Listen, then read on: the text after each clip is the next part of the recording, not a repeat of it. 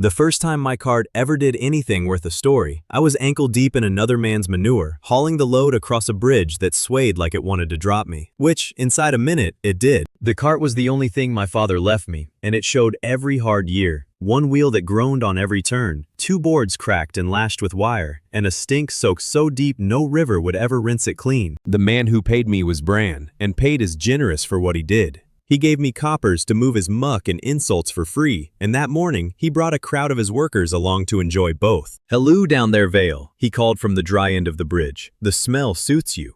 I called back that his coppers suited me worse and kept hauling, because a poor man cannot win that argument out loud. The bridge was a bad joke, rope and gray timber over a shallow brown river, groaning under one loaded cart.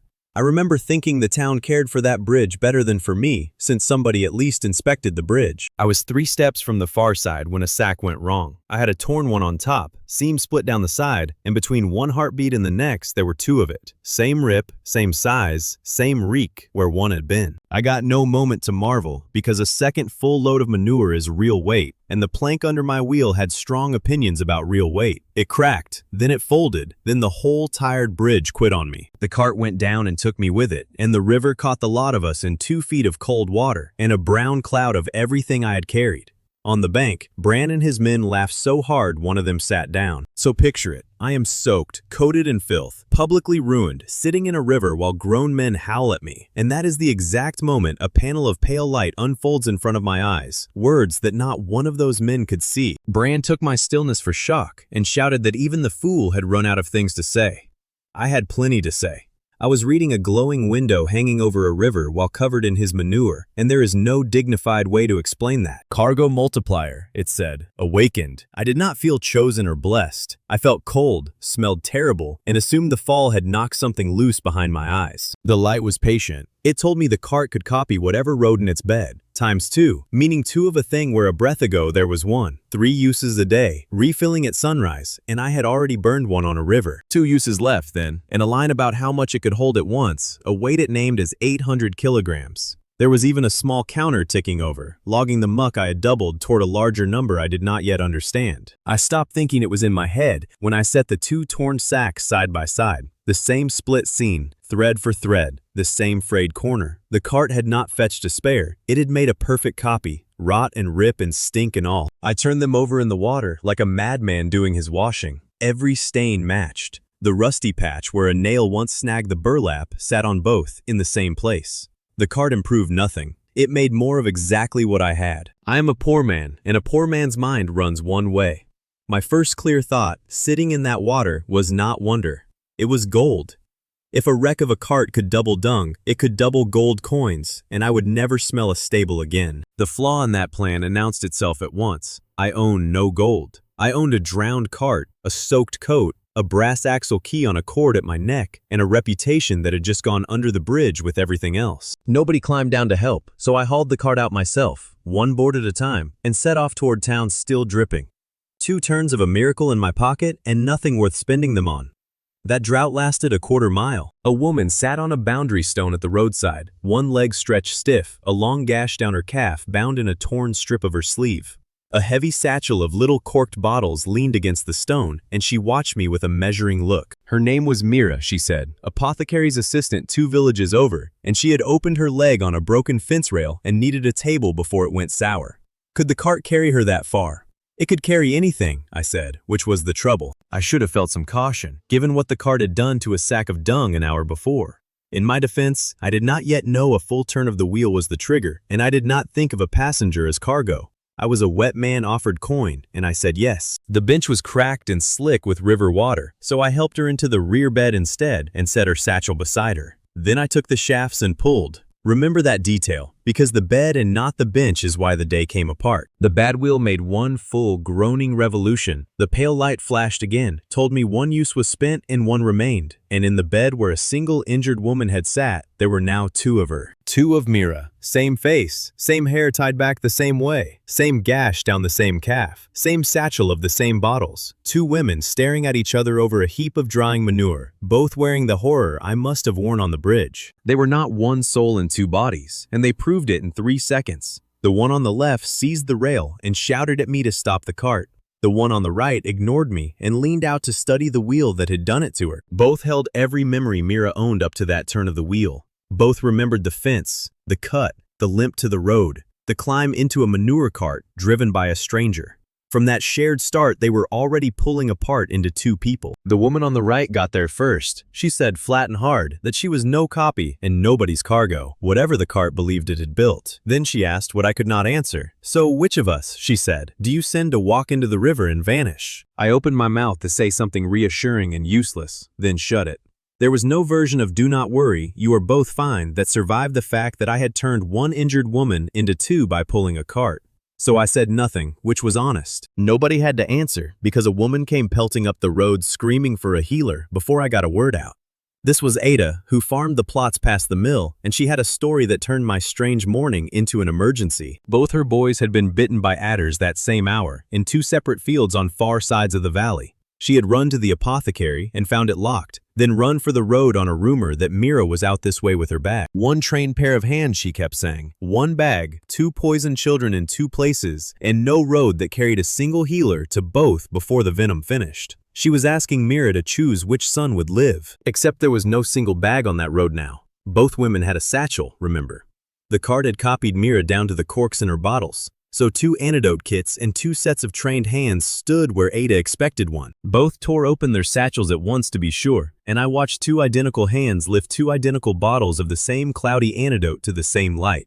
Then they looked at each other, and something passed between them that ended the argument. That was when the fight over who was real stopped mattering. Ada choked out where the two fields lay, and I did the one thing I am good at, which is reading ground. The near field was a flat, straight run. The far one climbed the old mill track. So I gave the cart and my legs to the worst route. Mira, the one who had wanted me to stop, took the near field on foot since she could reach it fastest alone. The other woman climbed up beside me for the mill track, which needed wheels. Ada said the near boy was bitten first, so he had the least time, and their speed mattered most, and a healer on foot beat a groaning cart. The far boy had a few more minutes, and those minutes were what the mill climb would cost. Panic arithmetic, the best I had. We split at the fork without a word about it. I can only tell you what I saw myself, since I could not be in two fields at once, and neither could they. Up the mill track, we found the second boy gray-lipped and shivering, further gone than I liked. The woman beside me looked at him and did not reach for the standard dose. The ordinary measure was too slow for a child this far into the venom, she said, so she would cut and change it. Her hands were Mira's, but that decision was hers, and it was right. The mill road nearly beat us first. Halfway up, a rain-cut gully had chewed the track to a rut, and the bad wheel dropped in and stuck. I put my shoulder to the cart while she kept the boy breathing, and we shoved the rig out by main strength. She talked me through pinning the boy still while she worked the medicine into him, told me when to hold and when to let go. I did as I was told. A woman who has clearly done this before is a woman worth obeying without a debate. Mira told me her own half later, and it was no easy run either. Her boy had been carried indoors by a panicking uncle who wanted no stranger's hands on him, and she had to argue past a grown man's fear before she could even open the bag. Both boys lived. 2 bags, 2 fields, 2 different right answers, and 2 children who would have shared 1 dose and 1 small grave if my cart had not humiliated me on that bridge. The joke and the miracle were the same event. What stayed with me is that neither woman could ask the other for advice. 2 healers with 1 mind an hour before, and now they solved 2 emergencies out of each other's sight, each trusting her own read, each landing it. The cart had not made puppets. We came back to the road from opposite ends, each walking a groggy, living boy by the hand, and Ada dropped to her knees in the dirt between her sons. And the men from the bridge, gathered to enjoy the muck-covered fool, went very quiet. The old apothecary finally unlocked his shop and came to see the fuss. He bound the gash on Mira's calf, then turned and found the same gash on the same leg of the woman beside her, looked between the 2 faces, and decided some questions are not worth asking. I would love to say the crowd cheered and carried me off. They did not. They stared, a few looked ashamed, and most filed it away as a tale to tell later. Being useful, I was learning, is not being respected, and that gap was about to cost me my cart. Then Ada paid me, and that I did not expect. She pressed coins into my wet palm, real silver, the first honest money anyone had put in my hand in longer than I care to say, and she thanked me with my name and no insult stuck to it. Dripping river water, and worse, silver in my fist. I finally understood what the cart had done for that valley.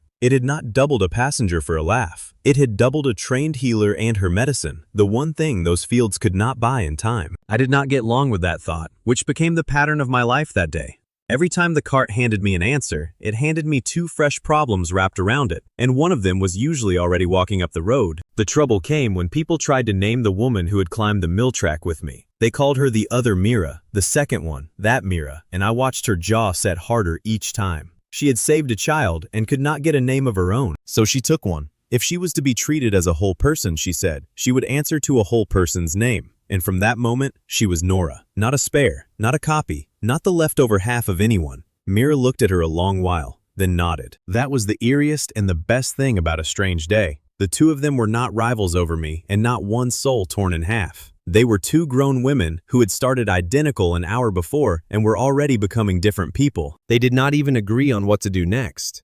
Mira wanted both boys carried indoors and watched overnight. Nora wanted to know why a locked apothecary, a broken bridge, and a convenient rumor lined up on one morning, which was the sharper question. I did not get to chew on it because Bran came up the road with a man I knew too well. Bailiff Kell, a folded paper in one hand and a chain over his shoulder. That paper, Kell announced to the gathering, was an order seizing my cart for wrecking a public bridge. I asked to see it signed. It carried no signature from anyone withstanding to seize a man's property, and Kell knew it and did not care. In our town, a bailiff with a chain needs no real order. He needs a poor defendant and a quiet crowd, and he had both. Bran talked over the top of us. The cart had broken a public bridge on his paid job, he said, so by rights it was his now, set against the damages I owed. He had called that cart a heap of junk for years. The moment it turned valuable, it was his heap of junk. Kell ran his chain through the spokes and around the axle, right past the brass key my father had turned 1,000 times, and something went cold in me that had nothing to do with wet clothes. Whatever the cart had become, these 2 were walking off with it. Kell dragged the chain tight and warned that if I touched the cart, he would add resisting a lawful seizure to the bridge I owed for. Nothing about it was lawful, and we both knew, but the chain was real, and his cudgel was real, and my silver could not out-argue either. Bran ran a palm along the rail, the way a man pats a horse he means to sell, and I could see the sums moving behind his eyes. He had watched 2 women walk out of a bed where one climbed in. He could not explain the machine, and he wanted it anyway. And I knew one thing Bran and Kell did not. That cart still had a single turn of its power left before sunrise. One live charge in a machine anyone could set off by rolling it far enough with the right thing loaded. They were towing home a loaded trap. I looked around for help. Ada could not meet the bailiff's eye. The apothecary found urgent business among his shelves. The bridgeman had stopped laughing, but grateful and silent is not the same as standing between a poor man and an armed bailiff. I was alone. That was my first hard lesson in what the cart could never fix. It could double medicine and double a healer, and it could not double the one thing that decides who keeps what, which is standing. A valley's thanks bought me nothing against a length of chain. Mira stepped up on my left without being asked. She stayed, she said, because I had put the cart on the worst road and helped drag her medicine up a gully to a dying boy. And a man who does that earns a little loyalty even smelling the way I did. Nora stepped up on my right for a colder reason and said it plain. Nobody else in this town even understood the machine that had made her, and she would not let a bailiff and a bully cart it off to a locked yard while she still had questions only it could answer. Somewhere in the crowd, a woman whispered that the whole thing was unnatural, and behind her, a man muttered that unnatural or not, he would happily take 2 of anything worth having. In one overheard breath, that was the fight the rest of my life became. So they chained my father's cart to Bran's team and hauled it off toward his private yard, the wheel groaning the whole way like it was complaining to me in particular. The safe move was to find a magistrate and wait a month. I have never managed the safe thing. I wrung out my coat, closed my fist around Ada's silver, and started after my stolen cart, with 2 identical apothecaries falling into step behind me. If Bran wanted to learn how the machine worked, he would learn it the hard way, and I meant to be there. We did not go looking for a magistrate. We followed the tow lines through the dark market while Bran's team hauled my chained cart toward his yard, and I watched that groaning wheel, because I knew the one thing nobody else on the road did. One turn of the wheel still sat unused in the cart, live, waiting for morning. Charges refill at sunrise, and sunrise was hours off. Anyone who rolled the cart far enough with the right load in the bed would spin my last miracle for me. Mira wanted to watch from a distance and wait for daylight and a clerk. Nora wanted to already be inside the walls. I was still choosing between them when a skinny shape crouched by the yard and waved all three of us into the shadows. His name was Toby, an apprentice who mended carts for half the town, and he had nursed that bad wheel of mine along for coppers more than once. He did not like watching a bailiff steal a machine he had kept alive with wire, and he knew the yard cold. Toby handed me 2 facts worth more than the silver in my fist. The yard had one gap wide enough for a cart, the old hill gate at the back, and it opened onto the slope down into the market, and my brake pin had been failing for a month. I asked why he was helping me instead of collecting from Bran. He shrugged. He had fixed that brake 3 times, and I had paid him honest coppers each time and never blamed him when it broke again, which made me a rare enough customer to risk a night on. A smaller shadow peeled off the wall while he talked, something jingling in one hand. This was Pip, a street pickpocket who had already lifted the chain key off Kel's belt and meant to sell it back at dawn for a comfortable fee. By rights, I should have run the boy off. Instead, I looked at that key in his fingers, thought about the chain around my axle, and decided a thief with quick hands was the exact ally the knight was asking for. Pip named his price, and we had a crew. Side the walls, Bran had no patience left for mourning. I heard him tell Kel he wanted the trick tonight, before any clerk came asking how a cart turns one of a thing into 2. Greed does not like to wait for witnesses. Kel was less certain. He muttered that they should wait for a proper writ before doing anything a court might ask about. And Bran told him a badge needs no court when it already has the cart. That was the crack between them I meant to use. Then Bran did the greediest thing of a greedy knight. He hauled a heavy iron payroll chest up into the bed, a chest of wages he was plainly holding that were never his, and set it square in the middle where the cart likes its cargo best. For good measure, he whistled up his guard dog after it, a scarred brute that obeyed him out of fear, and told Kel's men to give the wheel a push. He wanted double his money and a spare dog.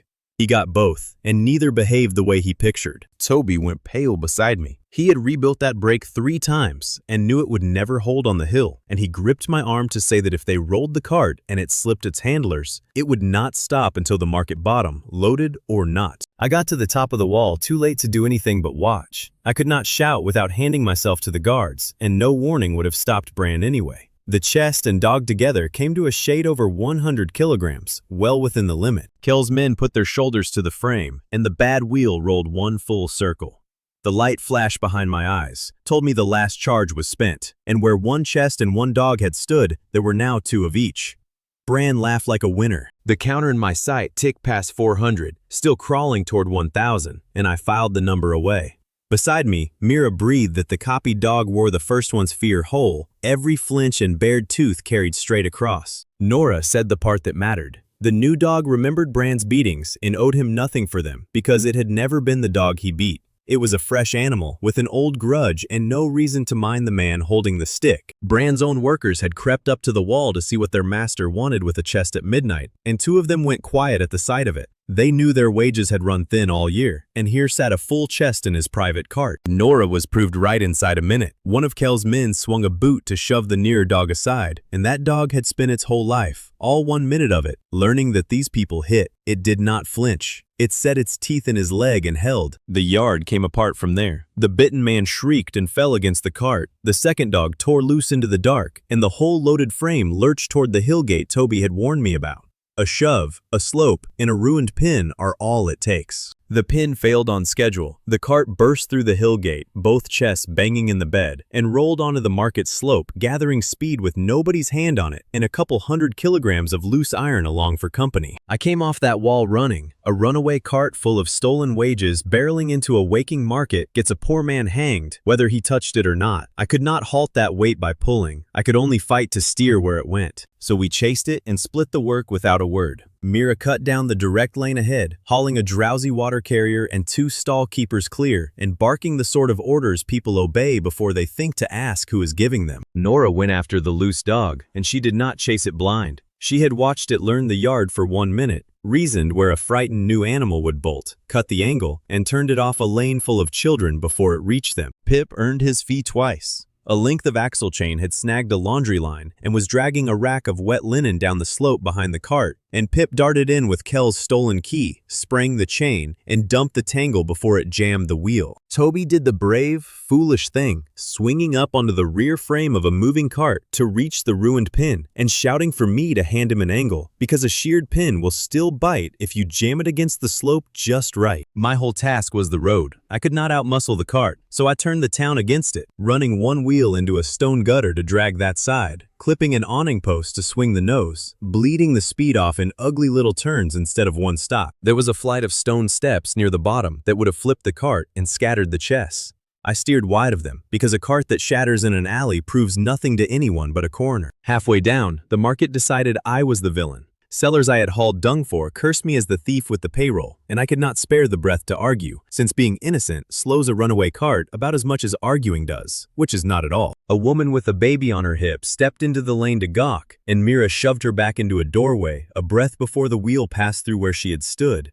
Mira did not slow to be thanked. She was already moving to the next body in the road. Then the picture behind me changed. Bran and Kel came pounding down the slope after their own chained cart, red-faced and roaring, and the same sellers watched them chase the very thing they swore I had stolen. The story turned right there on the hill. One chest lid cracked open on a curb, and a fan of coins spilled bright into the lantern light, and my stomach dropped. Loose royal coin around a cart that copies things is how an innocent man becomes a hanged forger. I needed the right eyes on that spill. There was one place in town where the right eyes gathered at first light. The royal assayer weighed coin and bullion in the assay square at the foot of the hill as the market opened, and if my cart had to crash, it would crash there, under his word. Nora got the loose dog cornered against a cooper's stall, off the road and out of harm, where it stood panting and glaring at every one of us with equal distrust, loyal to nobody at all, which mattered a great deal before the hour was up. Mira hauled a knocked-flat herb seller up out of the gutter, checked her in 2 seconds, then waved me on hard, because she had cleared the vast stretch of lane and nothing stood between my cart and the assay square now, except speed. Toby got a hand on the sheared pin at last and yelled for one firm angle. I gave the cart a final shove into the mouth of the square as the sky went gray and the royal assayer looked up from his scales at the racket bearing down on him. The pin caught at the slant Toby forced on it. The wheels locked and skidded. The cart swung around sideways in a spray of grit, and it stopped a single stride short of the assayer's table, both cracked chests sliding off the tail into the light. For a moment, nobody moved. The assayer stood with his scales in one hand and his mouth open, while a filthy hauler, 2 identical women, a boy, and a strange dog, loomed over 2 burst chests of royal coin. It did not argue for my innocence on its own. Kel's men lunged to scoop the coins back before anyone looked. Bran was quicker with his tongue. He flung an arm at me and told the square that the hauler had used a cursed cart to forge royal wages. And here was the counterfeit spilled for all to see. It was a decent lie, right up until the assayer bent and picked 2 coins out of the spill. He held them side by side to his lantern, went very still, and asked the square a soft and terrible question. How could 2 separate royal coins carry the very same mint runner, he asked. The unique stamp struck onto one single piece and never a second. He turned the coins so the nearest watchers could see the twin marks catch the light together. That was my cart's exact copying turned against the fool who triggered it. The wheel had doubled the chest to the last coin, and every royal coin wears a rune meant to sit on one piece in the realm. Now, a double handful wore matching runes, which no mint strikes twice. The square understood it in pieces. First, the assayer's stillness, then the twin runes passed hand to hand, then the slow turn of every head from me toward Bran, as the crime rearranged itself around the man who had loaded the chest and rolled the wheel. The assayer drove a second nail while Bran worked his mouth. Even honest metal gets seized without a mine's provenance stamp, he said. And a chest of unregistered wages in a hauler's cart raised one plain question. Where does a man who carts manure get a payroll? Pip answered it with 2 things he had lifted in the dark. Kel's unsigned seizure order and the chain key that fit no lawful lock. Nora laid out the rest plainly, that the chest was Bran's own, loaded into the bed by his own 2 hands in his own yard. The assayer sent a clerk running for Bran's ledgers, and the books told the story. Wages marked paid that had never left the chest, month upon month, a gap that meant Bran had been skimming his own workers and dressing it as a debt I supposedly owed. The clerk read the skimmed wages aloud, and Bran's own laborers stopped being a mob against me. They pressed in around the ledger, counting the coppers they had been cheated of, and their anger swung around onto the man who paid them in insults and kept the rest. Folded among the papers was a note I could not read yet. In order paying Bran to keep obstructing the town's road trade, closed with a wax mark I had never seen.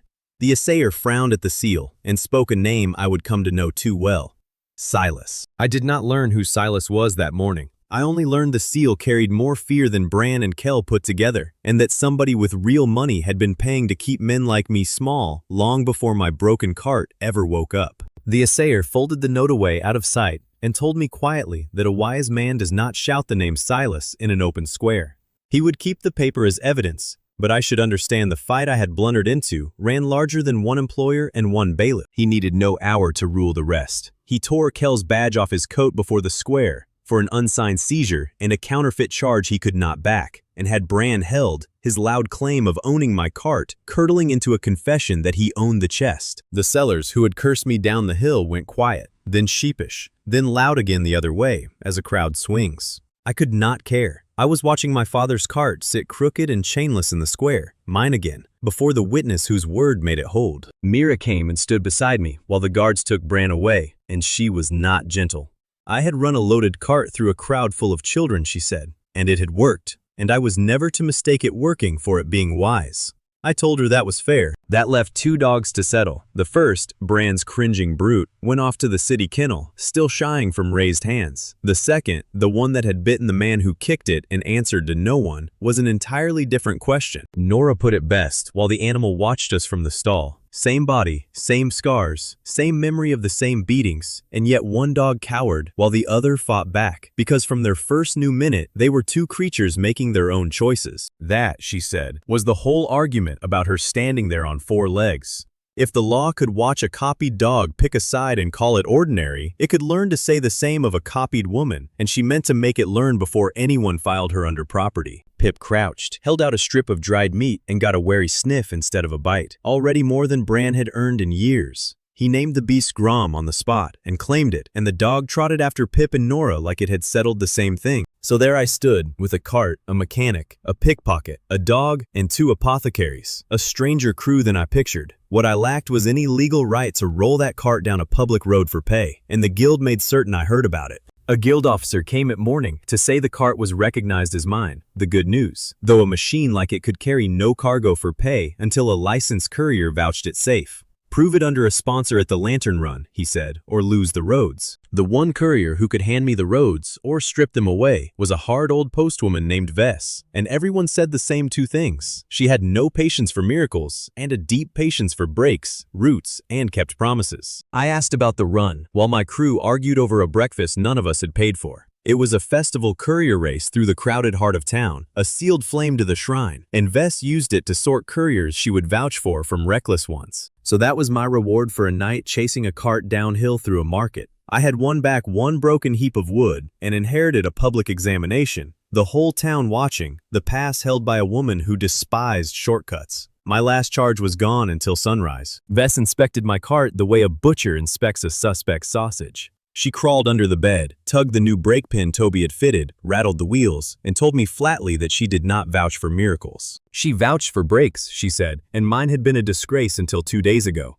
I liked her at once, which surprised me. 40 years carrying the post over bad roads had left her no patience for anything but the plain truth. The truth she offered was short. A machine that makes 2 of a thing does not make the road safer, the driver smarter, or the promise kept. Those were still my job, and no wheel was ever going to do them for me. Then she did me a kindness I had not earned. She loaned me a guild courier mule for the run and the run only, since a man cannot pass a courier trial dragging his own cart like an ox. I was to give the animal back the moment I crossed the line. I had never driven behind a mule in my life. I had hauled that cart up every hill in the district on my own 2 legs, and sitting on the bench with reins in my hands and an animal doing the work felt like cheating and flying at once. The Lantern Run was simple to explain and hard to survive. A sealed festival flame had to travel from the market gate up through the crowded streets to the hill shrine without going out, the couriers racing the whole way while the whole town got underfoot. Sunrise had refilled my charges to 3, and I made a decision Vess noticed and filed away. I did not mean to spin one during the race. No right cargo and no real need had appeared, and a charge burned for speed alone was the exact shortcut she was watching me refuse. Then Rix arrived, and he arrived loudly. He drove a lacquered wagon with a matched pair and harness and a sponsor's colors on the side. Colors I would only later learn belonged to a man named Silas. He looked at my patched cart and borrowed mule and laughed for the crowd. "One holler," he called out. 2 copies of the same confused medic, a stolen dog, and a manure cart wearing a fresh coat of shame. He asked which of the 2 women he should hand the loser's ribbon to, since they were the same person anyway, and the crowd loved it. Nora answered without any heat, which was worse for him. She had already read the whole course, she said, while he admired his own paint, and the second cutback above the fountain ran too tight for his matched pair at speed. He stopped laughing and checked his map, which told me she was right. Mira did not bother with Rix at all. She walked the first stretch of the route, noting where a crowd could get pinned, where the lantern cloth hung lowest, where a burned man would have nowhere to fall but into the fire. She was marking triage points in her head before the flame was even lit. The flame was lit, a horn blew, and the run began, the crowd cheering Rix and jeering the manure cart.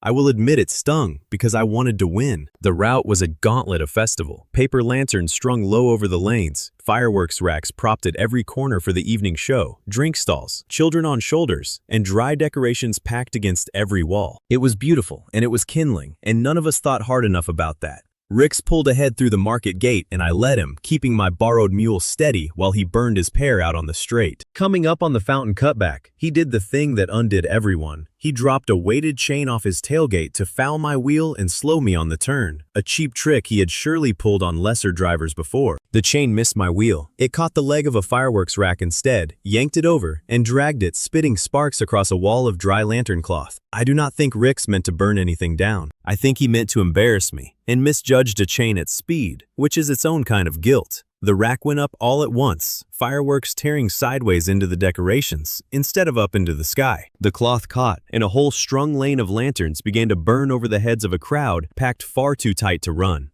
The festival turned into a trap between one breath and the next. Then the heat moths came. I did not know what they were yet, only that the burning cloth drew a swarm of pale, fluttering things out of the eaves that went for the flames, the lantern light, and people's faces alike. The panic doubled as folk swatted and stumbled and lost the exits. Mira snatched one of the pale things out of the air and dropped it into an empty jar without breaking stride. Heat moths, she called them, drawn to warm oil and lantern flame, harmless one at a time, and a plague in a swarm.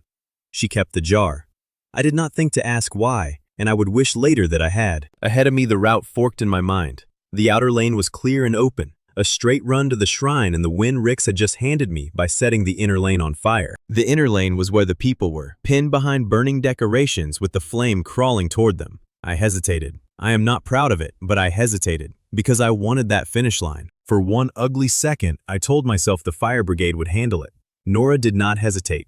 She grabbed the reins over my hands and hauled the mule's head toward the crowd before I could talk myself into the outer lane. That settled it, and I let the race go. Once the cart was pointed at the fire, there was no version where I crossed the line first, so I stopped pretending and started working the problem in front of me. A burning lane full of trapped people and a cart that could make more of things. There was a stack of soaked festival canvas by a drink stall, wet from the day's spills, 120 kilograms of it. I hauled it into the bed, rolled the wheel one full turn, and it became 240, not saleable goods this time. A wall of wet cloth to smother a fire and shield a path through it. We threw the doubled canvas up over the burning lane in sheets, choking the flames along the worst stretch, and the crowd won its first clear breath and its first clear step toward the side lanes. That left 2 charges, and I spent the next before the canvas even settled. 80 kilograms of festival rope became 160 on the second turn of the wheel, and rope is a stranger rescue than it sounds. You do not understand rope until you have watched people claw at each other in smoke with nothing to hold.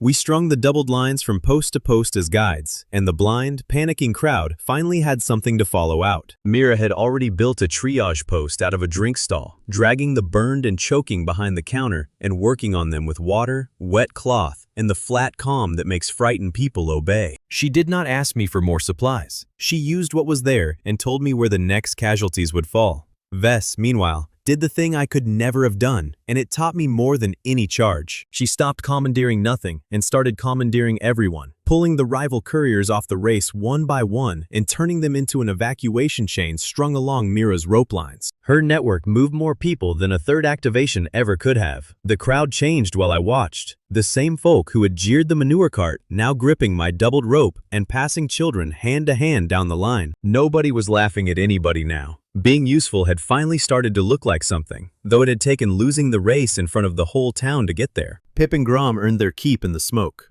Grom could not track evidence to save his life, but he found a fallen old man behind a collapsed stall by smell alone, barking until Pip and I hauled the fellow out and onto a rope line. I kept the cart itself as a rolling anchor, its bed heavy with doubled canvas, wedging it across the mouth of the burning lane so the fire had cloth to eat instead of people.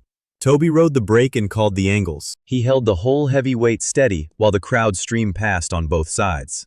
Up the hill, Rix crossed the finish line first.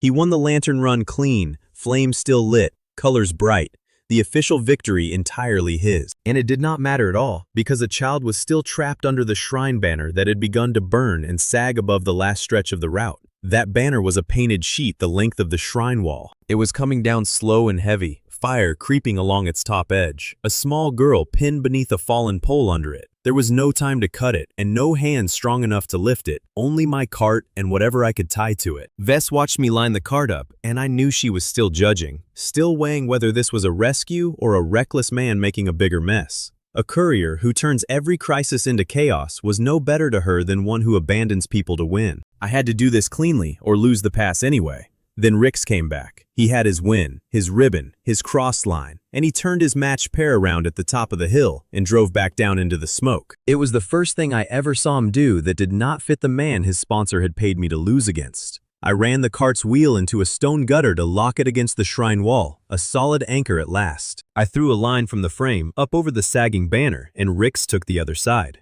Between the anchored cart and his team, we had 2 points of pull on a burning sheet the size of a ship's sail. Toby and Rix hauled the banner's burning edge up and away from the girl while I kept the cart from shifting, and the crowd on the rope lines threw their weight onto the frame to hold it down. The pole rolled off her, the banner swung clear, and a woman I took for her mother dragged the child out coughing but whole. When the smoke finally thinned, we counted the cost of the afternoon. The count was 31 people led out of that lane alive, a great heap of burned decoration, and not one body. The doubled canvas had held the fire to a single lane long enough for Vess's chain to empty it. Mira moved down the row of the burned, treating each one. I stayed beside her, filthy again, soot replacing manure, and realized I had lost the race so completely that I no longer cared. Rix had the flame. I had a lane full of living people. Mira found me at the cart when the worst was past, soot on her face and a half-tied dressing in her hand, and for once she did not tell me what I had done wrong. She said only that I had turned toward the fire when it counted, and that she had not been certain I would. From her, standing over a row of bandaged strangers, that landed harder than any cheer from the crowd. Vess made her ruling in front of the whole festival, and she did not soften it.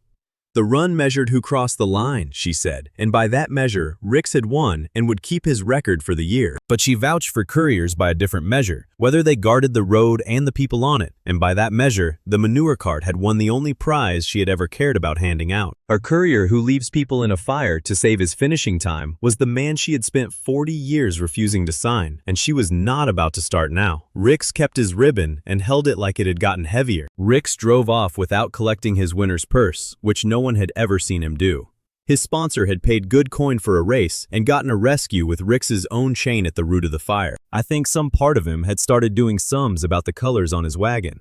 He did not thank me, and he did not gloat either, which for Rix was very nearly an apology. So Rix won the race, and I won the road. The crowd that had jeered me at the gate chanted my name at the shrine, a fickle sort of music, and Vess handed me the provisional courier license I had come for. My car could carry cargo on public roads for pay at last, one broken heap of wood finally made legal. Then Vess did something that mattered more, and sponsored Nora's registration with the town on the strength of what she had watched her do. The read of the course, the turn into the crowd, the rope lines, all of it. Not as anyone's copy or spare, as a courier who had earned a name written in the town's own book that day. It was only a municipal registration, a line in a local ledger, not the full standing of a recognized person under the crown, and Nora knew the difference perfectly well. But it was the first time the law had ever written her down as herself. She marked the moment by choosing her colors. Mira wore the plain gray of the apothecary trade, so Nora bound a length of deep blue courier cloth at her shoulder, so no one at any distance could mistake the two of them again. Vess watched her tie on the blue and gave the only blessing she had, which was work.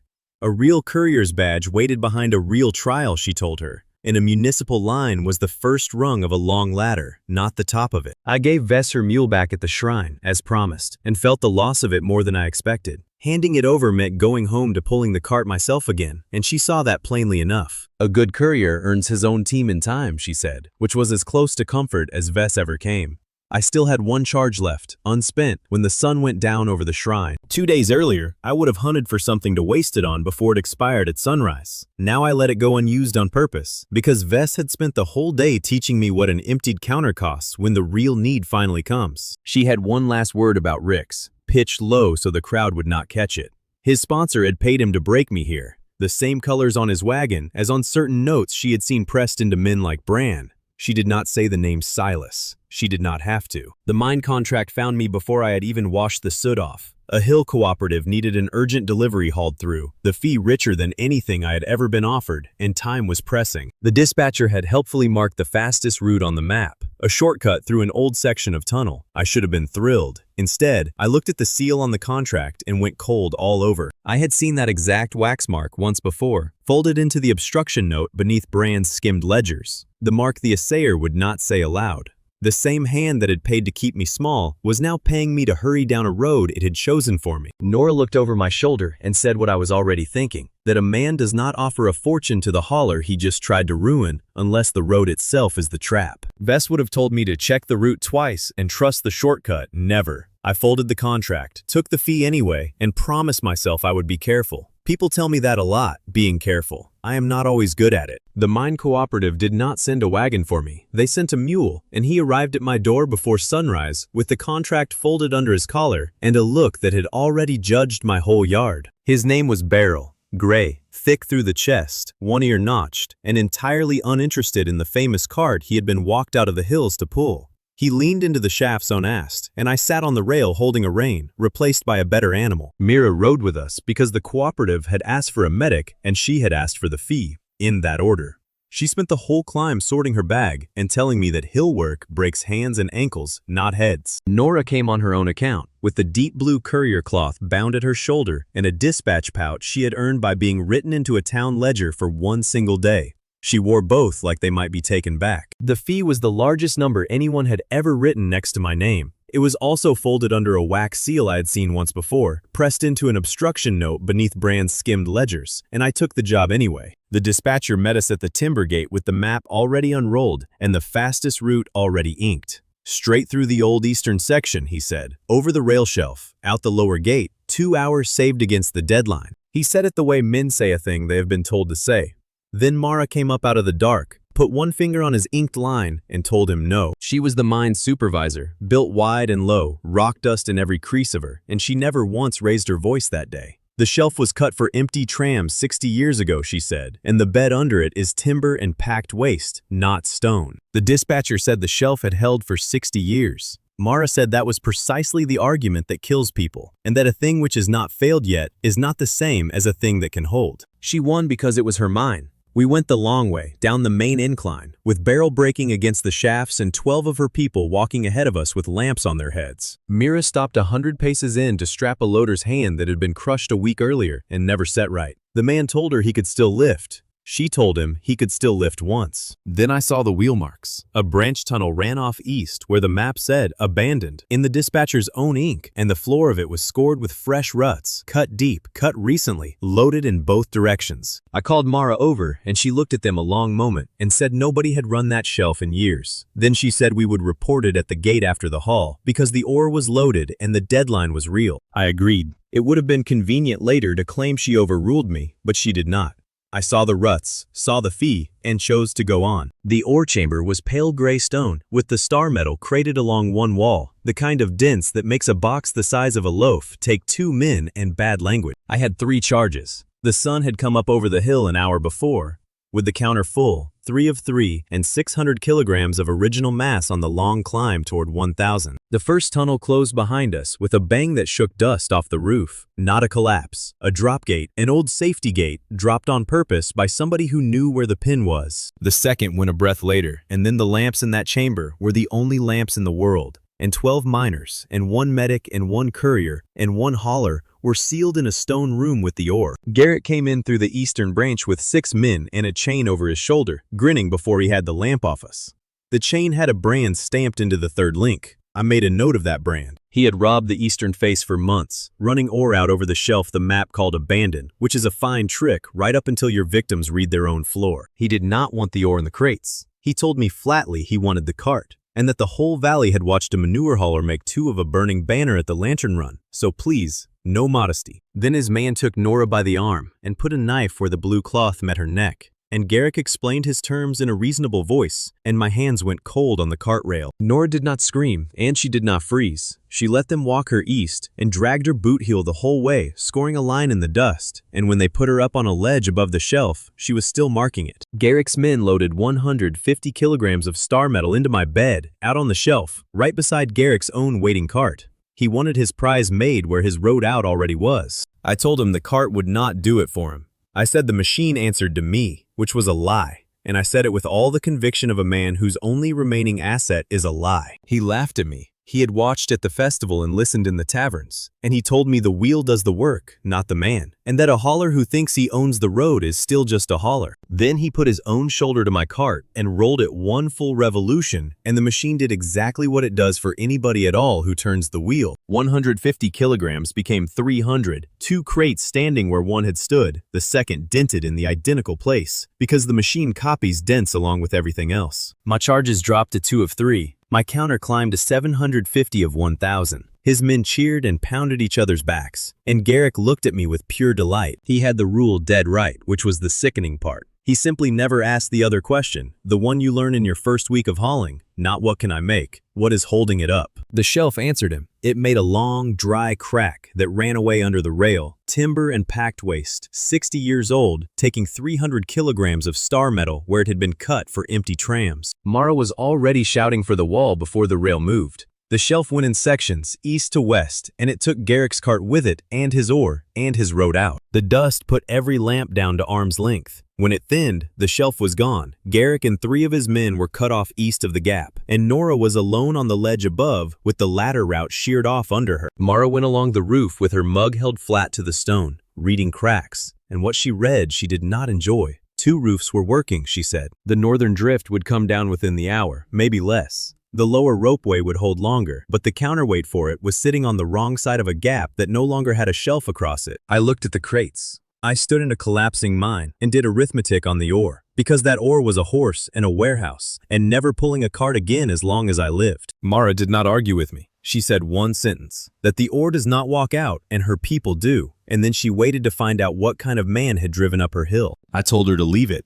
Then I told her the truth about the cart, because the alternative was letting her plan around a machine she did not understand. 2 charges, I said. 1 eligible, unmarked original fully in the bed, 1 full turn of the wheel, and what comes out is doubled and exact, defects and all.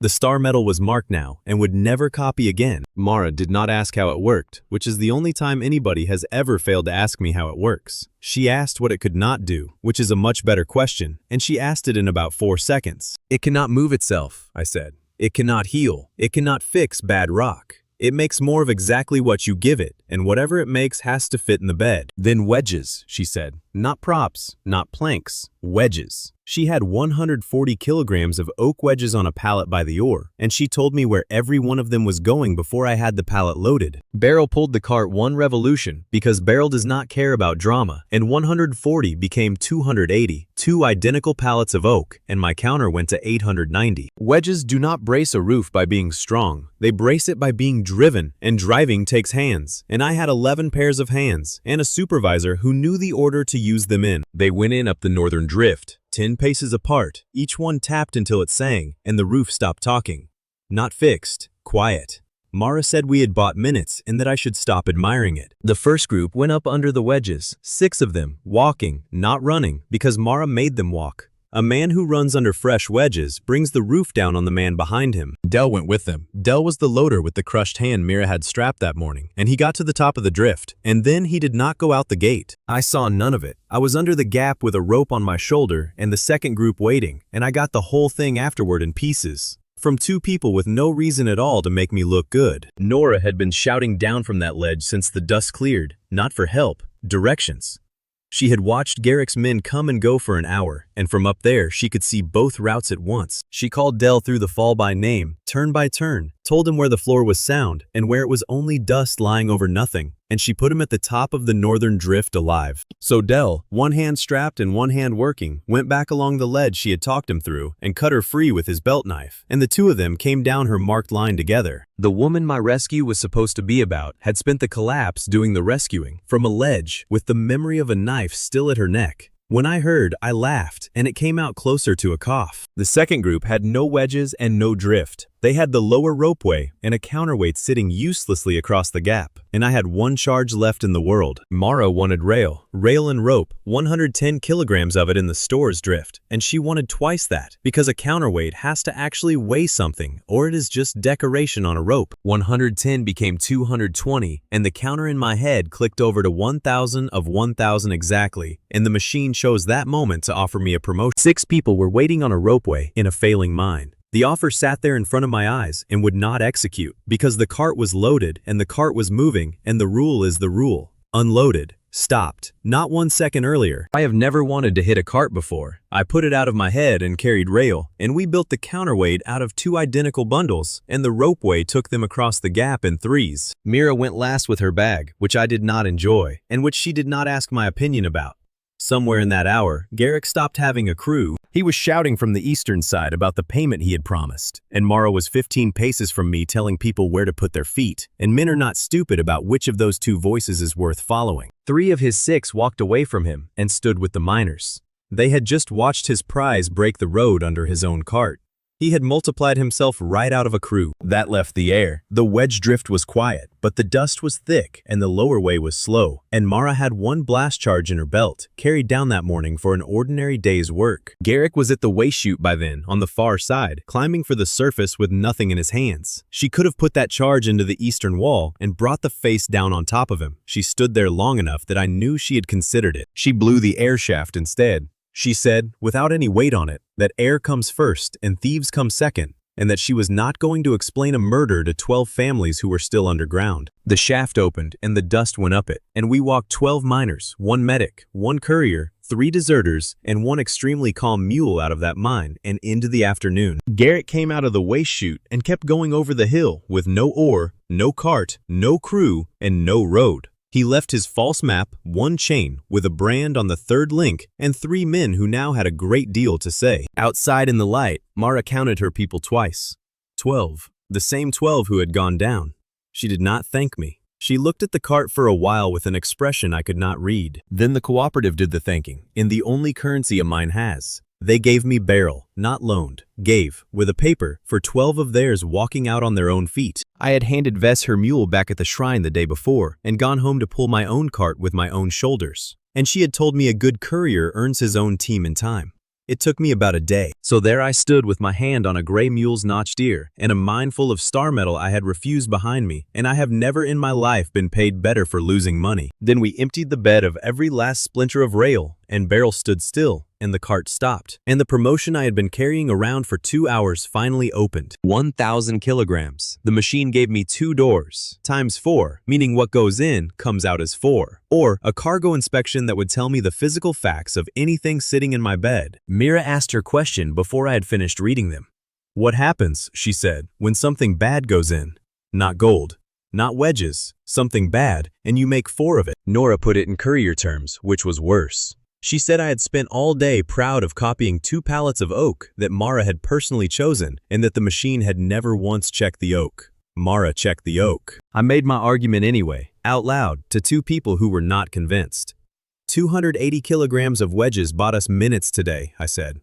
560 would have bought us the whole drift. 6 people crossed a gap in 3s on 1 counterweight because 1 was all I could make. Inspection tells me what is in the box. Times 4 gets people out of a hole, and today, the hole was the thing that nearly killed us. Mira said the wedges were good today because Mara was standing next to them, and that Mara does not come with the cart. Nora said the machine cannot check anything, ever, and that I had just chosen not to be able to check either. I chose times 4. I chose it in a mine yard with 12 living people behind me and a mule I had not earned, and I will say this for myself, it was a defensible choice. Nothing happened. That is the part nobody tells you. My charges stayed empty at 0 of 3 until sunrise. My capacity stayed at 800 kilograms of final load, and the cart looked as broken as it had that morning. We got back to town with the brand and the false map, and a rider was already waiting at my gate with a contract in her hand, and she did not even let me get the harness off Beryl. Her name was Sarah. She dealt in wool, she paid her people, and she had an order that had to move fast. And she had come to me because the whole valley now knew a holler in this town could make two of anything. 4, I said, before I could stop myself. She looked up from her contract and said, 4, then, and wrote it down, and the deadline in her hand rewarded one thing only, which was speed. I had a mule, a multiplier, a rich, urgent order, and no way on earth to check what I was loading. Every part of that was my own doing, and I slept like a baby that night. The sun came up, and my cart could make 4 of anything. I had spent my whole life hauling 1 of everything, so the number felt less like an ucker than permission to stop being careful. 3 charges, times 4. 800 kilograms of final load, same as before, so whatever I put in had to come out under that ceiling, or the machine would simply refuse and cost me nothing. Sarah had her contract open on my gatepost before I had finished my bread. Winter cloaks, a lot of them, for the cold caravan that left in 4 days, and would not wait for anybody's feelings. The number at the bottom of it would clear Brand's invented bridge debt, buy Beryl a proper harness, and leave me a man who owned things, instead of a man who owed for them. She was straight with me about the shape of it. She needed wool, good wool, certified, and she needed cloth cut and finished before the caravan pulled out. And the wool was the part nobody in town had enough of, except one supplier did. Velda kept a warehouse by the Tannery Road, and she had a bulk lot sitting ready, 180 kilograms of clean winter fleece, and every bale of it carried her red wax seal. That seal meant something. It had meant something for 20 years. Merchants who would not take my word took her wax without opening the bale, and she offered me credit terms on top, friendly as a neighbor. Sarah brought her own inspector to the warehouse, which I thought at the time was Sarah being careful with her money. Her name was Orla, and she has been a problem in my life ever since, in the way that a lock is a problem for a man in a hurry. Orla did not look at the seal. She cut one bale open, took a handful out of the middle, worked it between her fingers, held it to the light, and said, "This bale is clean." Then she said she would not certify the lot. 1 bale is 1 bale, she said, and she wanted 6 opened out of the stack, spread across the pile, before she put her name on anything going into a workshop with people in. 6 bales meant a day. A day meant the caravan. I asked her what she expected to find, and she said that was the entire point of opening them, and that a man who already knows the answer is not inspecting, he is shopping. Mira had a different objection and a better temper. Buy from 2 suppliers, she said. Half from Velda, half from the hill flocks, even if the hill wool costs more and takes an extra morning to cart down. Her reasoning was medical, and it was sound. If something is wrong with one source, she said, then one source is wrong, and you still have half a contract. If everything comes from 1 bale, then everything is that bale. Nora had the coldest idea of the 3. Spin the first charge on a test. 1 bale, not the lot. Make 4, put them in the hot loft, and leave the main shipment sealed until morning. If the 4 stay clean tomorrow, she said, the lot has passed its first test. If parasites wake in the heat, you lose 1 charge in 1 night instead of a contract. She had been a courier for 2 days and already understood freight better than I did. Sarah gave me the last door out, and she gave it to me knowing what it cost her. She could sell the cloaks as pre-orders, take deposits against the next caravan, stretch the window. Less money, later money, but the order would not die. 4 people had given me 4 workable ways to be careful. Every option was available, and none cost more than time, which leaves nobody else to blame for what I did next. I looked at the red wax. I looked at a deadline that paid for scale and punished patience. And I told myself the thing that every fast man tells himself, which is that the careful people are describing a risk and I am describing a fact. The fact was the seal. 20 years of it. Velda's own factor stood there and told me the lot came out of 1 shearing shed under 1 roof, and he said it like a man who has never been wrong because he has never checked. I bought the whole lot. Orla did not argue with me. She wrote 1 line in her own book that the lot was uncertified and the hauler proceeded, and she signed it, and I remember thinking that she was being dramatic. We rolled the bales into the bed at Sarah's yard with half the workshop watching, 180 kilograms of it, and Beryl took the cart 1 full turn across the flagstones. 720 kilograms of winter fleece came up out of my cart bed in 1 breath. 4 stacks where 1 had been, every bale seal side up, the wax on the copies as red and perfect as the wax on the original. My charges went to 2 of 3 and my counter climbed to 1,180. The workshop cheered. 2 of the girls climbed the stacks. Sarah laughed out loud, which she almost never did, and Orla stood in the doorway with her arms folded. I have never felt as good as I felt standing in that yard. I want to be honest about that, because everything after it is the price of that feeling, and if I pretend I did not enjoy it, then none of the rest makes sense. They carried it to the drying loft, where steady heat pulls damp from fleece and wakes anything buried deep inside it. By afternoon, the first girl was coughing. Then someone dropped a roll down the stairs, and its inside was moving. They were pale things, small, in nests the size of a fist, deep in the fleece where the shearing shed's heat had never reached them and my drying loft had. Wool parasites. Common enough in bad wool, not common at all in wool with that seal on it. They were in all 4 stacks. Of course, they were in all 4 stacks. The machine had copied the wool exactly, and exactly is the whole promise, and exactly includes whatever is already living in the middle of the bale. Beryl started screaming in the yard, which I had never heard before and hoped never to hear again, and the caravan's pack animals went sideways in their traces, because animals know about that smell before people do. Mira went straight to the gate, not the loft, not the workers, the gate. She put herself in front of the caravan master's lead wagon with both arms out and told him nothing from this yard was going into his cloth run. He argued. He had a schedule and a contract and a fee, and she stood there and said that his cloaks would be worn by people in the cold, close to skin for a whole winter, and asked him how many towns he wanted to hand this to. He backed the wagon out. That is the only reason this is a story about a lost contract and not a story about 11 towns. And Mira did that alone, while I was still standing in my own yard doing arithmetic. Nora went up into the loft with a lamp instead. She came down with a handful from the original bale, the one Orla had cut open, and she held it next to a handful from the 4th stack. Same nests, same spacing, same little pale ring pattern where they had been living for weeks, long before my wheel ever turned. She said it plainly, so the whole yard heard, that the cart did not make these. That mattered more than I understood at the time. My machine was not sick. My machine had faithfully delivered 4 times exactly what I bought, and what I bought had been rotten under a seal that 100 merchants trusted. It did not save me. Nobody in that yard cared whose fault the parasite was. They cared that 720 kilograms of infested fleece was in their loft, and that I was the man who had put it there. I had 2 charges left and a decision that no longer had anything to do with money. Orla was already shouting the yard into 2 halves, clean side and dirty side, and she wanted a line nobody crossed. She told me what she needed: cleaning powder, the caustic gray stuff, and sacks and frames.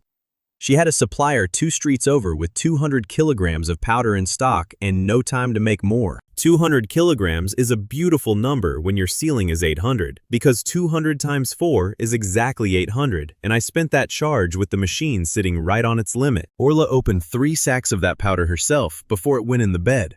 She did not say a word to me while she did it. She did not have to. I stood there and watched her do the thing I had refused to pay a day for. 800 kilograms of cleaning powder came out of my cart and went across that loft, and the counter climbed to 1,380, and my charges went to 1 of 3. The last one went into sacks and frames. 200 kilograms of sealed sacking and quarantine timber, and 800 came off the bed, and the counter stopped at 1,580 of 10,000. 0 of 3, empty until sunrise. And I want to be exact about what those 2 charges bought, because it was not a rescue. It was a fence. Halfway through the sacking, the yard nearly emptied on me. A dyer's boy threw down his hook and said he was not touching that cloth for a wage he would never see. And 6 people put their hooks down with him. He was not wrong. The contract was dead. Everyone in that yard could see it was dead. And I was a hauler with 12 gold of penalty coming and nothing behind it. Sira got up on a crate. She said the wage was hers now and not mine, that she would pay it that night out of her own box, whether the cloth burned or not. And she said the figure out loud, so nobody had to trust a merchant's smile. They picked the hooks back up. That is the only reason the quarantine stood before dark, and it had nothing whatever to do with me or my cart. We built the frames in the yard, and the workers dragged their own shearing back down the loft stairs in sealed sacks, roll by roll, everything they had applauded that morning, into a quarantine pile in the rain. Nobody joked. There is a version of this where the parasites are funny little pale things, a man dancing in a loft. I was there, and I am telling you nobody in that yard laughed once, because they were watching their winner go into a sack. The cloth was condemned, all of it. 720 kilograms of fleece I had made in 1 turn of a wheel, and every gram went to the burn pit, and the caravan left on the 4th day with empty cloth wagons. The workshop stayed standing. The people in it stayed breathing. That is what my last 2 charges bought, and it was worth buying, and it did not give me back one single thing I had lost. Then came the part I had not thought about at all until Sarah said it from the top of a crate, which was payday. Those workers had worked, the cloth was worthless, the contract was dead, and the wages were still owed. She paid them that evening at her own table, while the whole yard watched, coin by coin, out of the money she kept against a bad year, and she made no speech about it. When it was done, she said one thing to me. She said that if I was going to multiply goods, I had better learn to multiply the responsibility along with them, because the goods land on people either way. I have carried that sentence for a long time. She was not scolding me. She was doing sums out loud, the way she did everything, and the sum said that my miracle had cost her people a week of work, and cost her the reserve she was going to need. The buyers came for compensation the next morning, and I stood in the market and did the only useful thing left, which was to tell the truth in public where it would stick. I said Velda's seal was on the bale, and the nests were older than my wheel. Then I said the part that mattered, which is that Orla told me to open 6 bales and I did not. Mira offered 2 suppliers and I did not take them. Nora offered a test batch for 1 charge and 1 night and I did not take it. Sarah offered pre-orders that would have saved the order and I did not take those either. 4 ways to be careful, I said, and I turned all 4 down for a deadline, and the wool was rotten before I ever touched it. And I am still the man who put 720 kilograms of it in a loft with people in it. The penalty was 12 gold. I took it. It was more money than I had ever held, and I had held it for about 2 days. And it went out of my hand into the buyer's book, and I signed it. There was nothing noble about taking the penalty. It was arithmetic. I broke it. The bill came, and I could either pay it or become a man whose word costs nothing. Mira did not comfort me, and I will be grateful to her for that as long as I live. I tried, once, to say that Velda's seal had made it reasonable, and she stopped me. She said the seal made it understandable, not reasonable, and that the difference between those 2 words was a loft full of coughing girls. Then she went back to her patients and did not eat with me that night. That is what it cost, not the 12 gold. The 12 gold was easy. The cost was that the woman whose judgment I most needed had watched me weigh her advice against a deadline and pick the deadline. So I did the only thing I could still do, which was give away power I did not deserve. I put it in writing at Sarah's table that Orla could refuse any cargo before it touched my bed, and that her refusal was final, and that I could not overrule it. Not advise. Refuse. Orla read it twice, looking for the trick, and then she asked what happened when I disagreed with her, and I said that was the entire point of the paper. She signed. Then she told me she would use it, probably soon, probably when it hurt, and that I would try to argue and she would say no. She was right on all counts, but that comes later. I slept badly and got up to a town that had already decided things about me. And across the square, somebody had put up a bill announcing a public demonstration of safe multiplication. No danger, no rules, no unlucky haulers. Evo, a carpenter with a loud coat and a cart with a false floor, promising the good part of my machine without the part where a man in a yard makes a bad call and people cough. He was a fraud. I knew he was a fraud within a minute of reading the bill, because you cannot copy an axle you did not inherit, and I said so, and 3 merchants who had cheered my wool told me they would go and watch anyway. That was fair. I had just publicly demonstrated that my miracle could fill a loft with parasites. He was offering the same trick without the man who had done that, and if I were them, I might have gone too. What I could not get past was the wool. I stood there reading his bill with the burn pit still smoking behind Sarah's yard, and I could not stop asking one question. Evo needed stock for his demonstration, bulk stock, cheap, ready to go, this week, and a supplier with a red wax seal had just sold me 180 kilograms of rot at a very fair price for a woman with a warehouse full of it. Evo did not hold his demonstration in some backyard. He held it in the guild square, on a built stage, with a painted rail and a rope line and a boy handing out cups. And he did it 4 days after my loft filled with parasites. His cart was beautiful. That is the first thing I have to admit. Fresh oak, brass corners, a bed you could have eaten off, and it made my heap of gray wood look like what it was. Mine had a cracked bench and a wheel I had rebuilt twice and manure ground into the grain forever. His had a coat of varnish. Buyers are people, and people look. He called me out by name before he started, which I respected as showmanship and resented as a man. He said the famous hauler was welcome to watch, and had he mentioned the wool, they laughed, not cruelly. That was the worst of it. They laughed the easy way you laugh at a fact, because I had filled a loft with rot in front of the whole town, and no amount of glaring at a stage was going to unfill it. His pitch was clean, and it was aimed at the right bruise. He said there was no miracle. He said there was only carpentry, and that any honest craftsman could do the same work without an axle nobody could inspect. No charges, he said. No sunrise. No limits. No unlucky haulers. No parasites in your loft. Just a cart, a good cart, built by a man who lets you look underneath it. Then he let them look underneath it. 2 buyers got down on the flagstones with a lamp and came up satisfied. I knew he was lying and had nothing whatsoever to prove it. Mira never watched the stage at all. She walked the square first, the way she walks a sick room, and came back and told me she did not like it, and her reasons had nothing to do with Evo. One way out for a crowd that size, she said. A rope line that funnels people into a pinch at the arcade mouth, and a stage built across the wide end so the square could only empty the slow way. I told her it was a demonstration, not a siege. She said that a crowd does not know it is a crowd until it needs to leave, and then she went and stood at the arcade mouth anyway and stayed there. I did not think about it again for an hour. He put one tool crate on the bed. He walked the cart forward one turn of the wheel, which he had obviously heard about from somebody who had watched me work, and 4 matching tool crates stood where one had been. The square went up like a festival, and I want to be fair to Evo because it was good. The timing was good, the noise was good, and the crates were real crates with real tools in them, and buyers were reaching for their books. I could not see the mechanism. I looked for a full minute and could not find it, and that annoyed me more than the theft. Whatever he had built under that bed was better than anything I could have built in a year. Orla found the first thread, and she found it without moving. She said the dust was wrong. All 4 crates had the same gray film on the same 2 edges. The pattern wood picks up sitting in a store for a season. New crates do not have that. Copies of a clean crate would not have it either, she said. And then she said the honest part, which is that dust proves storage, and storage proves nothing at all. Nora found the second thread, and hers made my stomach turn over. On the underside of the stage cloth was a chalk delivery mark, a looped V with a bar through it, and she had last seen that mark on my condemned wool. That mark was on the bales in Sarah's burn pit. It was Velda's yard mark, and it was under Evo's stage, on goods he claimed to have made out of nothing an hour ago. Then Sarah made a small sound beside me.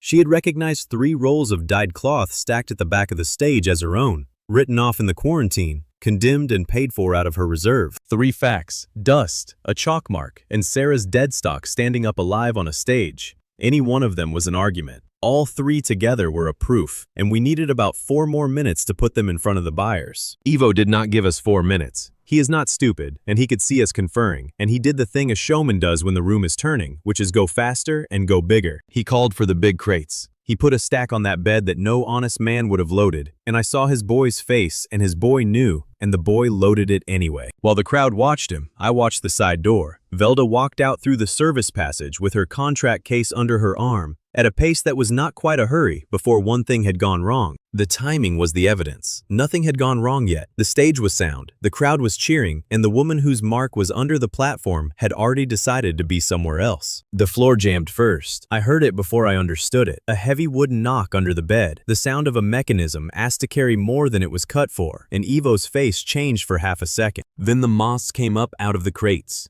Pale, small, the same pale I'd watched come out of my own fleece. Because those crates had been packed with the stuffing off Velda's condemned bales, and the stage lamps had been cooking them for an hour. I have never seen a crowd learn a thing that fast. The moths went at the lamps the way moths do, and the lamps were oil, and the lamps were sitting on a false floor packed with cheap, dry stuffing. The stage caught underneath, not on top, where people could stamp it out. Underneath, in the cavity Evo had built to hide his crates, which was the driest and best ventilated part of the entire square, and the trap floor would not open. He had built it not to open. That was the whole point of it, a floor no buyer could lift from above. And now, there were 9 apprentices and a dozen buyers standing on it with fire in the void below. Ivo said a word about his own carpentry that I will not repeat and have never forgotten. He said it with real feeling. For about 3 seconds, the funniest thing in the world was a fraud trapped on top of his own lie. Then the boy who had loaded the crate started screaming, and the 9 apprentices behind him started pushing toward the only rope line out. And nothing was funny after that for a long time. They hit the pinch at the arcade mouth where Mira had said they would. She was standing in it.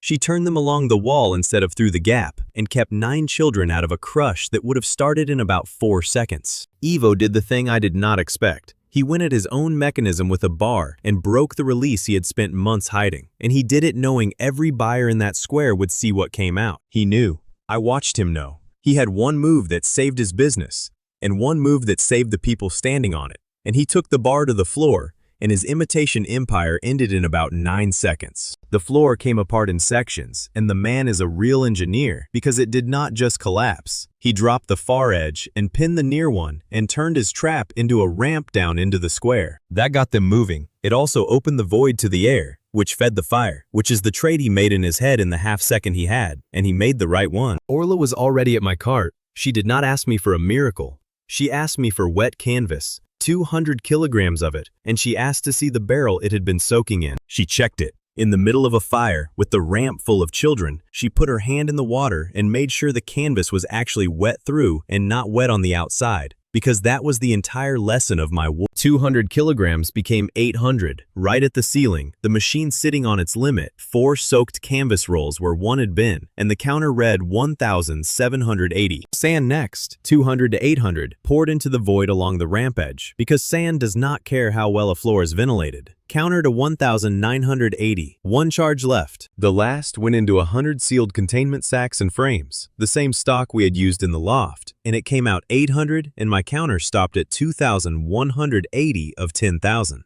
0 of 3. Sarah did the thing that nobody asked her to do, and nobody could have made her do. The moths were coming down the ramp over the children's heads, and the only thing in that square that would smother them was cloth. She used her own. Good cloth, dyed, sold cloth, the rolls she had left after paying my workers out of her reserve, and she threw them over the ramp herself and let them burn to keep the moths off 9 apprentices. I did the arithmetic later, because that is a disease with me. She burned more that afternoon than my entire penalty. She never mentioned it once. Not that day, not after, not ever. Mira had the smoke, which is worse than the flame in a square that size. She had a line of them against the fountain wall inside 2 minutes, sitting them upright, working through the coughing ones first and the quiet ones faster. The quiet ones are the bad ones, she told me later. The ones making noise or moving air. I have never forgotten that either. Nora went after Velda. She did not ask my permission, and she did not need it, and she was the only one of us fast enough, and the only one of us who knew the mark. She lost her at the creditor's arcade. Velda had a case, a route, and somewhere to be, and Nora came back breathing hard with one thing in her fist, a folded debt schedule dropped in the passage. Nora did not catch her. Velda left the square but stayed inside the city, disappearing into the creditor district where money protected people better than walls did. The fire took the stage and nothing else. No deaths, 2 bad burns, one of them the boy who loaded the crates, and Mira sat with him for 3 hours, and he will carry that hand for life. The fate cart went up last. It split before the whole square, the beautiful varnished lie coming apart along the seam of the floor he had broken open himself. And there it all was, the preloaded crates, 3 of them still standing in the cavity, packed and waiting, wearing the exact stamped serials of the crates he had shown the buyers an hour before. Orla walked into the wreck with her book and read the serials out loud one by one, and matched them against the condemned list,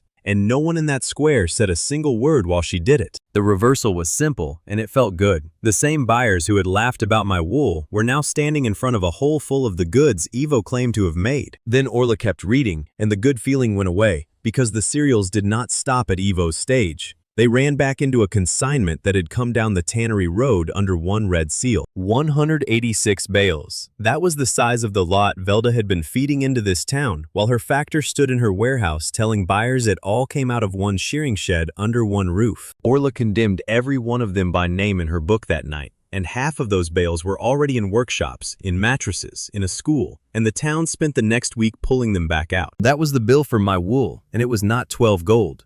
My 180 kilograms had been one slice off a stack that was rotten the whole way down, and I had been the man who proved it by burning aloft. Ivo did not run, and he did not lie. He stood in the wreck of his own business and said yes, there was a floor, and yes, the crates were preloaded, and then he gave us Velda without being asked twice. She supplied the stock. Cheap, bulk, delivered fast. No questions about what was living in it, and she had suggested the crate stuffing herself. He had built the fraud. She had fed it. Somebody wanted him hanged, and I said no, which surprised me on the way out of my mouth. I said the ramp was real. That floor was built by a man who could build, and he had opened it himself with children on top of it. He owed the town a debt he could not pay in coin. He could pay it in work.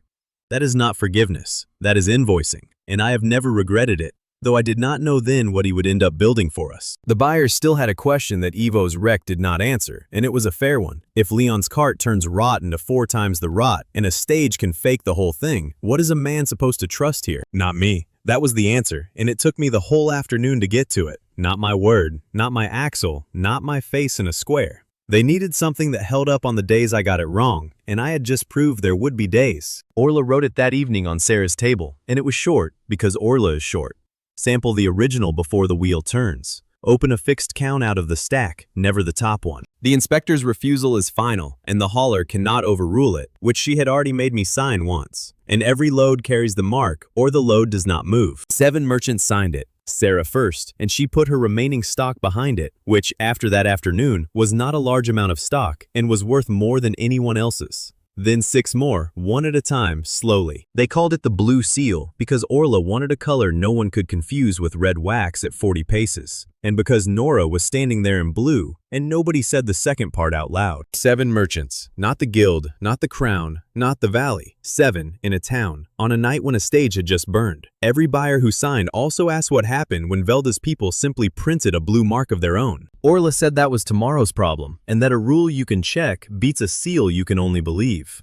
She had said the same thing to me over one open bale, and I had bought 180 kilograms of rot instead. Nora spread the drop schedule out under the lamp while they were still signing, and she read it the way couriers read, which is by route rather than by name. It was a debt calendar. Velda's, in her own hand, but the money was not hers. Somebody was funding her and had been funding her since before my bridge went down, and the schedule ran on his dates, not on her sales. The last column was not textiles at all. It was road, option payments on the mountain passes, staged over the coming season, on the exact route a hauler needs to move real weight out of this valley. He had stopped bothering with my wool. He was buying the road. And you cannot inspect a road out from under a man who owns it. And every clean bale in the world does not matter if the way out is his. Nora put her finger on the top date and said we had until the thaw. Then she said the other thing, quietly, that the schedule had a creditor's address in the city on it, and that it was the arcade where she had lost Velda that afternoon. The guild gave me until sunset, 60 gold on the counter by dark, or the mountain route went to the company that had already filed for it, and everybody in that office knew whose company that was. 60 gold. I had 11 and a mule. I had spent the morning learning that a route deposit is not a fee you negotiate. It is a number you either have or do not have, and the clerk did not enjoy telling me twice. Hob found me on the guild steps, which tells you something about Hob because I had told nobody. He runs laundry, and he runs theater props, and he has never in his life been where you expected him. He had one job worth taking, a prize-laying goose to the hill estate, up the ridge, and the estate's wedding linen back down to town for cleaning before their feast. Both ways paid. The fee was silly. It was silly because the estate's marriage was in 2 days, their laundry had piled up, and their goose order was late, and a man with a deadline pays whatever the man with a card asks. I have been on the wrong end of that arithmetic my whole life. It was a pleasure to stand on the right end of it for once, even holding a goose. Orla stopped the load before it moved, which is what I signed her authority for.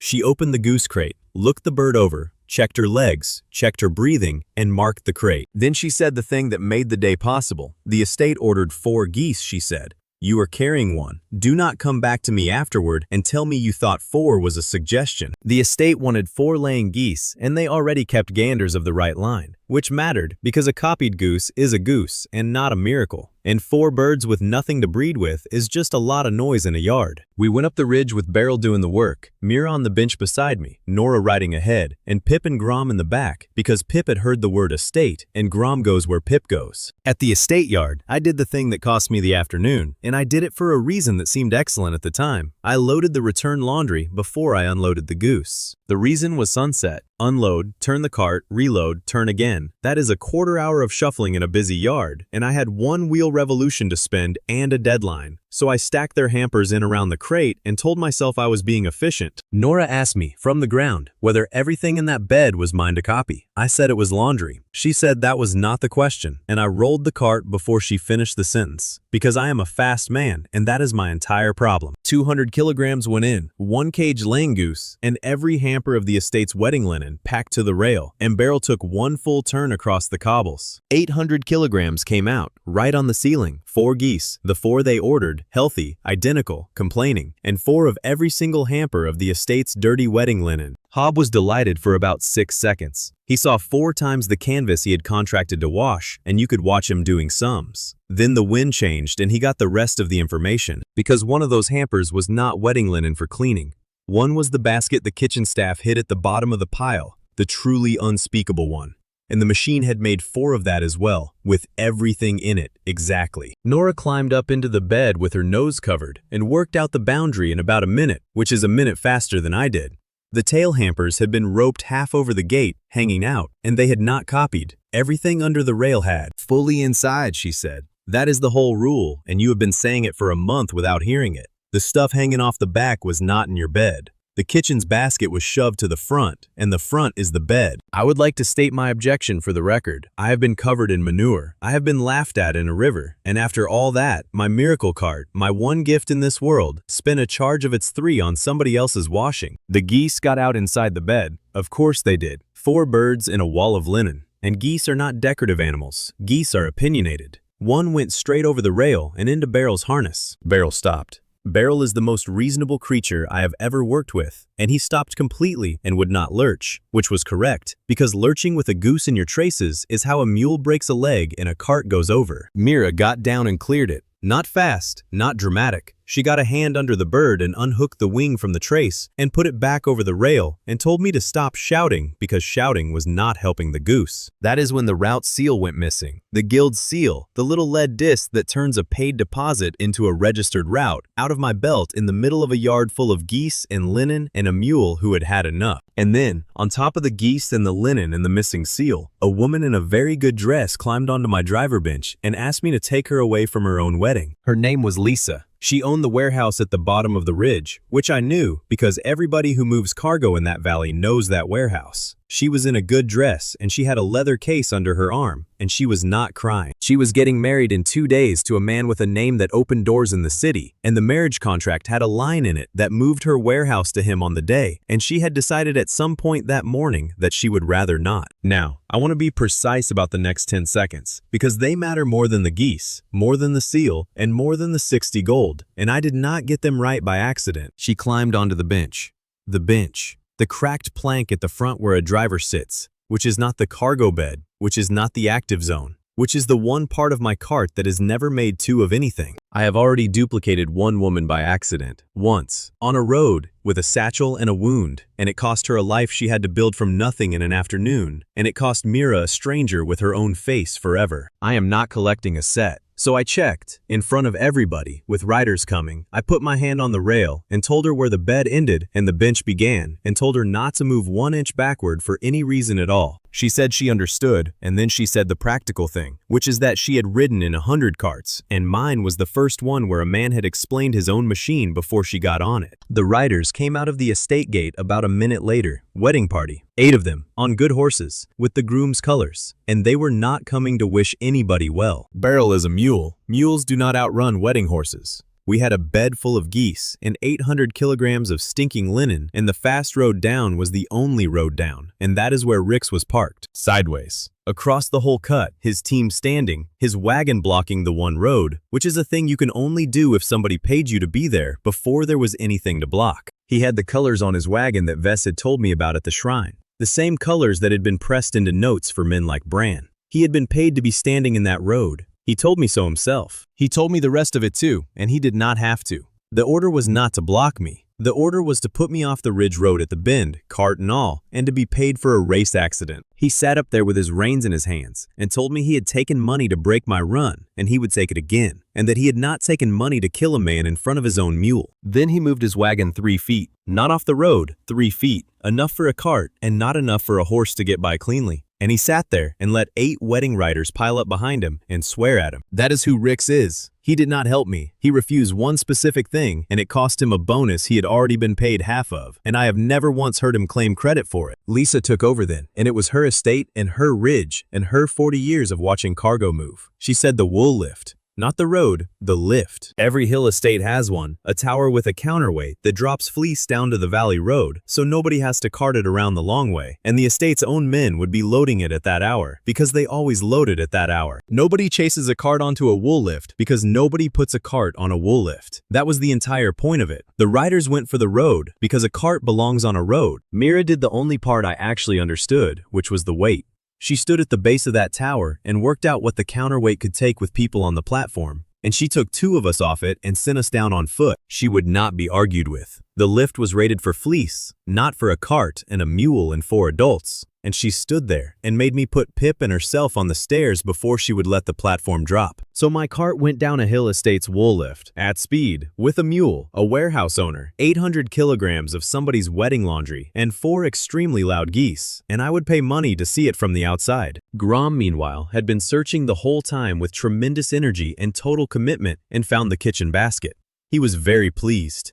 He had not been asked to find the kitchen basket. Pip found the seal in a copied hamper in the fourth basket down because it had fallen off my belt into a pile of linen that my own wheel had turned into 4 piles of linen an hour earlier. He held it up and asked whether it was still worth 60 gold if it had been in there. I said it was lead and it did not care. He said he was not talking about the lead. We hit the valley road with the seal, the geese, the linen, and about 2 hours of daylight left, and every single thing I still needed had to be sold in that time. The estate paid for the geese, 4 birds, exactly the 4 they ordered, delivered on the day, and the steward counted them and paid the contracted price without a word of argument. The exact order was the lesson I got right and immediately misunderstood. They ordered 4. I brought 4, not 40, 4. I could have made 4 more with my second charge and stood in that yard with 8 geese, and the steward would have looked at me the way you look at a man selling snow in winter and paid me for 4. Hobb solved the linen, and he solved it the way a laundryman who also sells theater props solves anything. He did not try to wash it, and he did not dump it. The town had a festival in 3 days and no canvas, because the canvas had burned in the guild square with Evo's stage, and Hobb had 800 kilograms of heavy linen sitting in a cart. He sold it as emergency awning to 11 stalls before dark, filthy and all, at a price that would have been robbery in any other week, and he paid the wash cost out of his own end and did not blink. That is when the groom arrived, with his witnesses, on the warehouse steps, in front of the whole valley, and did the single most useful thing anyone did for me all week. He announced it, loudly, that the marriage contract carried the warehouse, that the property transferred with the bride on the day, and that any storage arrangement made with the hauler was void before it was signed. He said it in front of a lawyer, 2 estate witnesses, and about 30 people who had come for the awning. He wanted it public. He wanted it settled in front of people, so she could not walk it back. Lisa opened her case and laid the manifest out on the step,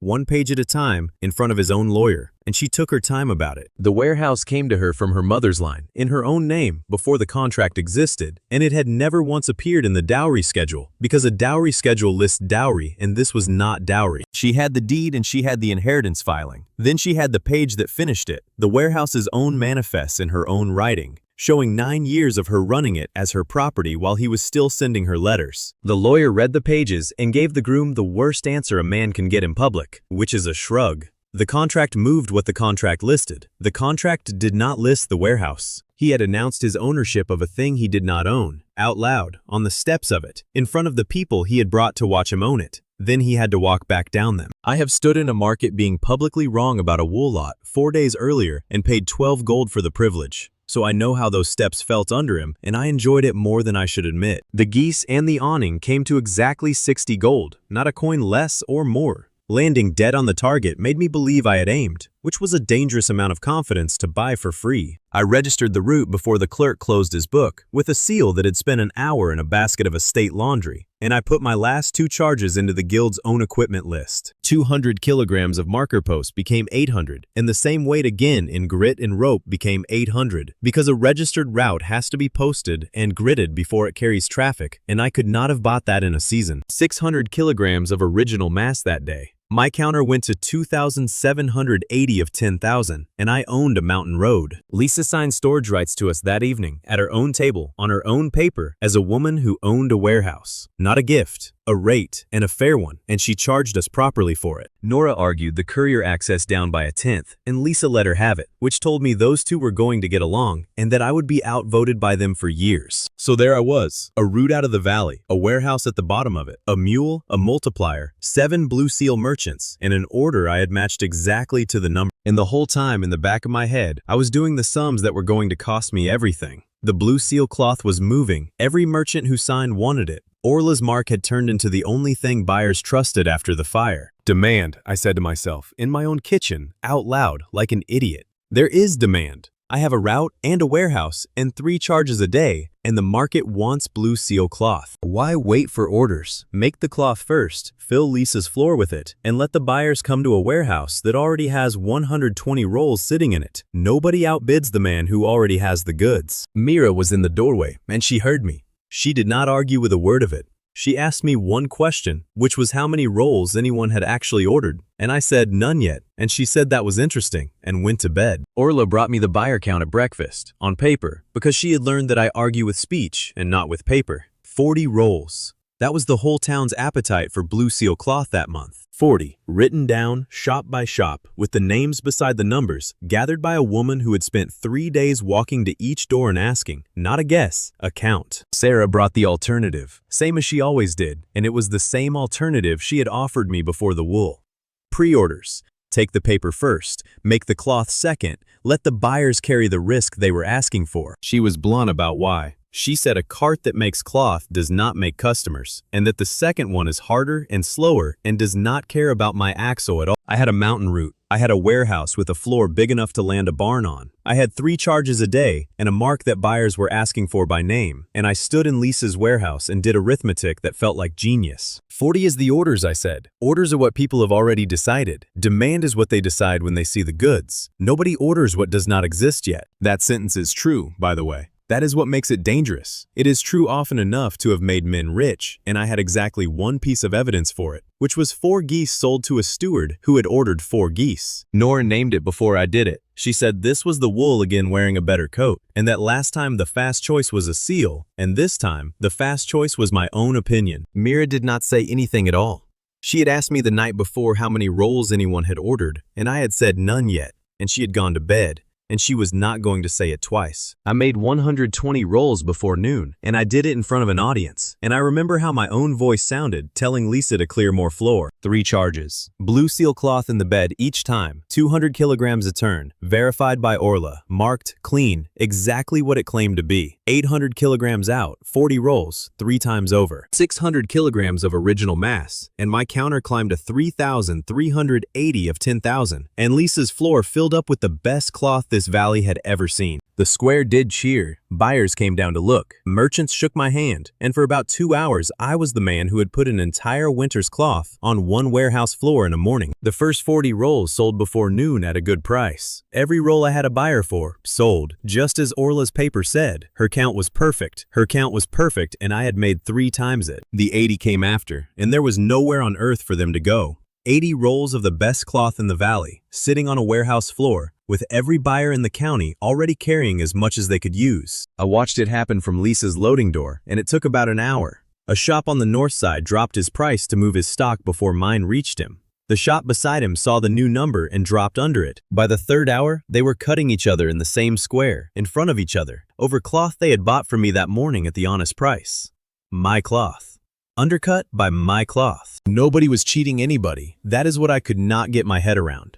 Every one of those men was making the only sensible decision available to him, and the sum of all those sensible decisions was a price nobody could live on. Then the dye credit came due, which is the part I had never once thought about, because I had never bought dye. You buy dye on short credit. You pay it back when the cloth sells. That is how every cloth shop in that town had worked for 100 years. The cloth sold at half. The credit did not move at half. 17 shops woke up on the wrong side of a number, and it was not a slow disaster, it was a Tuesday. The debt agents were in the square before the shops had finished doing their own sums, which tells you they had not learned about it from the square. They were buying dye debt at a discount, and they were polite and quick, and they had the paper already drawn. Silas's money, not his name on it. His money moving through 3 creditors' hands, buying the obligations of 17 shopkeepers, who had been solvent on Monday. And I had made that possible with my own 2 hands and a mule. Sarah made me say it out loud in the square, not to punish me. She said the shops needed to know whether the man who caused this understood what he had caused, because they had to decide by dark whether to trust me with the fix. So I said it. The cart multiplies cloth. It does not multiply buyers, and it does not multiply the money in a shopkeeper's box, and it does not multiply the days he has to pay his dye man. I said Orla counted 40, and I made 120, and that the 80 rolls sitting in that warehouse were not wealth. They were a hole with cloth in it, and I had dug it in a morning while people applauded. Nobody threw anything. It would have been easier if they had.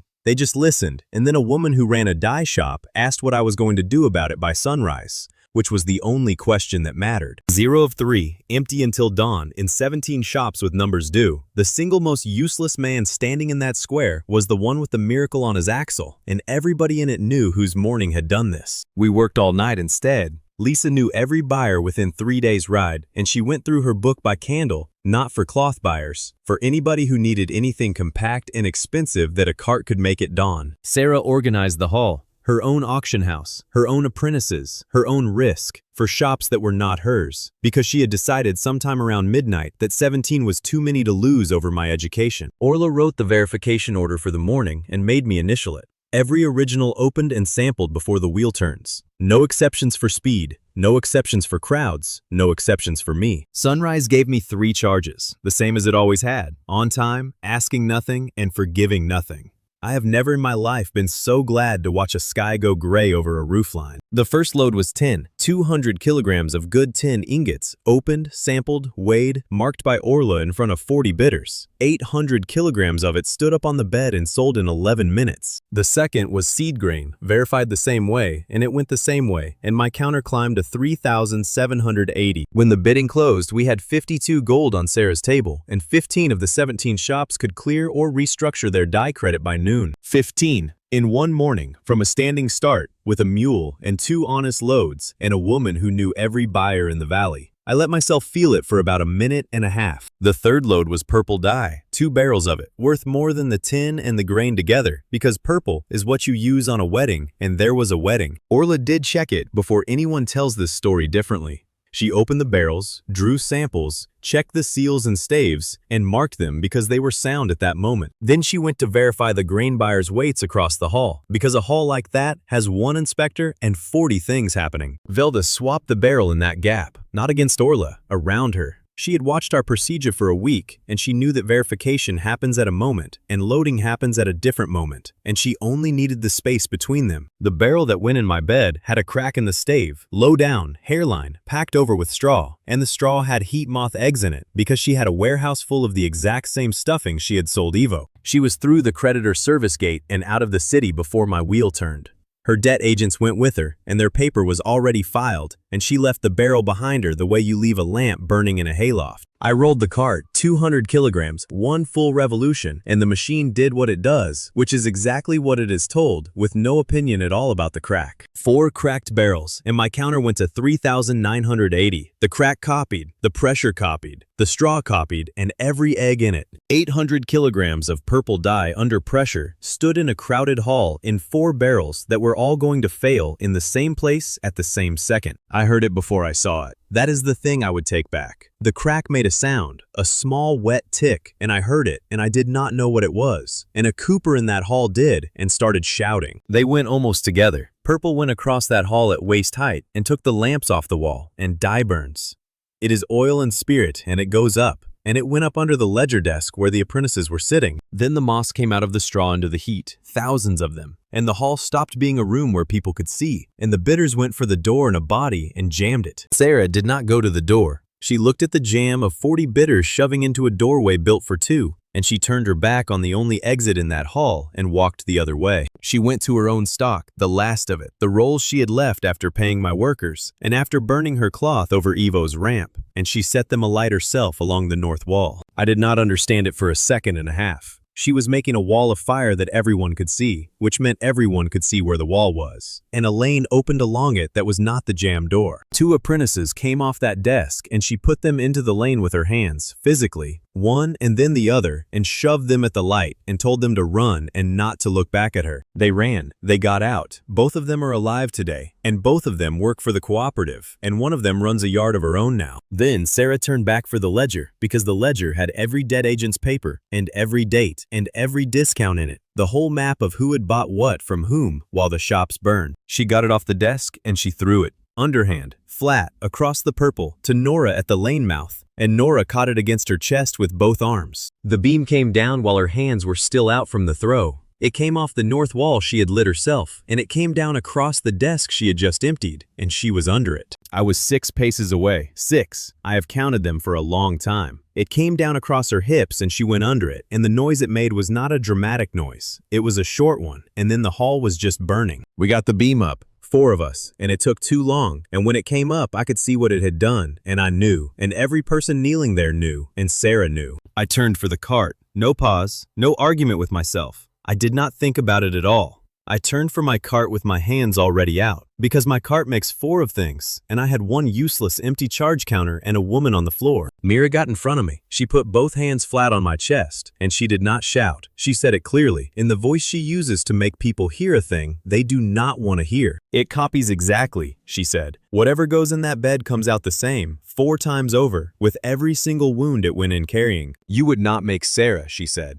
You would make 4 women with a crushed pelvis dying on a warehouse floor, and then you would have to stand there and watch all 4 of them do it. I knew it. I had known it since a torn manure sack on a riverbank. I had said it to Mara underground with a straight face, that it cannot heal, and none of that mattered at all in that hall, and Mira had to physically stop me anyway. No version of my machine saves her. It only makes more of whatever enters the bed, wounds included, and it never possessed any power to heal. Sarah had about 4 minutes, and she spent them on business, because that was who she was, and I will not make her softer now that she is not here to object. She made me promise. Not a feeling, a rule, in words, with a stop in it. No bulk load moves without a buyer count in writing, and somebody who is not me holds the authority to stop it, and I do not get to overrule that person, ever, on any deadline. I said yes. She made me say the whole thing back to her, all of it, because she had watched me nod at good advice twice now and go and do the fast thing anyway. Then she asked Nora whether she had the ledger. Nora said she had it.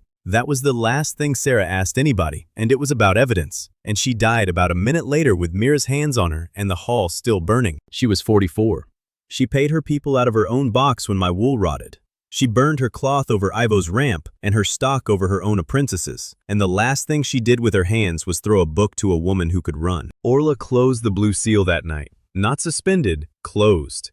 She said 7 merchants and a good rule had just watched a verified load kill the woman who signed first, and that the rule had a hole in it big enough for Velda to walk through sideways. Verification at a moment is not verification, she said. The mark has to travel with the load, sealed, from the sampling all the way to the wheel. Anything that breaks that seal on the way is a fresh original and starts over from the beginning.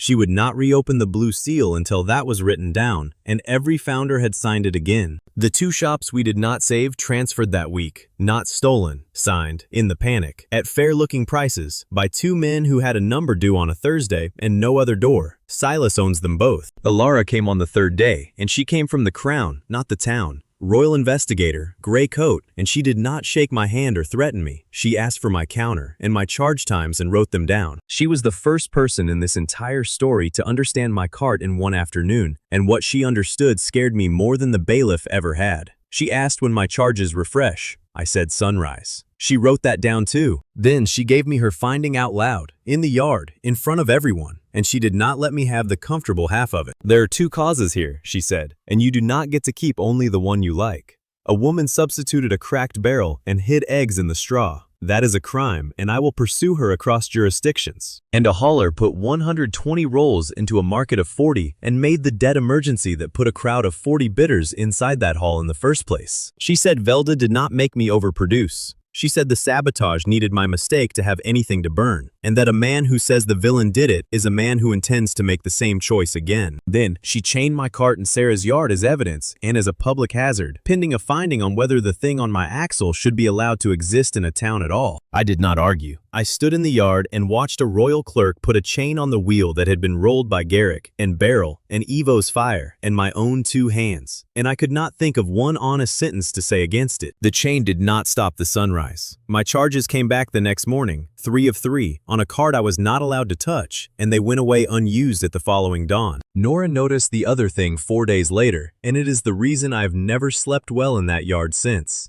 The workshop across the lane has a window that looks straight down onto the bed. Anyone sitting in that window for a week can learn when my counter fills. Not what it is, when. And there had been a lamp in that window every night since Alara put the chain on. Alara worked at a table in Sarah's yard with 3 papers on it and a stone on each one, and she would not let me stand behind her while she read. Sarah's ledger, Brand's obstruction note, the one from under the skimmed accounts, Velda's drop debt schedule with the mountain options in the last column. 3 documents from 3 disasters, and the same dates kept turning up in all of them. 23. That was the number she pulled out of Sarah's book in 2 days. 23 debt purchases in this valley in 1 season. All of them routed through 3 creditors. All of them landing on shops that sat on a road somebody wanted. She did not say the name. She said the money moves like one hand, and I do not arrest a hand. I arrest a signature, and there is no signature. Then she went back to the papers. My cart sat in the middle of that yard on an anchor chain, wheel through the links, in the open where anybody could see it.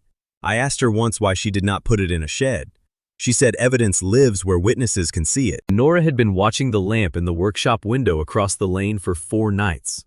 Every night, a lamp, a shape behind it, and a view straight down into my cargo bed. We knew we were watched. We thought that was the danger. What neither of us had done was walk over there in daylight and ask whose workshop it actually was. And that is on me, because I had 4 days. Silas had bought it, not that week. Weeks earlier, before the auction, before the die, when it was still a cooper shop with a mortgage and a bad season, and it shares a foundation wall with Sarah's yard. There is no gate between them. There has never been a gate.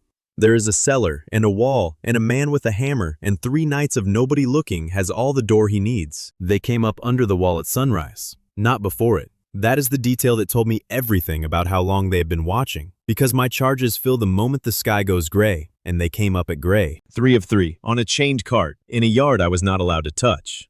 They cut the anchor chain from below with the wheel still through it, and by the time Grom's noise got me out of the door, they had the shafts up, and a man was already climbing into my bed. He climbed in himself. Nobody pushed him, and that voluntary step made the whole act legal enough to become a much larger problem. His name was Varg. He was a convoy captain, 40-odd, built like a door, and he had a paper in his shirt that said if he volunteered for this, his crew's debt was canceled and his crew walked free. His crew, not him. 11 men who had signed the same bad contract in the same bad season, and the price of their freedom was written on his chest, and the price was 1 turn of a wheel. I shouted at him. I stood in my own yard in my nightshirt and shouted at a man to get out of my cart, and he looked at me over the rail and told me, quite politely, that he had read it twice. He knew what it did. That is what makes it sick. He had seen the lantern run, and he had heard about the mine, and he knew he was going to be 4 men in a minute, and he had decided that 4 of him was worth 11 of them. They rolled at 1 full revolution before I got to the rail. 2 of them on the shafts, 1 at the wheel, over the cobbles, the same distance my mule walks without being asked. That is all it has ever taken. My machine did not hesitate. It did not ask him anything. He was unmarked. He was a body. He was fully inside the bed, and the wheel went round, and it did the only thing it has ever done. 4 Vargs, 120 kilograms of original mass, the man and the kid on his back. The counter climbed to 4,100 of 10,000, and my charges went to 2 of 3. 4 grown men standing in a yard at sunrise wearing the same coat, with the same gray in the same part of the beard, and the same rope scars on the same shoulder from the same 20 years of the same work. I have seen my cart do a lot of things. I made 2 of a woman once, by accident, and I have never gotten over it. Watching it happen on purpose, to a man who signed for it, was worse in a way I still cannot say properly. They got the cart out through the market lanes before we could stop them, and the lanes were still purple. Weeks of that dye had gone into the cobbles at the auction fire, and no amount of rain had taken it out. Silas's man in the yard had his orders ready, and he gave them the way you deal cards. He looked at 4 identical faces, and he told them to fall in, all 4, 1 order, 1 voice, like a man calling 4 dogs. Silas's man genuinely expected obedience. He had paid for 4 captains, got 4 of them, and never considered what 4 independent men might do in their first 10 seconds apart. It took less than a minute, not a day, not an argument, not some long test of character. 4 men came out of that bed with 1 life in their heads, and inside of a minute, they were 4 different men, and all it took was standing in different places. The first one went with them. He did it with his eyes open. His crew's release was written on a paper in his shirt, and that paper had his signature on it, and he had 4 times the reason to make sure somebody honored it. He said one thing to me on the way past, and he said it flat, not angry. He said to remember that 11 men were still in it, and that whichever of him ended up standing at the end, the debt was still owed to them. Nobody recorded that exchange. Silas's man ignored it. I ignored it, and later, neither of us could prove that Varg had objected before the wheel moved. The second one turned his head half a step later than the first, and what he saw in that half step was a hand closing on Nora's arm. That is the only difference between him and the man who walked away. Half a step, and where his eyes happened to land. One of the kidnappers had decided that the woman shouting about personhood was worth taking as well, and he got a grip on her sleeve, and Varg's second put him into the wall of a dye shop without any particular ceremony. Then he stood in front of her, not because he knew her. He had existed for about 40 seconds, and he had never seen her before, and he had watched a man grab a woman, and that was enough information for him. Nora did not tell him they were the same kind of thing. She could have. She had the speech, and she had earned it, and she did not use it. Because she said afterward that recruiting a man by telling him what he is what had just been done to him. She asked him what he wanted. He said he wanted a minute to think, which nobody had given him, and she gave him one, and he stayed. The third one did not look at the kidnappers at all. He looked at the other three of himself, standing in a row in his own coat, and he went over the yard wall without a word to anybody. I do not blame him. He had woken into a world with four of his own face in it, a company that owned his debt, and a man calling him like a dog. He took the frontier road. For weeks he did not come back or write, and Alara's people turned up nothing because they were looking for a man with papers and a name. Reports came in about a convoy captain working the North Road who would not give anybody a name. I never sent anyone after him. He came back when he chose to, not when we found him. The fourth one did not run and did not fight. He came out of that bed, looked around a yard full of shouting, and asked which person present was writing any of this down. He saw the gray coat. He came out of that bed with the same 20 years of the same work in his shoulders as the other three, and the first thing he did was find the person in the yard who kept records and asked to be recorded. Alara took him at his word and took his statement standing up, right then, before anybody could tell him what he had seen. She treated him as a witness, not as evidence, not as an object. As a man who had been in the yard. 4 men, 1 order, 1 loyalist, 1 defender, 1 fugitive, 1 witness, inside of a minute, and not one of them did what the man who paid for them expected. The chase was the easy part, which is a strange thing to say. Grom could not do it. 4 identical men had gone 4 directions, and Grom put his nose down and came up confused, because they smelled the same, entirely the same, because they were the same. So he did the other thing. He put his nose on the ground and followed my wheel, because my wheel had been sitting in Sarah's yard for a week, and Sarah's yard is purple, and every turn of it printed dye on the cobbles. Toby caught up with me at the fish lane with his tool roll and did the thinking I was too angry to do. He said stop chasing it. He said the cart is not fast, it is just moving, and a cart has a width. He knew my cart's axle better than I did. He had rebuilt the brake pin twice. He picked the lane where the buildings pinch, and we did not need a miracle. We needed 2 delivery wagons and a man on each. We put them nose to nose across the pinch and stood back, and Silas's men came around the corner with my cart at a run and had nowhere on earth to go with it. I still had 2 charges and considered them the whole way down that lane. The theft was stopped instead by 2 ordinary wagons and a carpenter who understood the width of my axle. They ran. Alara's people took the cart and rechained it in the yard, and the whole thing was over before the market opened, and I stood there with 2 charges I never spent. Mira went over all 4 Vargs. Every one of them had the same shoulder, the same rope scars, the same bad knee, the same 20 years, copied exactly, because the machine is exact and does not care that a body is a record of what has been done to it. She said the thing that mattered in front of Alara. None of them consented, not one. The original signed under debt with his crew's freedom on the table, and that is not a yes. That is a price. Nora came for me that night, and she did not come gently, and she did not come to be talked down. She waited until Alara's clerk had gone, and then she put both hands on Sarah's table and started. She said the machine had made a person in that yard at sunrise, and not one of the 7 people standing there had been asked, including her, and that this was the second time she had watched it happen, and the first time had been her. I opened my mouth to say it was my axle. That sentence was right there in my mouth. The technical one, the ownership one, and I looked at her face and I shut it. She was not asking me for a favor. She was telling me that my machine makes people, and that a man who makes people and calls it his private business is describing something the world already has a word for. So we wrote a rule that night, at Sarah's table, on Sarah's paper, with the ledger sitting there. No living load moves without the person's own informed consent, given by someone who is free to say no and lose nothing by it. And a veto. Not mine. Nora holds one. Mira holds one. Any of them stops the load, and I do not get a vote at all, because I am the man who wants the fast answer, and everybody in that yard had watched me won it twice. Mira added the medical half, which I would never have thought of. A man cannot consent while he is bleeding, and a man cannot consent while his crew's freedom is on the table, because both of those are a knife. One is just a slower knife. Alara wrote her own line under ours, and it was the coldest sentence on the page. The system said yes because Varg was unmarked and fully inside a bed. It had no opinion whatever about the paper in his shirt. Physical eligibility and lawful consent are different questions, she wrote, and only one of the 2 has a person in it.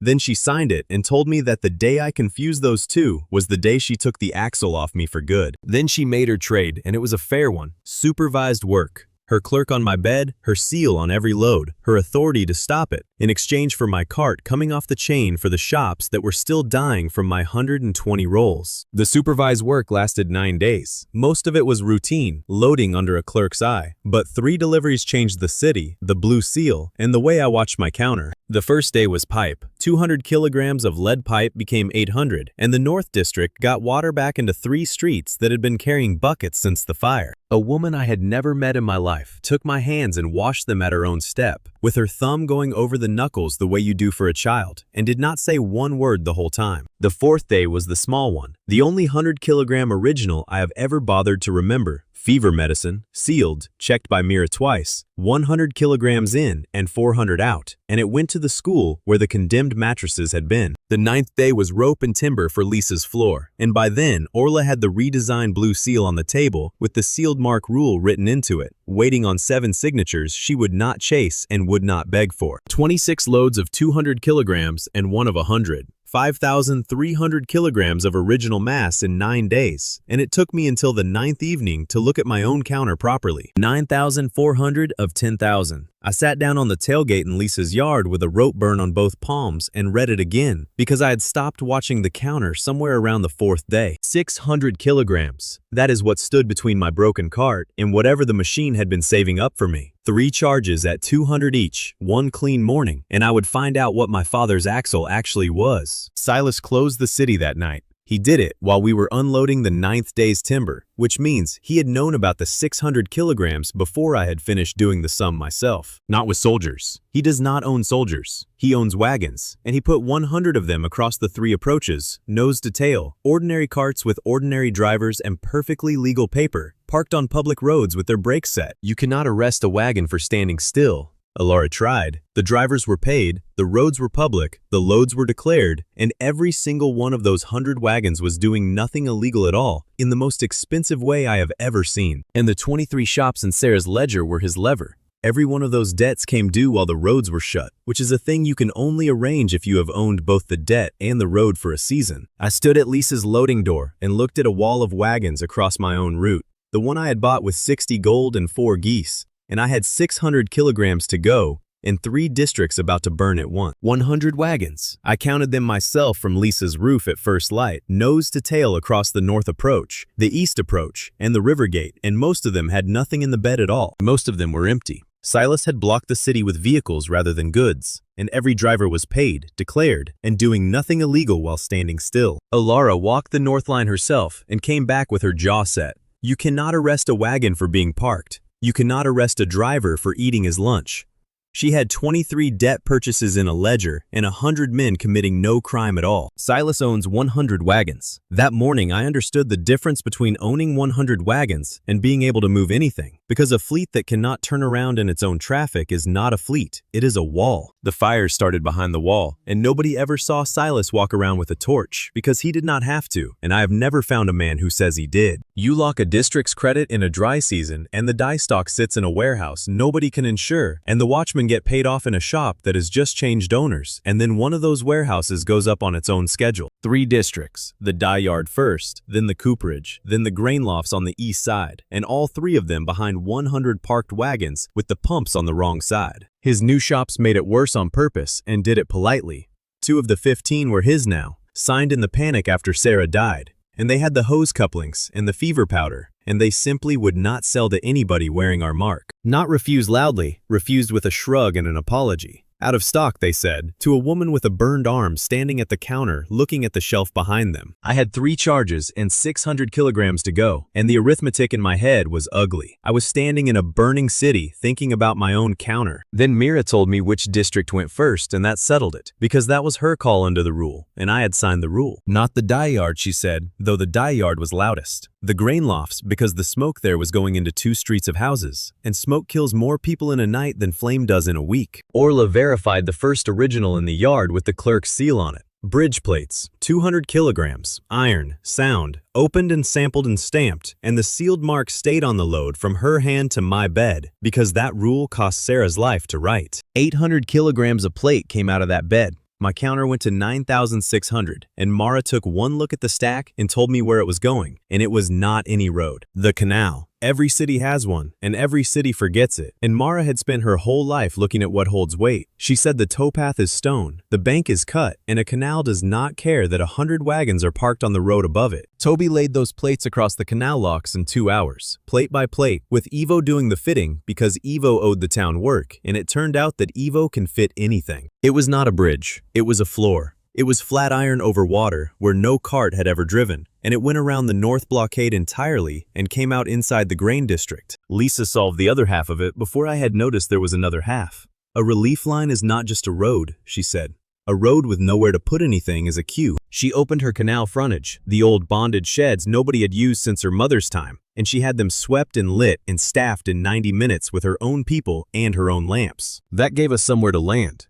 Carts came off the plate road, dropped, turned, and went back, instead of standing in a line waiting for a man with a clipboard, and she ran that floor all night and charged the city nothing for it. I asked her about the rate, because she had charged me properly for storage since the day I met her, and she said she charges haulers and she does not charge fires.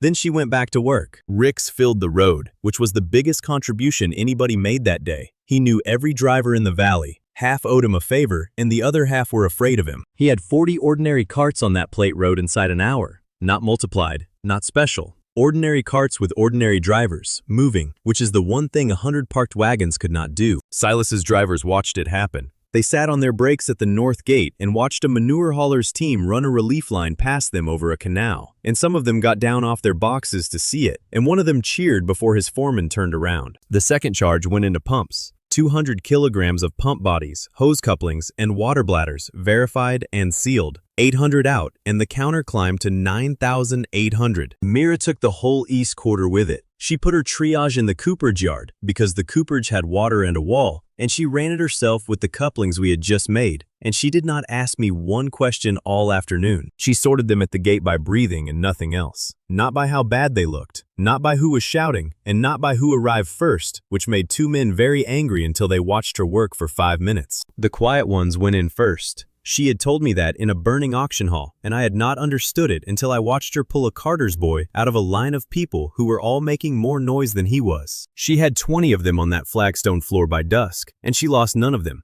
And when I brought her the second load of bladders, she took them off my hands without looking up and told me to go and be useful somewhere else. Then Silas locked the shops, all 15 that were left, from the outside, by his agents, with the owner's own stock inside them, on the argument that the debts were in default and the goods were security. Nora did not break one door, although it would have been faster, and I suggested it aloud. She looked at me like I had learned nothing in 9 days. She took Vess's courier routes, the backways, and the service stairs that a 40-year postwoman knows and nobody else does. And she took Lisa's keys, because Lisa had held storage keys for half those shops for years. And she went to each owner first, every one. She got a yes out of the person whose shop it was before she opened anything. Because the whole point of the rule we wrote at Sarah's table is that it is not a rule if you drop it on a busy day. 15 shops open from the inside. The agent stood in the street in front of locked front doors while the stock walked out of the back of them into the hands of the people who owned it. The third charge was fire clay and medical packs, 200 kilograms, verified by Orla with her mark sealed to it, and it came out 800 and my counter stopped. 10,000 of 10,000. 9 months of manure and wool and wedges and pipe and fever powder, every honest gram of it, and the counter that had started at nothing on a broken bridge closed itself in a burning grain district. It stopped in the middle of a burning city with a full bed and a mule leaning into the shafts, and the offer sat there in my eyes and would not execute. Because the cart was loaded and moving. The rule is the rule. I have made my peace with it. Mara joined the corridors last. She took a wall down, one wall, an old warehouse partition she had been reading for an hour, and she put it down flat with a controlled breach and joined my 3 relief lines into one loop. Varg second held the gate at that breach. Nobody asked him to. He stood in the gap and turned back 2 of Silas's agents who tried to come through behind the crowd, and he did it without hurting either of them. Varg fourth was 20 paces away with Alara's clerk's book, writing down the lock order and the name of the agent who gave it and the hour he gave it, because that is what he does now. And the city carried the rest itself. That is what I remember. Residents with duplicated hoses over their shoulders, running fire clay in buckets down alleys that no wagon has ever fit into. Along routes 100 wagons could not enter if their drivers had wanted to. By dark, the fires were out. 2 people had died in the first loft before we opened a route. Saving the rest did not turn those 2 deaths into a victory. Brand's statement came in the next morning, which is the only good thing that man has ever done for me, and he did not do it for me either. He did it because a sentenced man with nothing left will trade whatever he has. He had been sentenced for the skimmed ledgers and the false bridge damage claim, and what he had left to trade was where the money had come from. He named the payments. He did not know the name at the top and he never met him, but he had dates, hands, and amounts, and every one matched Sarah's ledger. The same 3 creditors, the same season, the obstruction note that put a bailiff on my axle before I had ever earned a coin, and the 23 debt purchases that killed Sarah's auction, paid out of 1 purse. Alara read it out in the city hall with the wagon still parked outside. She could not put a signature on it, and she said so, and she did not need one for what she asked the city to do next. They revoked his local monopoly, all of it. The exclusive carriage rights, the market priority, the debt transfer preferences, gone in an afternoon, by a council that had watched its own grain lofts burn behind his fleet. The clerk read the revocation out of a window that looks onto the north approach, so every word of it landed on the drivers still sitting on their brakes down there, and they heard it before their foreman did. They started pulling out before the reading finished. Not in protest, not in a rush, just one wagon and then another, because 100 paid drivers with no contract behind them are 100 men who would like their supper. That was the whole of his wall. It took a season to build and about 40 minutes to leave, and it left the ruts in the road and nothing else. The 15 shops got shared route access, written, permanent, on my mountain road and everybody else's, which is the thing I did not know I had been fighting for since Vess handed me a license at a shrine. And Nora's signature got recognized. Not personhood, not full standing. A Crown investigation may accept her mark on a witnessed record at investigation level, which is 1 line in 1 office in 1 city. Silas's clerk tried to cross her name off the withdrawal sheet, and the city investigator copied it into his own book.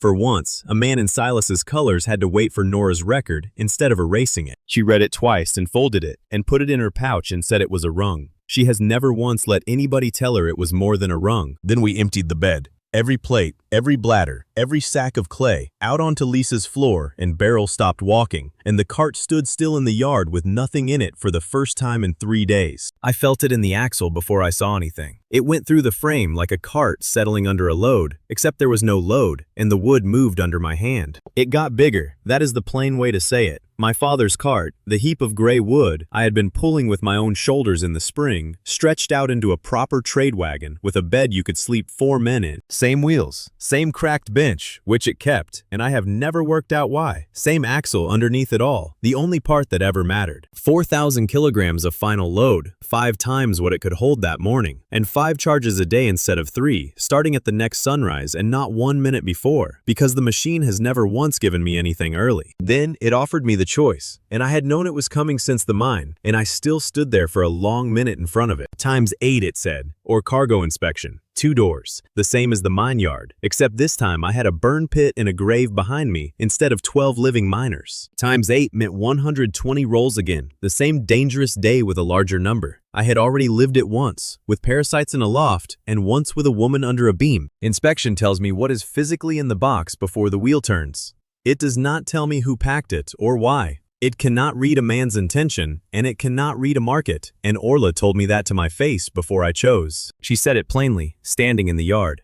It will not save you from a bad decision. It will only stop you making a bad decision about a thing you cannot see. The rest of your stupidity is still your own. I chose inspection. Velda's crack was under the straw. The parasites were in the middle of the bale. Both times a woman had asked me to open the thing first, and both times I had said the deadline, and both times somebody else had paid for it. Mira stood at the tailgate and said nothing when I chose. She only breathed out once, and the relief in that breath told me how long she had expected me to choose the other door. My charges stayed at 0. The machine does not refill for a promotion. I had a wagon the size of a barn, an ability I had wanted for a month, and nothing at all to spend until the sky went gray. We had about 10 minutes of it. Lisa opened something old, and Hob told a story with his hands, and Pip stole nothing at all as a personal gesture, and Beryl got an apple he had earned more than any of us. Then the soldiers came into the yard, and they came in properly, in a column solemn, which nobody in that city had seen in years. Quartermaster Corvin was not a bailiff with an unsigned order. He was a man in a good coat with a royal seal and clean hands, and he waited for quiet before he spoke, and he got it. He had Garrick with him in irons, which knocked the breath out of me. Taken at a royal checkpoint on the frontier road because Mara had sent that branded chain to Alara, and the brand on the third link matched a mine registry, and royal checkpoints read registries. So that was the mine finally paid. I had carried that chain around for months as a grudge, and it turned out to be a warrant. Then Corvin read the rest, and the rest was the reason he had brought Garrick at all, which was to show me what a royal seal can reach. Silas's local monopoly was revoked.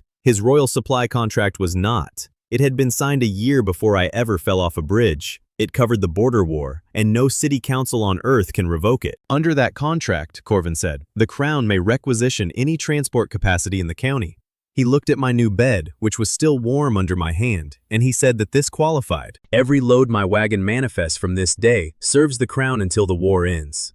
He read the clause out, and he did not gloat about it. He read it the way Orla reads a serial number, flat and finished, and that was worse than gloating. And I stood in Lisa's yard next to the biggest thing I have ever owned, having beaten 100 wagons and a monopoly and a fleet with an armed escort assigned to my mule, and understood that I had just spent 9 months fighting the small half of this. The sun came up and gave me 5 charges, and I stood in a royal supply yard looking at a bed I could have parked my old cart inside. 4,000 kilograms of final load, 1,000 in, 4,000 out, 5 times a day, which on paper made me the largest carrier in the county, and in practice made me a man with a serious hardware problem. The machine still does not pull. It has never pulled. 4 tons needs a real team, real hitching, real brakes, and Beryl, God love him, is one mule with an opinion. Toby fitted the multi-hitch out of ordinary iron he bought with ordinary money. The Royal Yard assigned 6 draft horses to my shafts, and Beryl took the lead position because Toby said the horses would follow a calm animal. He was right. 6 royal horses in good harness, and a Manure mule standing in front of them, refusing to be impressed by any of it.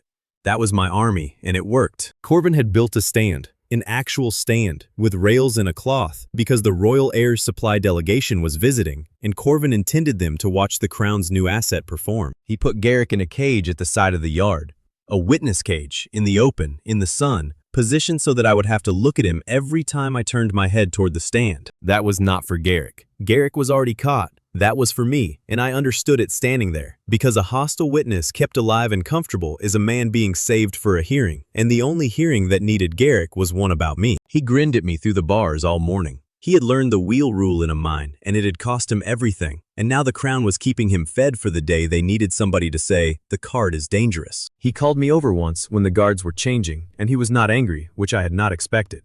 He said we both put a load on a shelf that could not hold it. The difference, he said, is that when his shelf broke, they put him in a cage, and when mine broke, they gave me a bigger wagon. Then, he sat back down in the sun. Then Corvin gave me my first royal order. 40 crates, stacked and sealed, marked medical alcohol under a royal stamp, bound for a field hospital 4 days out. Multiply them. In front of the delegation, now. Lisa caught it before anyone. She reads every manifest bottom up, and she came to my elbow and said the axle weights were wrong. Alcohol is light, she said. These crates came in on a wagon riding like it was carrying iron, and she had the yard's own weighbridge book in her hand, and the numbers did not match the label. Corvin said the seal was royal, and the delegation was waiting, and that a carrier does not audit the Crown, and that the weighbridge book was a merchant's habit and not an order. So I did the thing I had chosen in Lisa's yard instead of ×8. I put 1 crate in the bed, 1 crate, fully inside, up against the front rail, and I did not move the wheel 1 inch. That is inspection. Fully inside, same as always, but the wheel stays still, nothing multiplies, nothing is spent, and the machine tells you what is in the box. Pressure powder, fuse cord, coiled, dry, lamp oil in a sealed inner flask, and the flask cracked, hairline, the crack already there. That was the whole list. 6 words and a crack. My machine did not tell me who packed it. It did not tell me whether Corvin knew. It has never had an opinion about a man in its life, and it did not grow one that morning. Orla went straight past the powder and put her finger on the crack.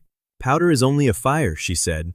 The crack is the clock. Oil weeping through a hairline onto pressure powder is a thing that goes off when it is ready, not when you decide. And this one had been getting ready in a warehouse for weeks before it ever reached that yard. Then she said the part that stopped my breath, quietly, off to the side, because she had already worked out what I had not. Your machine copies the crack. 4 cracks of the same width, weeping at the same rate onto the same powder, made in the same second on the same bed. 4 identical bombs from one original do not go off near each other. They go off together. That is arithmetic and not bad luck, and it would have happened 30 paces from the heir's delegation, on my bed, with my hand still on the rail. I said no, out loud, in a royal yard, in front of a delegation, to a quartermaster holding a seal. I said the crate is a bomb, and I am not making 4 of it. The soldiers thought I was a coward, and it stung because they were entitled to think it. All they saw was a famous hauler refusing a sealed medical order in front of the heir's people, and half of them laughed. Lisa went down the stack while they laughed. She found 2 more writing the same false axle weight, and I put each one in the bed, and the machine said the same 6 words twice more. 3 out of 40, packed in the middle of the stack, where Velda put the crack in a dye barrel and where the parasites were in my wool. There is nothing original about how people hide things. Corvin called it cowardice and ordered the loaders forward. All 40 of them. Not a paper dispute anymore, but men with hooks walking crates at my bed while I stood there with 3 of them named and no proof that Yard would accept. Orla stepped into the wheel path, not in front of the loaders, not in front of Corvin, in front of the wheel, in the exact line the rim would have to travel to complete 1 revolution, which is the only place in that yard that mattered. She did not shout. She stood in the line the wheel would have to travel, with her book against her chest, and told the loaders that no original enters that bed without her mark, and that she was not marking these. Her authority was a merchant protocol signed by 7 shopkeepers in a burned town. It meant precisely nothing in a royal supply yard. She knew that better than anyone standing there, and she did it anyway. A guard put a hand on her arm, and she let him. She did not resist at all. She simply did not move her feet, which is a different thing, and it takes a certain person to know the difference. Alara bought the minute. She said 1 sentence, and she said it to the delegation rather than to Corvin, which is why it worked. A royal seal certifies a document, she said. It does not change what is physically inside a box. She had authority to hold physical evidence pending investigation, and she used it, and Corvin could have overruled her in front of the heir's people and chose not to, which told me a great deal about what he was and was not willing to do in public. That gave Mara her minute, and Mara has never in her life needed 2. She had stood at the back of the crowd all morning not saying a word, which with her means she is already 3 steps into the work. Every military yard has a test moat, an empty pit where they burn condemned stock, and she had walked it the day we arrived because that is who she is. She had the 3 crates in it on a hand trolley before the argument on the stand had finished. Then she blew one from behind the earth bank, with the yard's own cord, in the yard's own pit, under the yard's own procedure, which their ordnance officer signed off while she waited. The noise was flat and short, and it lifted about a ton of moat mud into the air, and the air put all of it back down on the review stand. It covered the delegation. It covered the cloth and the rails. It covered Quartermaster Corvin from his collar to his very good boots, and there was a moment of total silence. And then a farrier somewhere behind me laughed once and stopped himself. I did not laugh. I have been the man in the river. I know what that silence feels like from the inside, and I would not wish it on anybody, including him, which surprised me. The soldiers finally understood why Orla had blocked the wheel. 1 turn would have put 4 identical bombs 30 paces from the delegation and their own men. The whole line stepped back from the remaining crates without an order, and a sergeant began moving his people away from a royal seal. That quiet retreat was the loudest thing that happened all day. Lisa traced the wagon. It took her 2 days, and Lisa is better at this than anyone I have ever met. And what she found was a subcontractor, who had it from a carter, who had it from a company clerk, and the company was Silas's. And it stopped there. 3 handoffs, 4 papers, no name at the top, and nothing whatever that put Corvin in the chain. That hole is bigger than people think, and I stood in it a long while. Corvin might have known. Corvin might have been a man handed a manifest by a system that had been rotten for a year before he arrived. My machine cannot tell me which. It can tell me there is fuse cord in a box. It cannot tell me whether the man holding out the box has read it, and it never will. And the day I forget that is the day I put somebody under a beam again. I supplied his army anyway, because the field hospital was still 4 days out, and there were still wounded men who needed alcohol that was actually alcohol.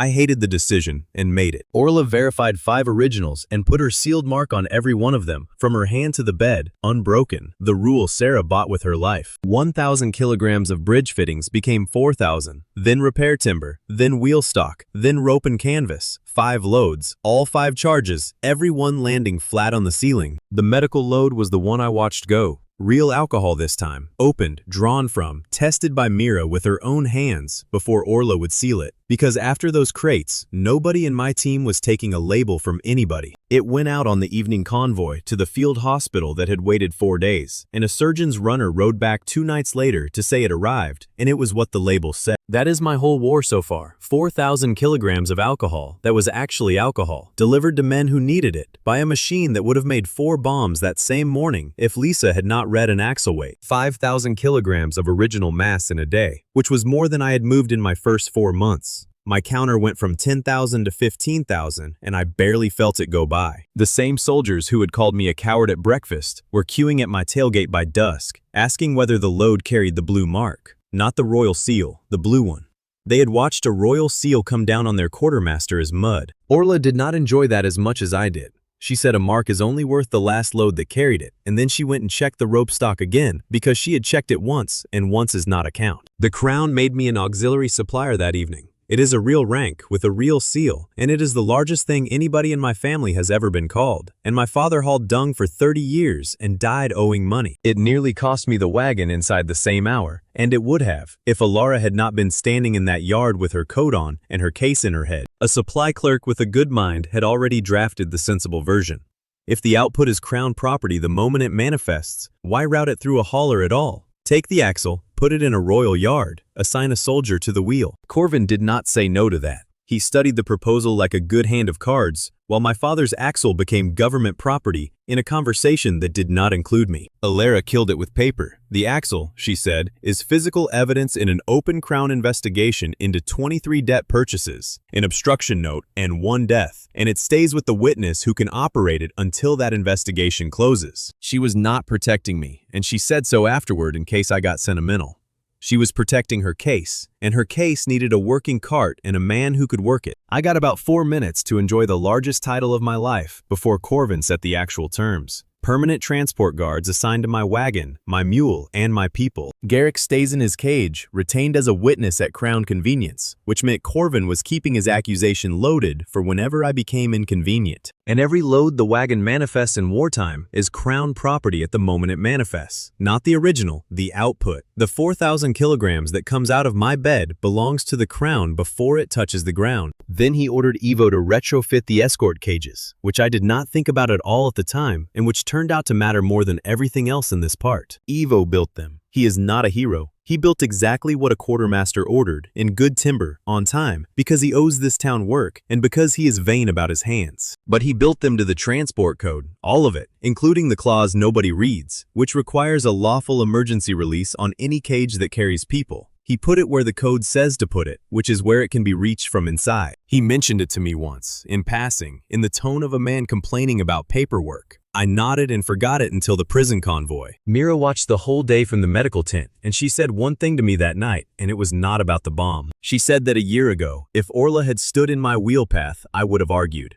I would have explained the deadline and the delegation and the field hospital, and I would have had good reasons, and I would have rolled that wheel. She was right. I did not argue. It did not even occur to me to argue, and I had not noticed that until she said it, and I have never had anybody hand me a bigger compliment in fewer words. She did not forgive me for Sarah. That is not what it was. She was telling me she had been watching to see whether the price had bought anything, and that she had her answer. The road started closing 4 days later, and it took us a while to notice, because a road does not announce itself when it shuts. It just stops having anybody on it. Not our roads, theirs. Every crossing, every bridge, every pass on the frontier side wide enough to take a 4-ton wagon, shut or trenched or watched, and nobody could tell me why. I learned the why much later, and I did not learn it from a spy or a document. I learned it from the woman herself, months on, when she told me she had a man on the ridge that morning with a glass. He watched a ton of moat mud go up over a royal review stand, and he rode all night, and Commander Isara heard the report and did not classify my wagon as a supply cart. She classified it as a siege engine, which, if you had been standing where her man was standing, watching one crate make a noise like that, and knowing the thing could make 4 of anything, is not an unreasonable conclusion at all. The message came down from Hollow Ford at Second Bell, written by a woman who had counted her shelves twice before she let herself write it. 12 hours of antidote and burn dressing left, and after that, nothing at all. Hollow Ford sits on our side of the line, which mattered to nobody because the blockade did not care whose town it was. Every crossing wide enough for a 4-ton wagon was shut and the rest were watched. The official convoy had been turned back twice. It went out with a royal seal, a pass, and an escort, and it came back both times. Because a seal is wax, and a trench is a trench. Corvin's answer was to file a protest. He meant it seriously. He filed it with a frontier command that had already decided my wagon was a weapon, and he expected an answer inside a week. The town had 12 hours, and a protest travels at the speed of a clerk. I have never wanted to hit a man holding a pen so badly in my life, and he was not even doing anything wrong. Mira did the sum out loud at Lisa's table, which is her way of ending arguments. Burn dressing is not optional. Antidote does not keep. 12 hours means people start dying tomorrow afternoon, so we could not go as ourselves. That was the shape of the problem. Anything with my name on it, any royal seal, any escort, any wagon that looked like transport, got stopped at the first trench. Hobbs solved it in 4 seconds, which is why I keep him. He came in with an armful of painted canvas and said the border does not stop theater. Theater is not transport. Theater is entertainment. He was right, for a reason he did not say out loud, which is that soldiers on a frontier are the most bored people alive, and a blockade is the dullest job in any army. Kess came with the canvas. He had been a real actor once, in a real house in the capital, and he lost it in a way he described at length and differently every time. His troop was 9 people, 2 wagons, and a debt. They needed safe passage, and what they had was a lapsed license, and a leading man who would rather be arrested than be dull. I liked him immediately, which Nora said was the single most predictable thing about me, and which Orla said was a reason to check the hampers twice. Both of them were right within a day. Vess picked the road. She came in with the route book she had carried for 40 years and put her finger on a post road abandoned since before I was born. Nobody garrisons an abandoned road, she said, because there is nothing on it. It goes the wrong way for 11 miles, and then the right way for 9, and the trench line assumes nobody would take it. Then she gave me the part I would never have thought of. It is abandoned because it is bad, she said. Bad road, bad camber, one narrow cut through rock where 2 carts cannot pass. Remember that cut. We are going to need it later. She was 60-something and carried every yard of that road in her head from a delivery made when the king's father was alive. Vess's gift was simple. She knew where roads went. Ivo built the dragon, and he did it for free, and he did it fast, because a man who has spent months paying off a fraud in honest carpentry will take any job that lets him show off. He built it in a day and a night out of Hobbs' canvas, barrel hoops, and Cooper's scrap over the shell of my wagon, and it was the worst dragon in the history of the world. It had a head like a diseased horse and wings that did not fold so much as sag. It was painted a green that occurs nowhere in nature, and it needed 6 people walking inside it to move it all. Kess said it was majestic. He said this while standing next to it, with his hand on his heart, and I have never seen a man commit harder to anything. Mara said the frame would fold if you hit it from the side. Toby said the rear axle housing carried too much canvas. Lisa said the weight would tear the tail seam within 4 miles. Every one of them was right, and every one of those flaws is why we got through, so I have stopped apologizing for that dragon. What mattered underneath was that my cargo bed was still my cargo bed. Ivo built the costume around it, not into it. The boundary did not move, and I made him show me twice. Orla inspected the props before we loaded a single chest, and this is the part that would have killed us. Kess's troop carried stage fireworks mixed in with the harmless flash powder. I put the prop hamper in the bed and did not move the wheel, and my machine read it out. Live charge, packed, dry, fuse cord, paper wrap, sitting 9 inches from a costume we meant to fill with people. Kess did not know. That is the truth, and I believe it. A stagehand had packed that hamper 4 towns ago, and nobody had opened it since, because nobody opens the hamper, they just carry the hamper. Orla pulled every live piece out and buried them in a sandbox at Lisa's yard, and Kess had to do his fire scene with nothing but a red lamp and his voice, and he was better with the lamp, which I never told him. 12 medicine chests went in under the false floor. Real medicine, opened, drawn, tested by Mira, sealed by Orla with the mark unbroken, because that rule cost us Sarah, and we do not break it for a deadline. We rolled out at sunrise with 5 charges, 12 chests, 9 actors, 1 mule, 1 dog, and a dragon that needed 6 people inside it to walk in a straight line. Corvin's escort was told it was a licensed prop run. The blockade captain stopped us at the second trench, and he stopped us properly. He was not stupid, and he was not corrupt. He had a list of things that do not cross, and a large green thing on wheels was not on it either way. He wanted the wagons searched, all of them, and that would have taken about 4 minutes to find 12 medicine chests under a false floor built by an honest carpenter in 1 night. So Kess asked him for a performance instead, and he did not ask it the way a man asks a favor. He asked it the way a man offers one, which is the entire difference, and which I could not have done in 100 years. Not to bribe him, to bore him into it. Kes said the troop could not cross without permission, and the men could not leave the trench. And would the captain permit one scene, only one, since both parties were stuck here anyway? The captain said one scene and folded his arms and made it very clear that one meant one. And that is how I came to spin the first royal charge of the day on a painted wooden dummy in the middle of a road. 50 kilograms of timber and canvas with a general's coat painted on it. In my bed, one full revolution, and 4 identical painted captains stood up in the road. 200 kilograms of painted nothing, and it was the funniest thing those men had ever seen. Because Kes's farce was about 4 identical officers. 4 commanders, all the same rank, all the same face, all issuing contradictory orders to one exhausted soldier who has to obey all 4. The audience was 200 men who had spent 6 weeks in a trench under orders that changed daily from a command post 4 days behind them. They did not laugh. They howled.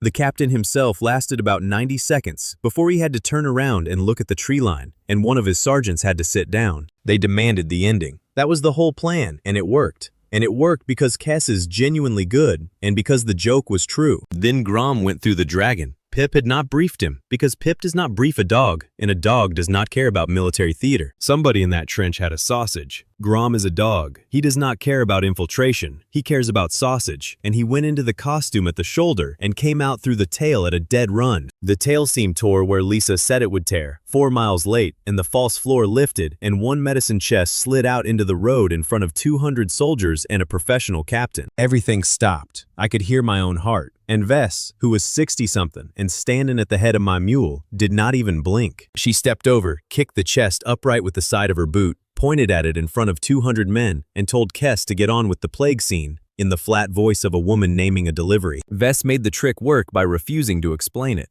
She named the chest as a prop in full view of the trench and handed the moment back to Kes, who caught it like a rope. He built the plague scene out of nothing on the spot. The 4 identical captains had to decide which of them was authorized to open the medicine, and they argued, and the soldier died at their feet while they argued. Mira had to make that chest survive being looked at, and she did it without telling one lie about a plague, because Mira does not lie about disease, and I have watched her refuse to. She simply opened it and let the captain see what was in it. Burn dressing and antidote, labeled, sealed, exactly what it was. A prop chest with real medicine in it, she said. Because a troop that travels the frontier carries its own. That was true. That was completely true. It was true about every troop on that border, and the captain knew it, and he closed the lid himself. While he was closing that lid with his own 2 hands, Nora had the belly panel open on the far side of the dragon, 11 feet away, behind the leg of a costume nobody was looking at. Evo had built a trap panel into the dragon's belly and repaired it twice, and Nora timed the transfer to the laugh. Not to the guards, to the laugh, because 200 men laughing all leaned the same way at once. 11 chests went out of the false floor into the troops' property wagon under Kes's costume rack in 3 passes, while the captain of that blockade stood holding the 12th and grinning at a dummy. He waved us through himself. He wrote us a pass in his own hand for a play that mocked his own command structure, and he told Kes that the ending needed work, and Kes took it as a review. That captain was neither lazy nor bought. He followed his orders, searched every wagon, and simply did not think to search the joke, which made him more dangerous than a fool. Silas's riders picked us up 11 miles on, at the bad end of the post road, and they were not soldiers, and they were not funny. They knew Nora. That is what did it. A courier in deep blue with a face that gets recognized had been standing in the open at a checkpoint for an hour. And somebody in that trench had a friend who took money. 6 riders on good horses against a canvas dragon with a torn tail. We were not going to outrun them. We were never going to outrun them. Invest had known that since Lisa's table, which is why she had picked this road. The cut, the narrow one, through rock, where 2 carts cannot pass. She had told me to remember it at Lisa's table 2 days earlier, before there was any chase to remember it for, and then she had said nothing more about it. Nora and Vess split the group first, and that was not bravery, that was procedure. Troop one way with the empty costume rack, cargo the other way with the couriers, so that catching us meant choosing. Then I put the dragon across the cut. The idea belonged to Vess. I merely supplied the knife and the arm behind it, which was still more credit than I deserved. I cut the frame lashings and rolled the whole ridiculous body of it off my wagon and into the gap. Canvas and hoops and that terrible sagging head, and it folded the way Mara said it would fold when it hit the rock. 20 feet of collapsed theater in a slot 2 carts cannot pass. It would not stop a man. It stopped horses cold, because a horse will not walk into a green thing moving in the wind. Nobody was hurt. Not one man, 6 riders, 6 horses, 1 wrecked dragon, not a scratch on any of them, and they sat there swearing at me while my wagon went up the road on bare boards. Hollow Ford got 12 chests out of 12, every one. The woman who had counted her shelves twice took delivery from a wagon shaped like nothing at all, with a torn seam and green paint on the axle, and she did not ask one question. Mira split them before I could open my mouth about it. Half here, she said, and half over the ford to the villages on the other side of the line.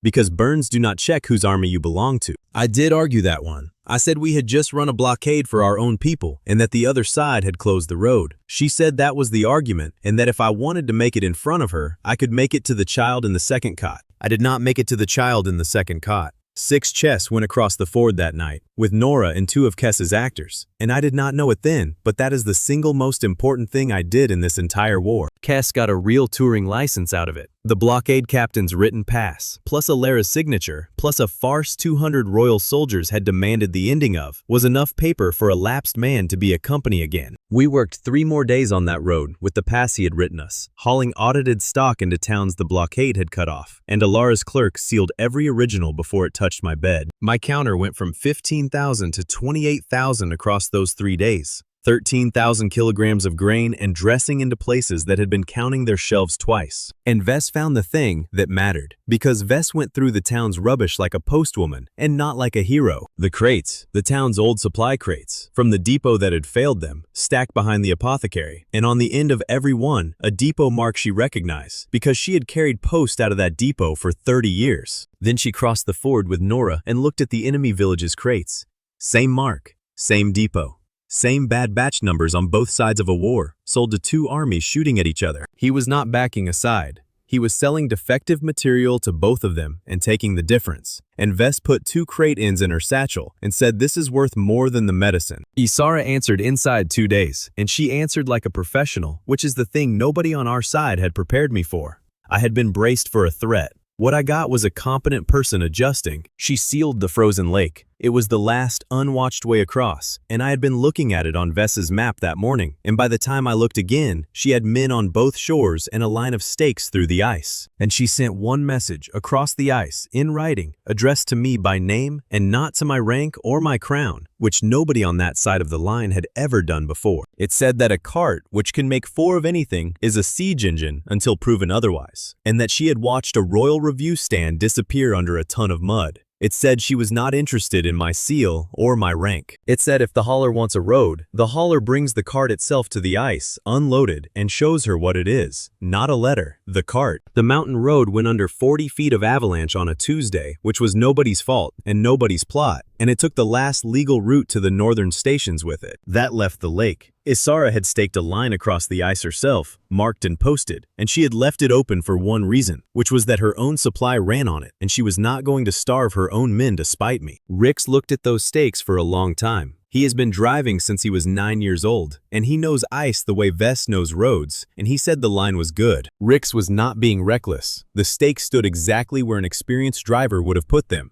which is precisely why the trap worked and why nobody questioned the line. I inspected every batch and crate with the wheel still. Grain, dressings, lamp oil, boots. Everything matched its label. Every package carried Orla's seal, and I felt like a professional. Then Rix asked me what the ice was doing, and I had to stand there on my own tailgate and tell him the truth, which was that I had no idea at all and no way of getting one. My machine reads only what is in its bed. It can find a cracked flask 9 inches inside a crate and cannot tell me one thing about the lake holding that crate up. I can inspect a barrel. I cannot inspect the water under the barrel. And after a year of that machine making me feel clever, standing on a frozen lake was the first time it ever felt small. Nora saw it first, and she saw it because she is a courier, and couriers read marks for a living. She came back down the line and said the stakes disagreed with the lake. There were older marks out there, not stakes, the 2 thing. The way locals mark a lake, cut brush frozen into the surface from 3 winters of use, and the brush line and the stake line were not the same line. They ran together for half a mile, and then they came apart, gently, over about 200 yards. in a way you would never notice unless you were the kind of person who notices. I asked Rix. He said stakes get moved, ice moves under them, and the brush was 3 years old, and this was one winner. He was arguing with the evidence, and he was doing it politely, and he had 40 years of being right behind him. We went on the stakes. We went on the stakes because the brush line was longer, and the medicine had a deadline, and there was a lead wagon already out there with 4 tons of grain on it. It went through at the divergence, exactly at it.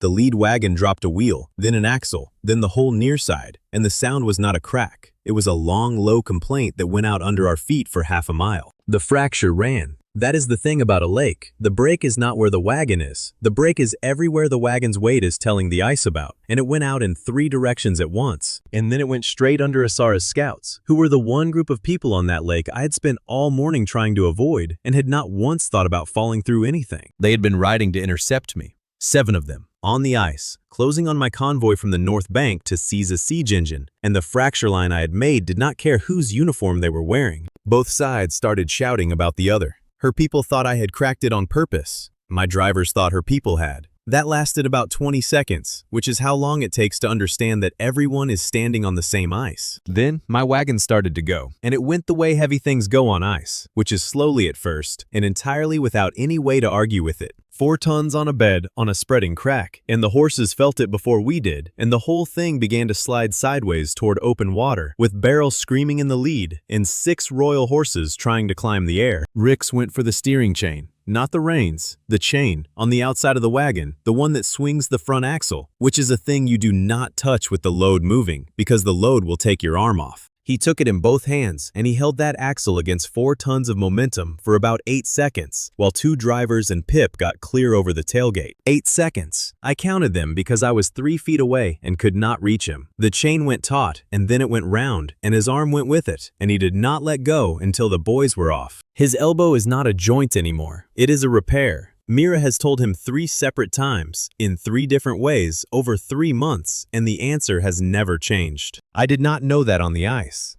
On the ice, I knew he was down and white and not making any noise, which from Rix is the worst sign there is. The wagon stopped sliding because he stopped it, and it sat there on ice that was talking. With 4 tons in the bed and 18 people on the fracture field around it, 7 of them wearing the wrong coat. I did the arithmetic standing there with my hand on a rail that was tilting, and there was one answer in it and no other, and I hated every part of that answer. The weight had to go, not some of it, all of it, immediately, into the lake, because a 4-ton wagon sitting on a live crack is the thing making the crack bigger, and every second it sat there, the field got worse for everybody on it. That was grain, dressings, boots, and lamp oil. Crown property under royal requisition, worth more than my whole first year. The entire reason we were on that lake in the first place. Finn, one of Rix's drivers, argued with me. He said we could lighten by half and pull it off the crack. He said the word requisition out loud on breaking ice. I have never once held it against him. He was a man with a family thinking about a royal ledger and a penalty clause. And he was not wrong about what dumping that load would cost. Then, he did it anyway. All of them did. Crown drivers threw 4 tons of royal stock into a lake with their own hands because I told them to, and the last barrel went under while Isara's scouts watched us do it. It did not feel noble, whatever anybody says now. It felt like being robbed by myself. Every splash was a thing somebody in a station up north was going to need and not have. Then I spent a charge. 1. It was the only one I spent that entire day, on a lake, with 5 sitting in the counter and 18 people in the water. Orla verified the rescue batch on the ice with numb hands. 500 kilograms of inflated skins, coiled rope, and heated wool wraps, all opened and checked before her seal entered the bed. 1 revolution, 2,000 kilograms of it standing on my empty bed, well inside 4,000, and that was every rope and every skin and every wrap either army had within 9 miles. Nora ran the rope teams, and she ran them mixed, which is the part nobody had authorized and nobody had time to object to.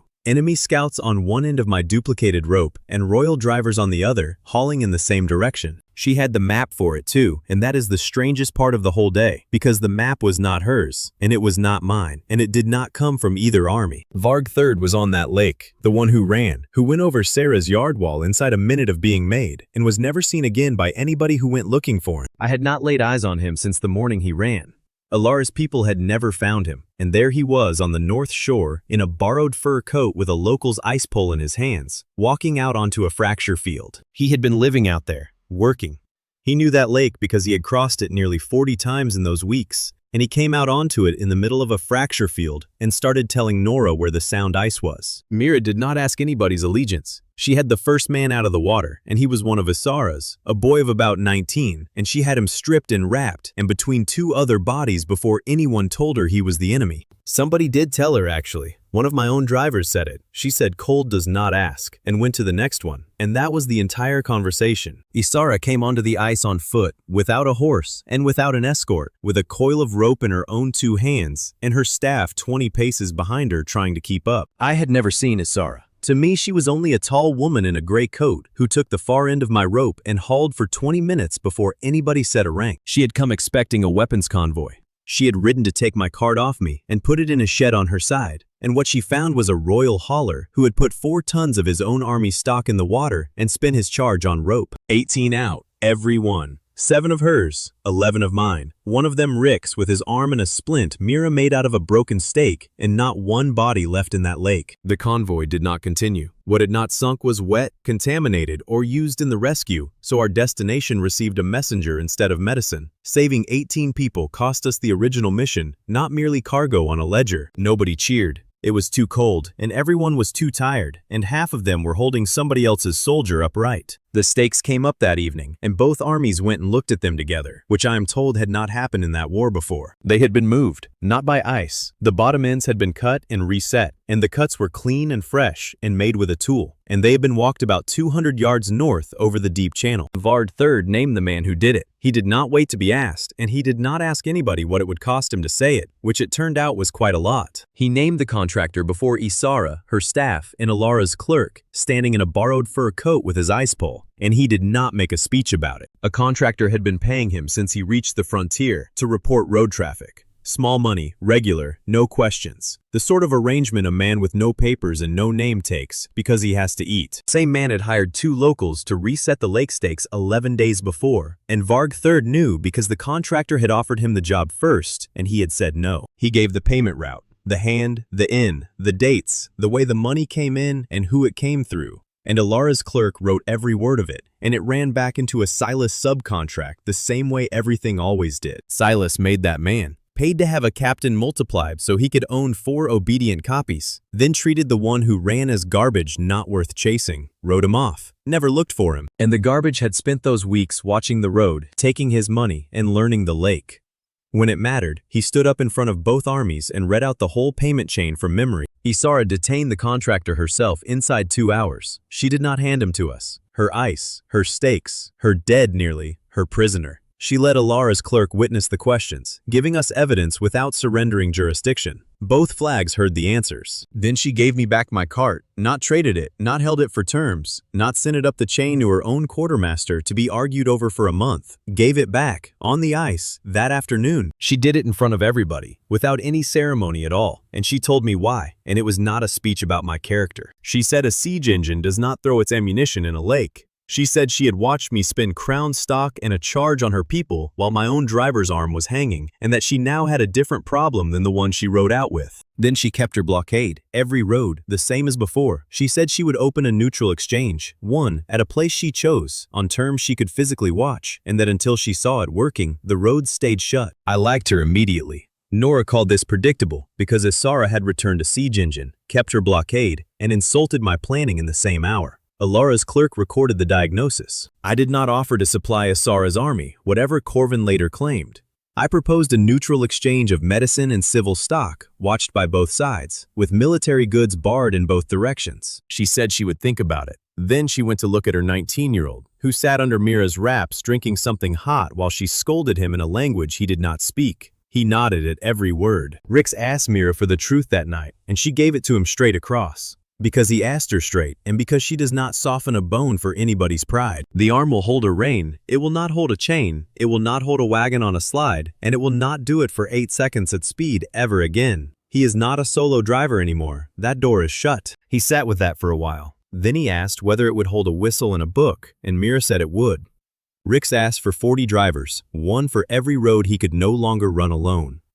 His next job would keep all 40 moving safely through winter. That is how the convoy school started, not from a plan of mine or anything the crown funded, but from a man on a cot deciding what he still had left to give. His injury ended solo driving and gave 40 new drivers a teacher. 5 days of audited frontline work followed. We moved grain to stations, timber to shelters, dressings to both field lines, and boots that were finally what the manifest promised. My counter went from 28,000 to 49,600 over those 5 days, and I did not notice it climbing until it had nearly finished. 400 kilograms short, that is what I noticed on the 5th night, sitting on a tailgate with cold hands. 400 out of 50,000, and I did not know what was behind that door, and I wanted it badly. Corvin's answer to the lake reached us that same evening, and he did not wait for the neutral exchange to fail first.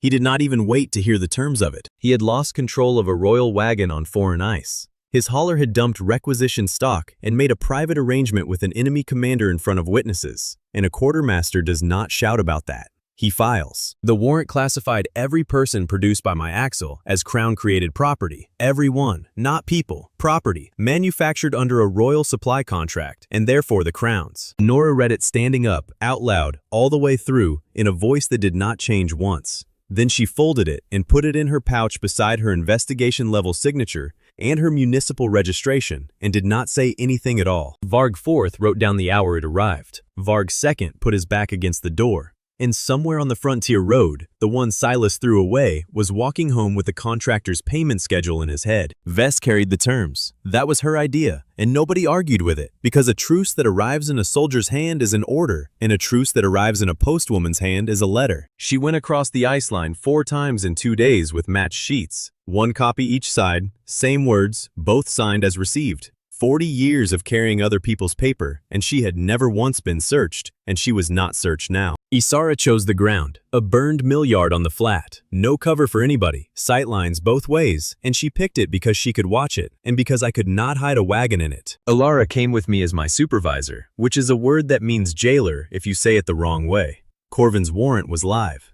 Every person my axle ever made was Crown property on paper, and Alara's job was to make sure I did not do anything that made that paper true. She was straight about it. She said she was not there to protect me. She was there because a supervised man is harder to seize than an unsupervised one, and she would rather hold the leash than let Corvin's provost hold it. 400 kilograms. That is what I had left of 50,000, and I had 5 charges and a truce to hold together, and no idea what was behind that door. Lisa found the sack before we ever got to the yard, and she found it in a ledger, sitting at a table, 3 hours before anybody's hand went anywhere near a hilt. She was doing what she always does, reading a manifest bottom up against the yard's own weighbridge, and she said 1 ration sack had changed weight after it left the royal store. Not much. About the weight of a wet coat. A sack does not gain weight in a locked wagon. It gains weight when somebody opens it and puts something in it, and the seal on that sack was perfect, which she said was the part that worried her. Corvin's transport foreman picked 1 man to unload the suspect's sack alone, away from the line, and the man he chose was Varg I.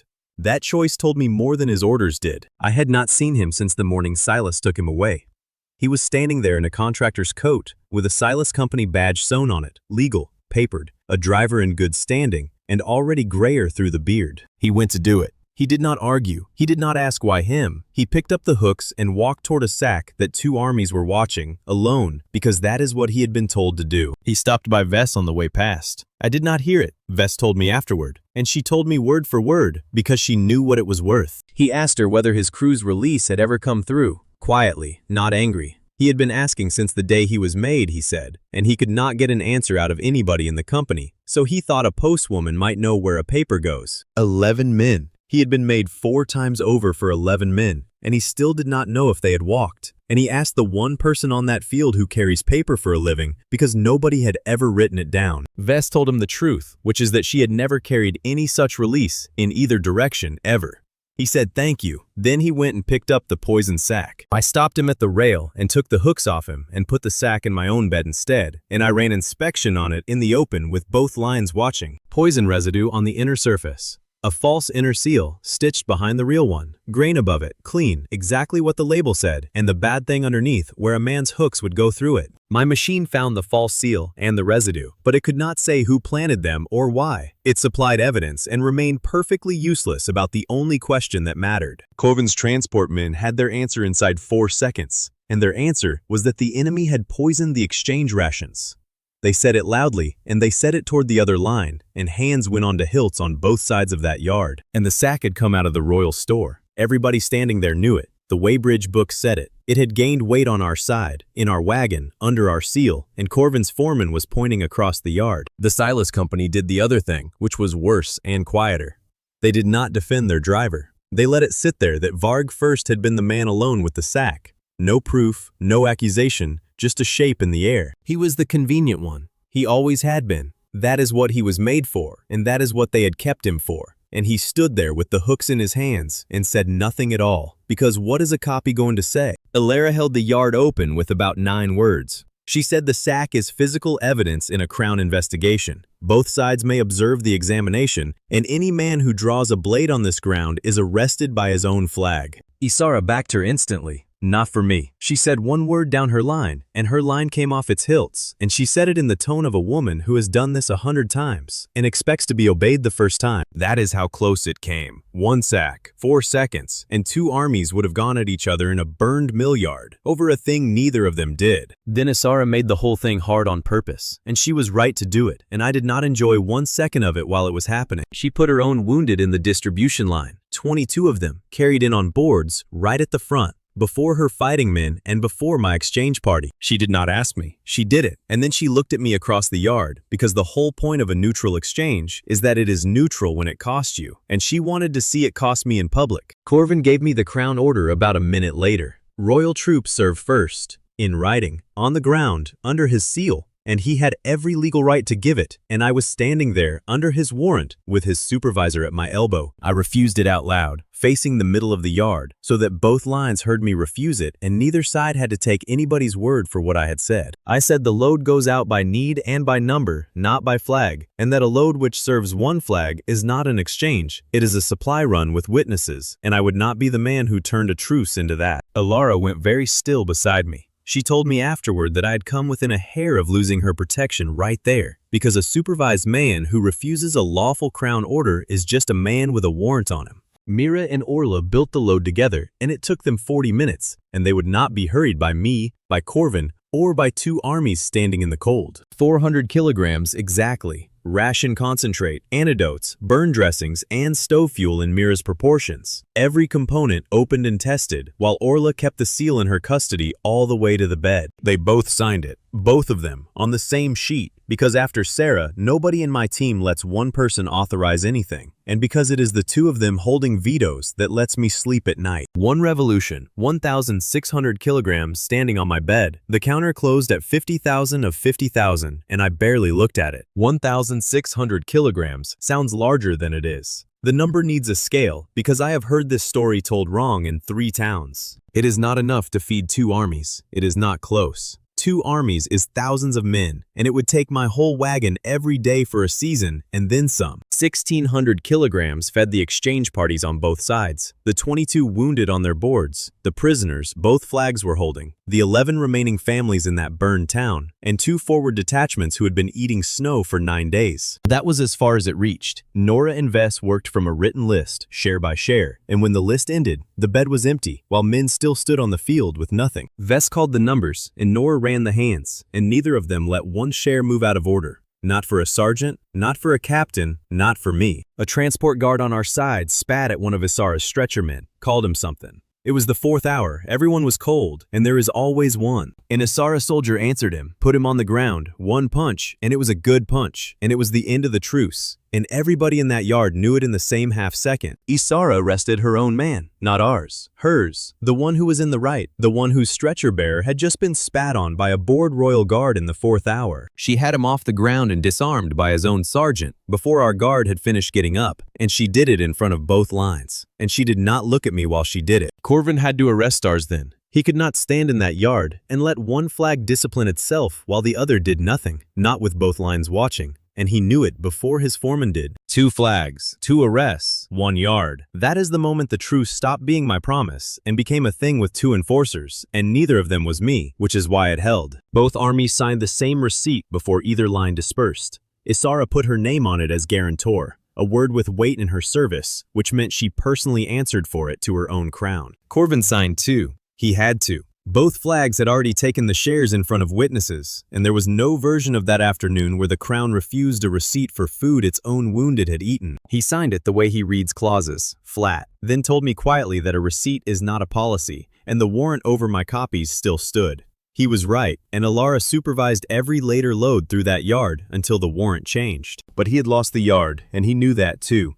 He had ordered Crown troops served first, and watched his own wounded take a numbered share out of the same bed as Isara's. And no clause he owned could reach that. That is the thing about a receipt. It is not an argument. It is a piece of paper with both flags on it saying this happened, and it happened in front of 400 people, and no amount of ownership fixes it afterward. Vess finished the last piece before dark, and it was the piece that made the difference between a signed sheet and a working agreement. And nobody but her could have done it. A truce on paper says both sides will exchange at the mill. It does not say which crossing at which hour, or which lamp signal means come ahead, or who answers when a rider arrives at the wrong gate at midnight with the wrong password. She went down her route book and put a code on every one of those, both sides, and she made Isara's signals officer sit with her and agree each one out loud, because a code one side invented is not a code. That book was 40 years old. Every road in the north was in it, in her hand, with the bad camber and the narrow cut, and the mill that burned in a year nobody else remembered, and she read it out, and Nora wrote a clean copy. She was tired that night. She let me carry her bag to the tent, which she had never once let me do, and she told me the copy was better than the original because Nora's hand was clearer. Then she went to sleep. We emptied the bed.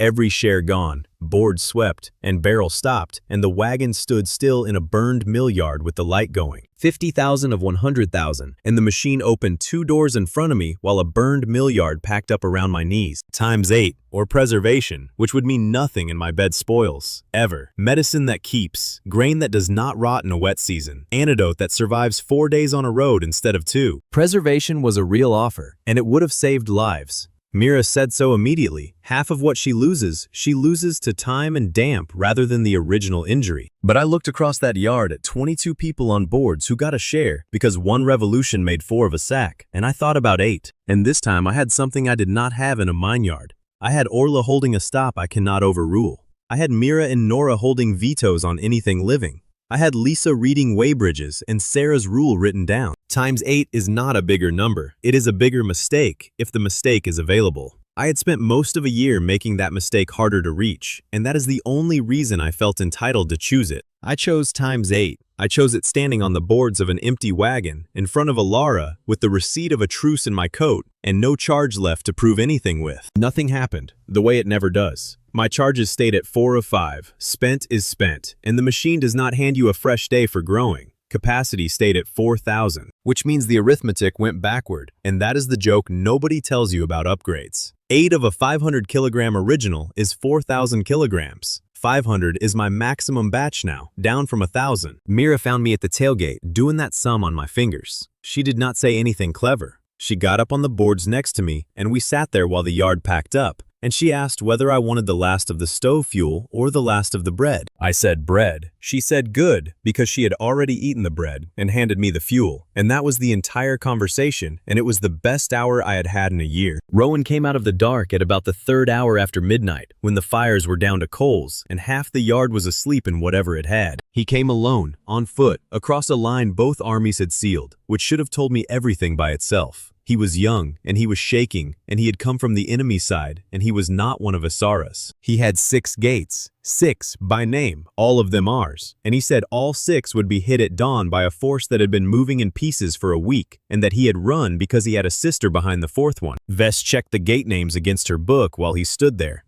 All 6 real, all 6 on one line. All 6 reachable in a night by a rider who knew the roads. Nora put the courier answer on the table first, because that is her trade, and she did not wait to be asked. 6 riders, 6 gates, from Vess's own book, using the codes Vess had just fixed with Isara's own signals officer. 4 hours, she said, maybe 5 to the far too. Riders who know the roads, carrying a warning that arrives in a hand people already trust, and no living activation anywhere in it. Then Rowan looked at my wagon and told me his plan, and he had clearly worked it out on the way, and it was the fastest thing anybody said to me all year. 6 gates, 1 night, 1 messenger. Or, you put me in the bed, he said, and turn the wheel once, and there are 8 of me, and every gate has a man who saw it with his own eyes, and can say so before the sun comes up. Rowan laid it out on a coal-lit table in a burned mill yard, and everything he said checked out.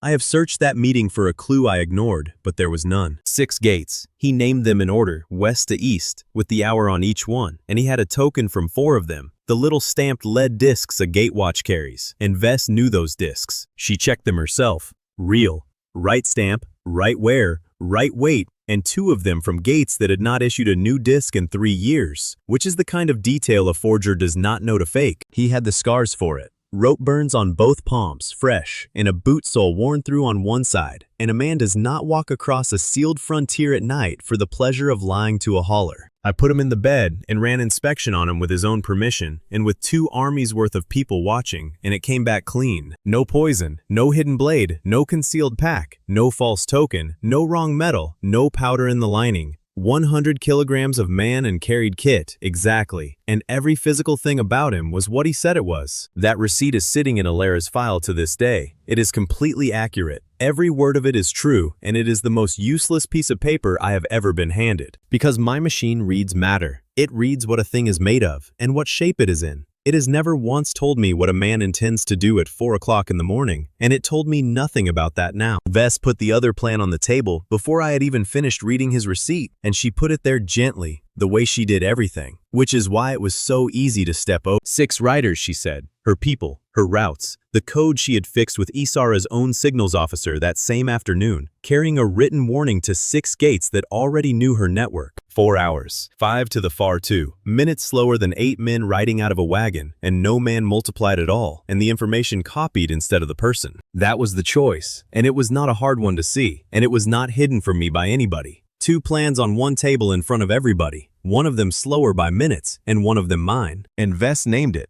She looked at me across the coals and said, "This is the same shortcut you have always taken, and this time it is wearing a clean inspection receipt." I have heard that sentence every single day since.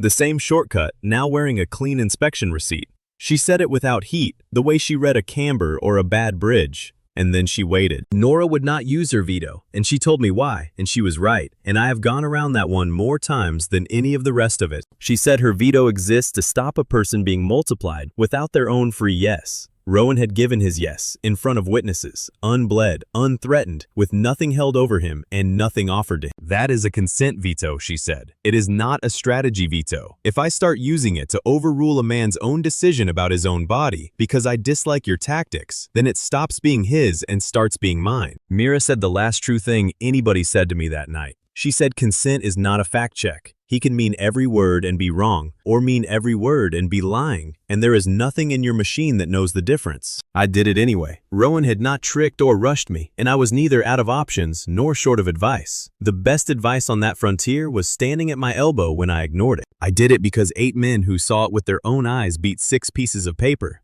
A written warning gets argued with at a gate by a tired sergeant. A witness does not. And because it was 4 in the morning and I had a brand new upgrade I had chosen that same evening, and there was a chance to be spectacular in front of people. Everybody watching wanted it too. That is the part I would like to hide and will not. The guards wanted to see it. The couriers wanted to see it. There was a crowd around my wagon at 4 in the morning, and every one of them wanted the wheel to turn. Rowan climbed in himself. He said yes to Nora, out loud, and Vargforth wrote it down with the hour on it. And Alara witnessed it, and the procedure was perfect. Every rule I own was followed that night. Every single one. Consent given, vetoes held, inspection run, mark clean, hour recorded, witnesses present. That is what makes it mine, and not a failure of the rules. And I need that distinction to survive. Because those rules cost Sarah her life to write, and I will not have them blamed for this. They were built to stop a man being copied against his will, and to stop a rotten crate going in my bed. They did both, perfectly, on the night, and then I drove the whole thing off a cliff with my own 2 hands. One revolution. Beryl walked it, because Beryl walks everything, and he did not know, and neither did I, and that is the last time I ever let that animal near a living load. 8 men stood up in my bed at 4:15. 100 kilograms in, 800 out, well inside 4,000. And my counter went from 50,000 to 50,100, and my charges went from 4 of 5 to 3 of 5. 8. The same face, the same rope burns on the same palms, the same worn boot, the same 6 gates and 8 heads, and the same thing behind all 16 eyes that my machine had told me was not there, because it is not a thing you can weigh. They took the assignments Nora wrote out, and she wrote them out by hand, numbered, because she has never once let a copy walk off a page. Rowan first, through Rowan 6, took the 6 gates, 1 each, west to east.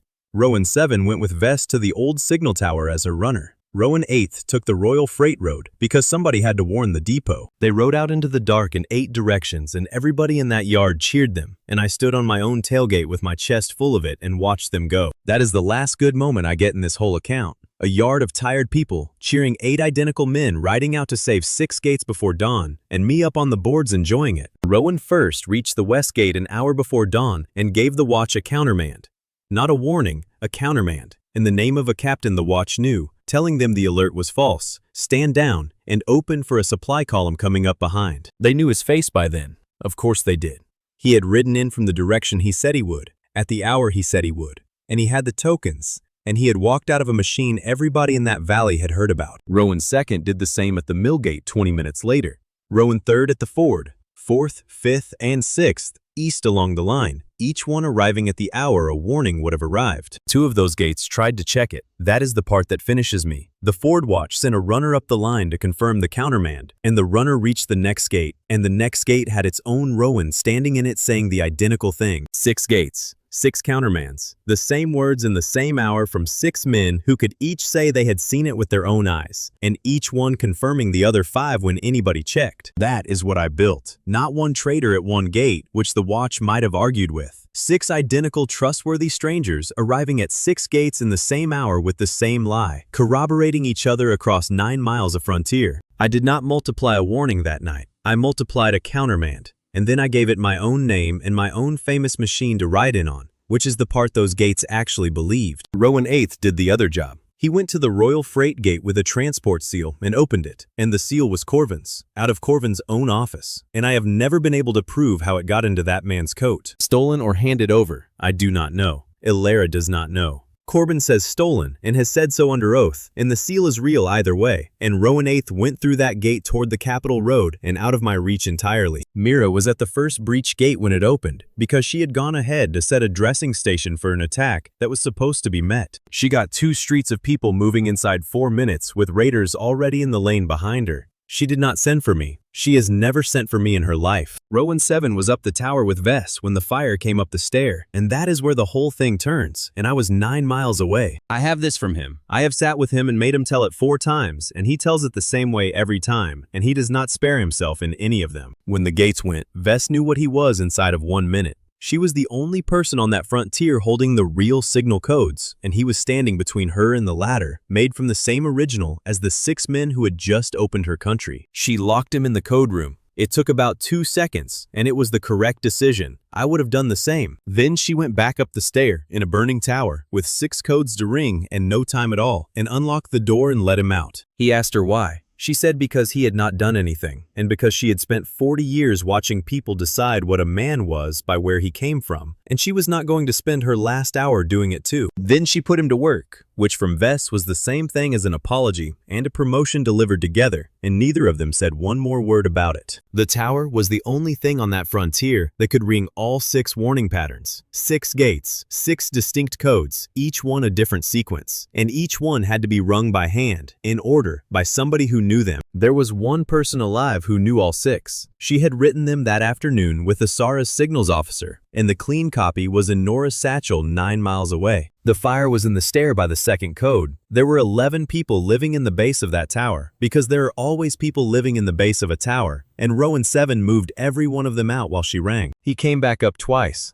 The first time she sent him down with an old man over his shoulder. The second time, he came up to bring her down, and she would not come, and he says she did not even turn around. She had 4 codes left. That is what she said to him, and it was not brave, and it was not a speech. It was a postwoman telling a runner how much of the delivery was still outstanding. She rang all 6, every pattern, complete, in the right order, in a tower that was burning underneath her, and the last 2 she rang with the floor going and one hand, because the other arm was not working by then. Rowan 7 heard the 6th one from the street with an old man still on his shoulder. He says it was clean, not hurried, not ragged, 6 of 6, the way it is written in the book, rung properly by somebody who had rung it 1,000 times. Both garrisons heard it, ours and Isara's, because the codes she had fixed that afternoon were agreed by both signals officers, and that is the only reason the other side did not come through the hole behind the raiders. The inner streets closed in sequence, gate by gate, the way her book said they would. The raiders got the outer lanes and did not get one single street inside them. 400 people, give or take. That is what the 6th warning bought, and she was still ringing it when the top of that tower came down. The fall killed her. She was gone before Rowan 7 got back into the rubble, and he got there in under a minute, and he has told me that 4 times, and it has never once helped him. At first light, Mira was already beside the rubble after examining it herself. She met me halfway across the yard, and her face gave me the answer before she spoke. I did not go for the cart. That is not to my credit either, because the only reason I did not is that I had already learned it in a burning auction hall with Sarah under a beam. Mira said it anyway. She said it flat, standing in the ash, because she is a physician and she does not let a thing go unsaid because it is obvious.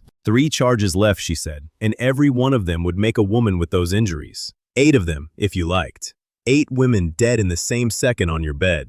The machine does not know she is worth saving, it only knows what she is made of. The warning codes had saved the inner streets, but the tower yard stayed silent while people dug. Even the guards who had cheered the wheel at 4 that morning worked without speaking. Rowan 7 stayed. That is the thing I have never been able to fit in my head properly, and I have had a long time and a lot of quiet in which to try. Same original, same hour, same memory, same rope burns, same everything. As the 6 men who opened those gates, and he stood in the rubble of that tower at dawn and helped dig. And then he went and stood with the defenders, and he is standing with them still. Because Vest let him out of a room. That is the entire difference between him and Rowan first. One woman with an hour left decided not to treat him as a thing he had not done yet. Corvin arrested me at 7 in the morning, in the ash, about 40 paces from the stones they had not finished moving yet, and he did it correctly and quietly. He was not gloating, and he was not even angry. He had 6 breached gates, a royal freight gate opened with his own seal, and a hauler who had manufactured 8 men against advice in front of 40 witnesses. And there was no other move on the board for him. He arrested Nora with me, under the warrant as Crown-created property implicated in the creation of the attack, which is 2 categories at once, and both of them were wrong. Alara did not stop it. She could not, and she did not insult me by pretending otherwise.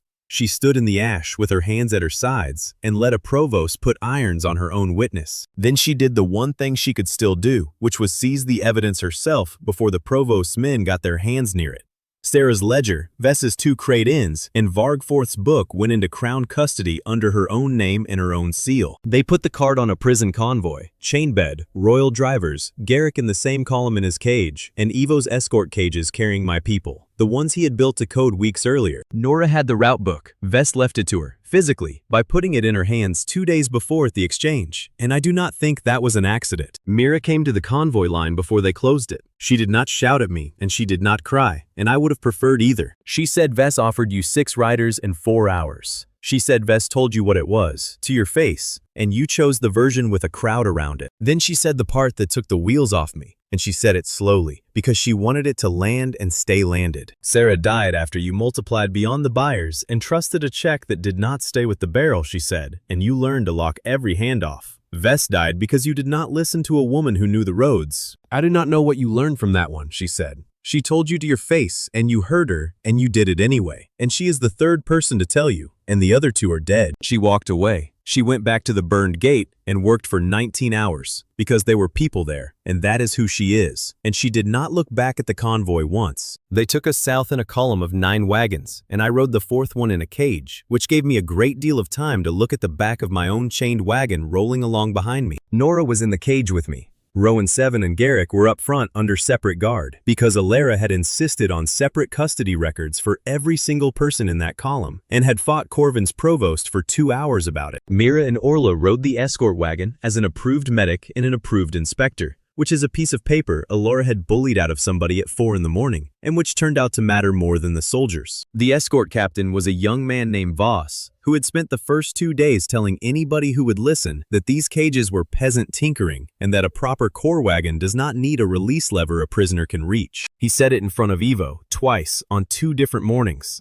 Evo did not argue with him either time, which from Evo is a form of violence. And he went back to checking his own pins. He had built exactly what the transport code says to build. The code says any cage carrying people gets a lawful emergency release, place where a person inside can reach it, and Evo builds to code even when the code is inconvenient and nobody is watching. They hit us in a ravine, which is where you hit a column that cannot turn around, and the first thing they did was cut the lead traces on the wagon in front of mine. It went over. It took the traces of the second with it, and the whole front of that column started sliding sideways toward a drop with 6 men in a cage on the wrong side of it. I got my arm through the bars and found Evo's release. It was where he had told me it would be weeks earlier, in a tone of voice I had ignored while I nodded and thought about something else. I told him to brace. Not to grab the cart, not to reach for anything. Brace, because a cage that drops free will roll, and a man holding onto a fixed thing while a cage rolls loses the arm. The pins went. The whole cage came off the bed and hit the road and rolled twice and stopped, and the wagon it had been sitting on went over the edge and took 200 feet of ravine with it. 6 occupants, all 6 alive. Voss came out through the mechanism he had called peasant tinkering, on his hands and knees, bleeding from the scalp, and he came out because a fraud with something to prove had read a clause nobody reads. Alara made him thank Evo. Right there, in the road, with mercenaries on the ridge, she stopped him and made him say it out loud before she let him go back to commanding his own escort.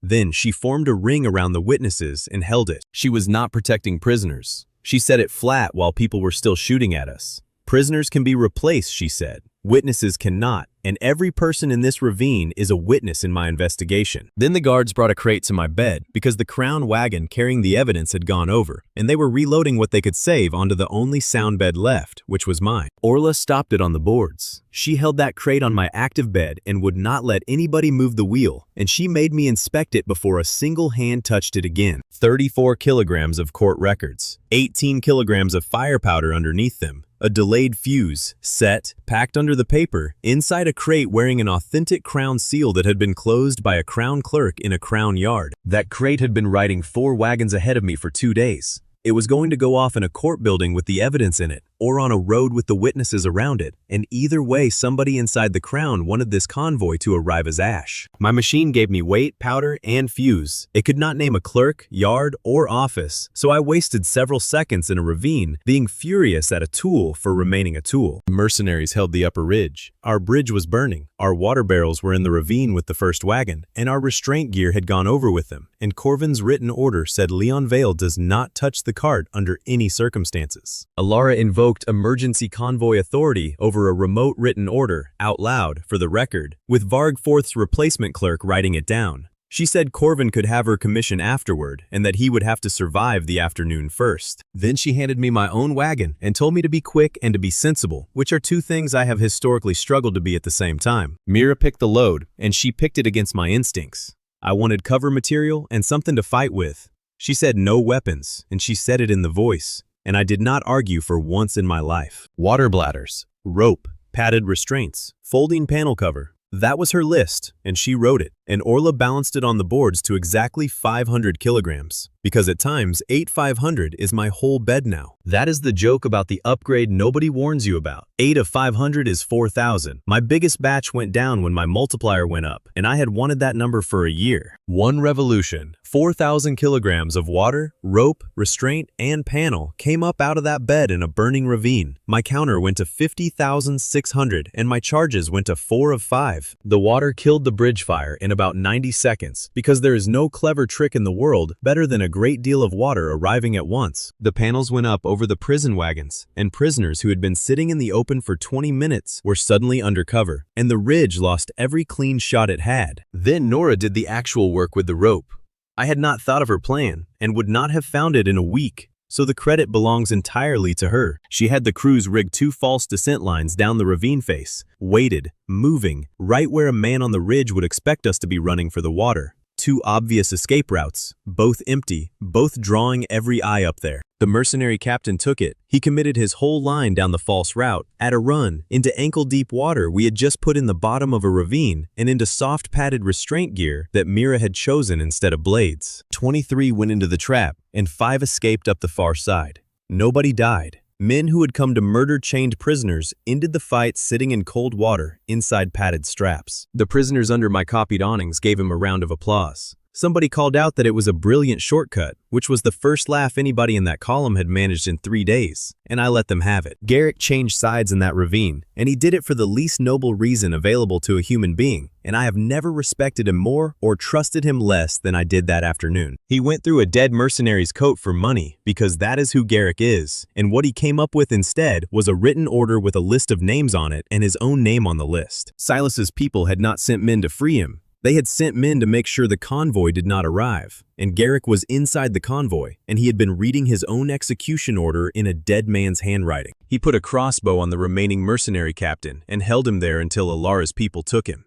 He did not do it for me. He did it because a man who has just read his own name on a kill list has run out of employers. I did not trust him, and neither did Alara. She took his statement anyway, because a witness does not have to be a good man. He only has to have been in the room. Nora found the reward house that night, sitting in a wrecked convoy with a lamp, and she found it with a dead woman's book open on her knees. Vess wrote in margins, 40 years of it. Not routes, the other things. The ones you learned by carrying posts to bad places. And one of them was a little squared symbol she had drawn beside 3 towns. Nora knew it because Vess had shown her once. It was the mark of a reward house. A place where people who do not want to be seen paying get to pay. And Velda had used the same one for 20 years. The same symbol was on 6 separate messages Alara's people had pulled off the road that week. 6. All going to the same ruined toll yard, all promising the same money, all sent to men with the same face. And that is where Velda lost the whole thing, and she lost it for the same reason she had won everything else in her life, which is that she is a market predator and she thinks like one. She offered one reward, one payment, one bounty to a man who was now 6 men, and she never adjusted the offer because in her head it was still one contract with one signature on it and one man to pay. Nora saw it immediately. She said they will all come, and they will all come to the same place because they all remember signing the same deal, and every single one of them believes he is the one who earned it. Rowan 7 walked in the front door of that yard visibly bound, with a rope on his wrists, and he volunteered for it before anybody had worked out how to ask him. He said his brothers would smell a trap on anybody else and would not smell it on him because they all knew what he knew, and they would assume he had come for the same money. He was right, and he was right for a reason that should have been obvious to me a week earlier. Standing in Sarah's yard watching 4 Vargs walk 4 directions. Identical starting memory does not make men loyal to each other. It makes them rivals with the same information, wanting the same thing, and knowing how the other 5 will try to get it. That is what I had never understood about my own machine, and Nora had understood it from the first hour of her life. Because she was the one it happened to. Rowans 1 through 6 were already arguing when the nets came down, and they had been arguing for a quarter of an hour before we got there. 6 men, 1 purse, every one of them making the identical argument in the identical voice about who had done the real work, at which gate, under the worst conditions, and therefore who was owed the money. The west gate was the hard one, said the one who took the west gate. The ford took 2 hours longer, said the one who took the ford. None of them could win it because every argument any of them made was an argument all 6 could make. I stood in the door of that toll house and listened to a man negotiate against himself 6 ways, and I have never been so glad that a thing I built could not think. Velda had the contract case open on a table checking serial marks because she does not pay anybody without verifying the goods, and that habit is the only reason we got the case and not a fire. Hobbs nets did the rest, 8 of them, ordinary weighted capture nets off courier lines, rigged over 3 exits in a roof lane by a laundry merchant, and 4 local couriers in 90 minutes. 6 Rowans, 1 Velda, and 1 contract case, in 8 separate nets, hanging off the beams of a ruined toll house, and not one blade drawn in that yard by anybody. She was still shouting about professionals when they cut her down. 6 loyal professionals, she called them, right up until all 6 of them started demanding the same purse in front of Alara's clerk and reading her own ledger out loud to prove their claim. They convicted her with her own incentive. She built the trap herself over 20 years by never once paying more than she had to. Rowan 7 gave a statement that could be tested. Route by route, hour by hour, every place he had been since the split, checkable against 11 people who had never met him. Alara logged him separately from the other 6 and put it in writing that his conduct after the split is his own and is not evidence against him or for him.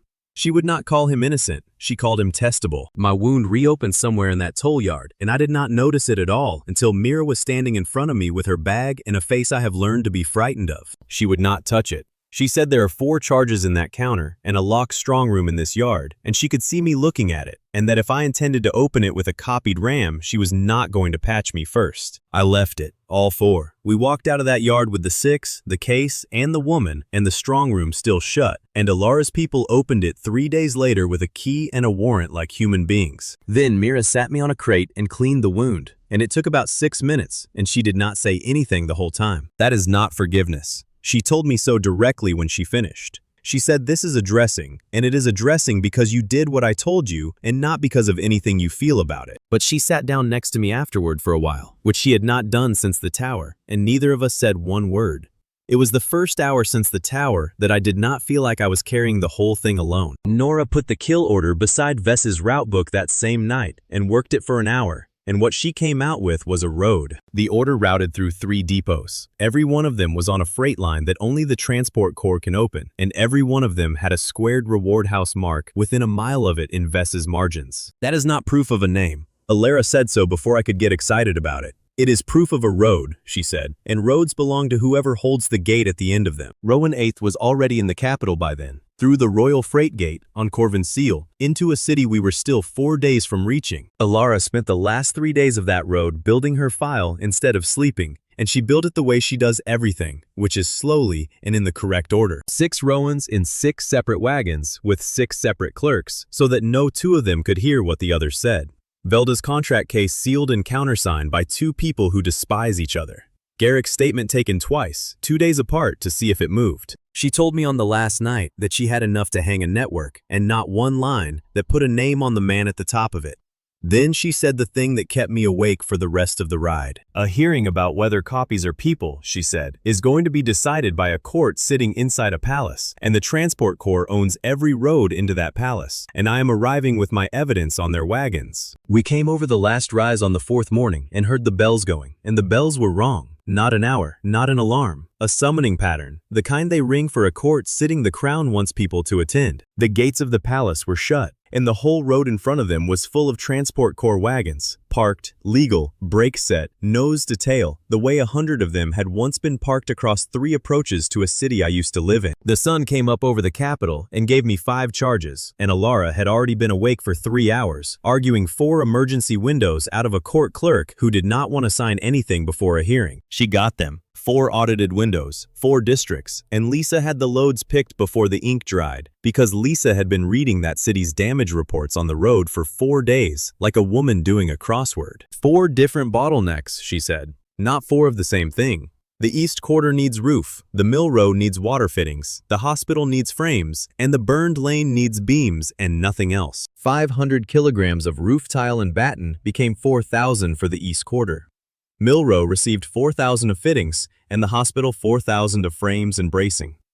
By design, none shared a road or unloading yard. The 4th one was 499, and it was 499 because Orla weighed it 3 times and took 1 beam off the bed and told me the limit is the limit and she does not round up for a court date. The East Quarter foreman cried when the tile came off the bed, which I was not ready for. He had been running that district on tarpaulin for 5 weeks, and he had 600 people under wet canvas. The Mill Row got its water back in an afternoon. The hospital got frames that let them open a 2nd floor they had been keeping shut. The burned lane got beams, and nothing else, because Lisa does not put medicine frames where a roof needs to go. Nearly 16,000 kilograms of material into 4 districts in 1 morning. 4 foremen signed 4 separate receipts in 4 different hands, and Alara had every one of them witnessed and filed before noon. My counter went to 52,599. My charges went to 1 of 5, and I walked into that hearing with a single charge in the counter and no idea what I was walking into. Corvin had built the room properly. He always does. And he had seated Silas at the Crown's own table, beside the royal contract case, as the contract holder witness. That was the first time I had ever been in a room with the man. He was about 60 and perfectly pleasant, and he nodded at me like we had met at a fair, and I had been fighting him since before I could afford shoes. There was one line in the day's orders about a Meridian freight detachment. Corvin's own corps, already dispatched, already outside the palace cordon, noted and initialed and unremarkable. Nobody in that room remarked on it. I read the line twice, because it was the only order I did not understand, then turned the page and left Corvin's freight detachment outside the cordon. The question in front of that court was whether people made by my axle are people or inventory, and it was being asked in a building with a gilded ceiling by men who had never lifted a crate. Corvin's argument was tidy, and it was not stupid. The output of a requisitioned asset under a royal supply contract belongs to the crown at the moment it manifests. That clause had covered every royal load since the city, and nobody had blinked. He simply declined to make an exception for the ones that talk. That was the whole of his case. He did not need cruelty for it.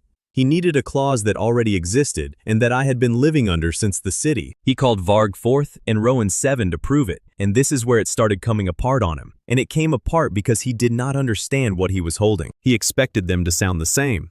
2 copies, same origin, same starting state, and the Crown's whole theory was that a copy repeats. I made the mistake of trying to help. I leaned over and suggested Varg Fourth say the thing about the yard, the safety work, the way he had worded it before, because it had sounded good, and I wanted him to sound good. He would not take it. He said, out loud, in court, that he would give his own account in his own words, and that a man reciting a hauler's phrasing is what these people are accusing him of being. Then he described weeks of work I had barely noticed. Hours, names, orders. The crate that came in wrong at the yard. The day he made Voss's escort log its own loading times. He had been writing things down since the first minute of his life in a hand he taught himself, and in all those weeks not one person had ever asked him what was in the book. Then Rowan 7 got up and contradicted him, flatly, in front of the Crown, which was the last thing anybody in that hall expected, and the best thing that happened all day. Not on facts, on the question underneath. Varg Fourth had said a copy's duty is to record and not to judge. Rowan 7 said that was a coward's position, and that he had judged at a tower, and that 6 men with his exact memory had judged the other way. They argued in front of the Crown. 2 copies, incompatible, both certain, and Corvin stood up and called it defective manufacture.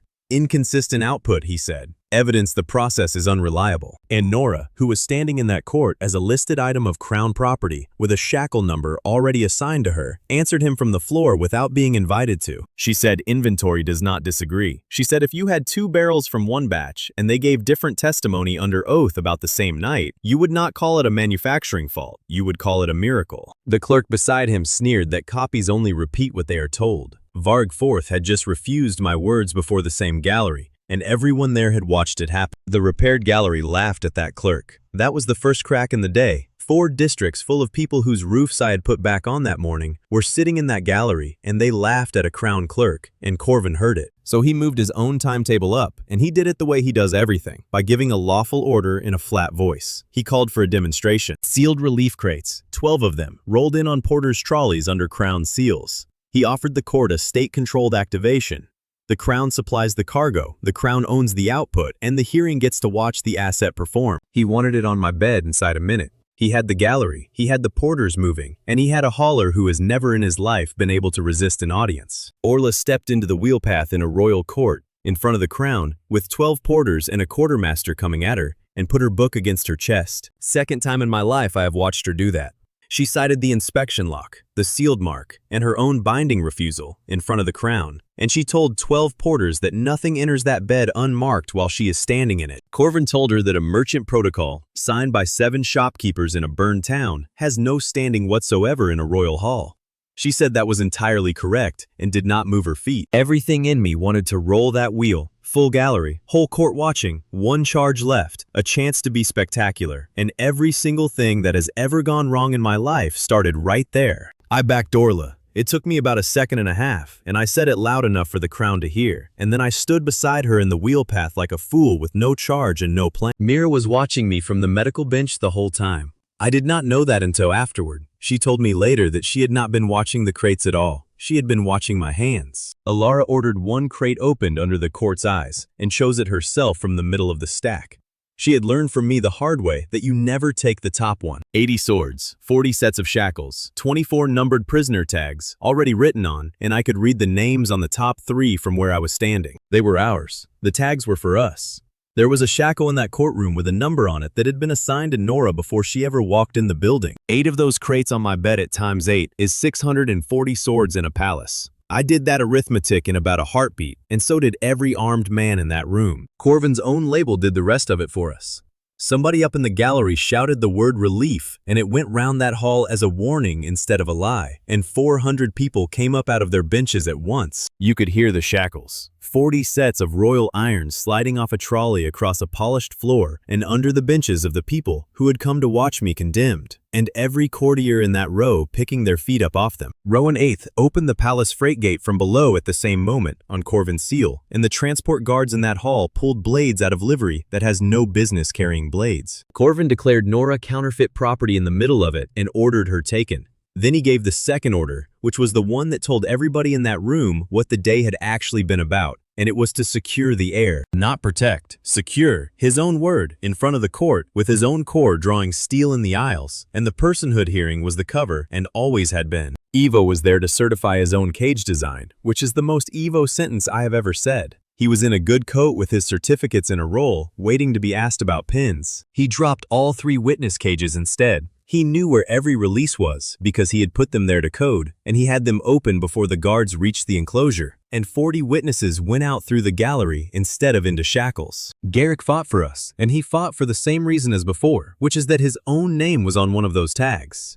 Number 9. He showed it to me afterward, like a man showing a scar. Mira turned the gallery into a corridor. She had 400 civilians moving through a service arch inside 3 minutes. And she did it by standing in the arch and pointing, and every one of them went where she pointed. Nora took the air out through the service route, and she did not find that route in a palace plan or a guard's briefing.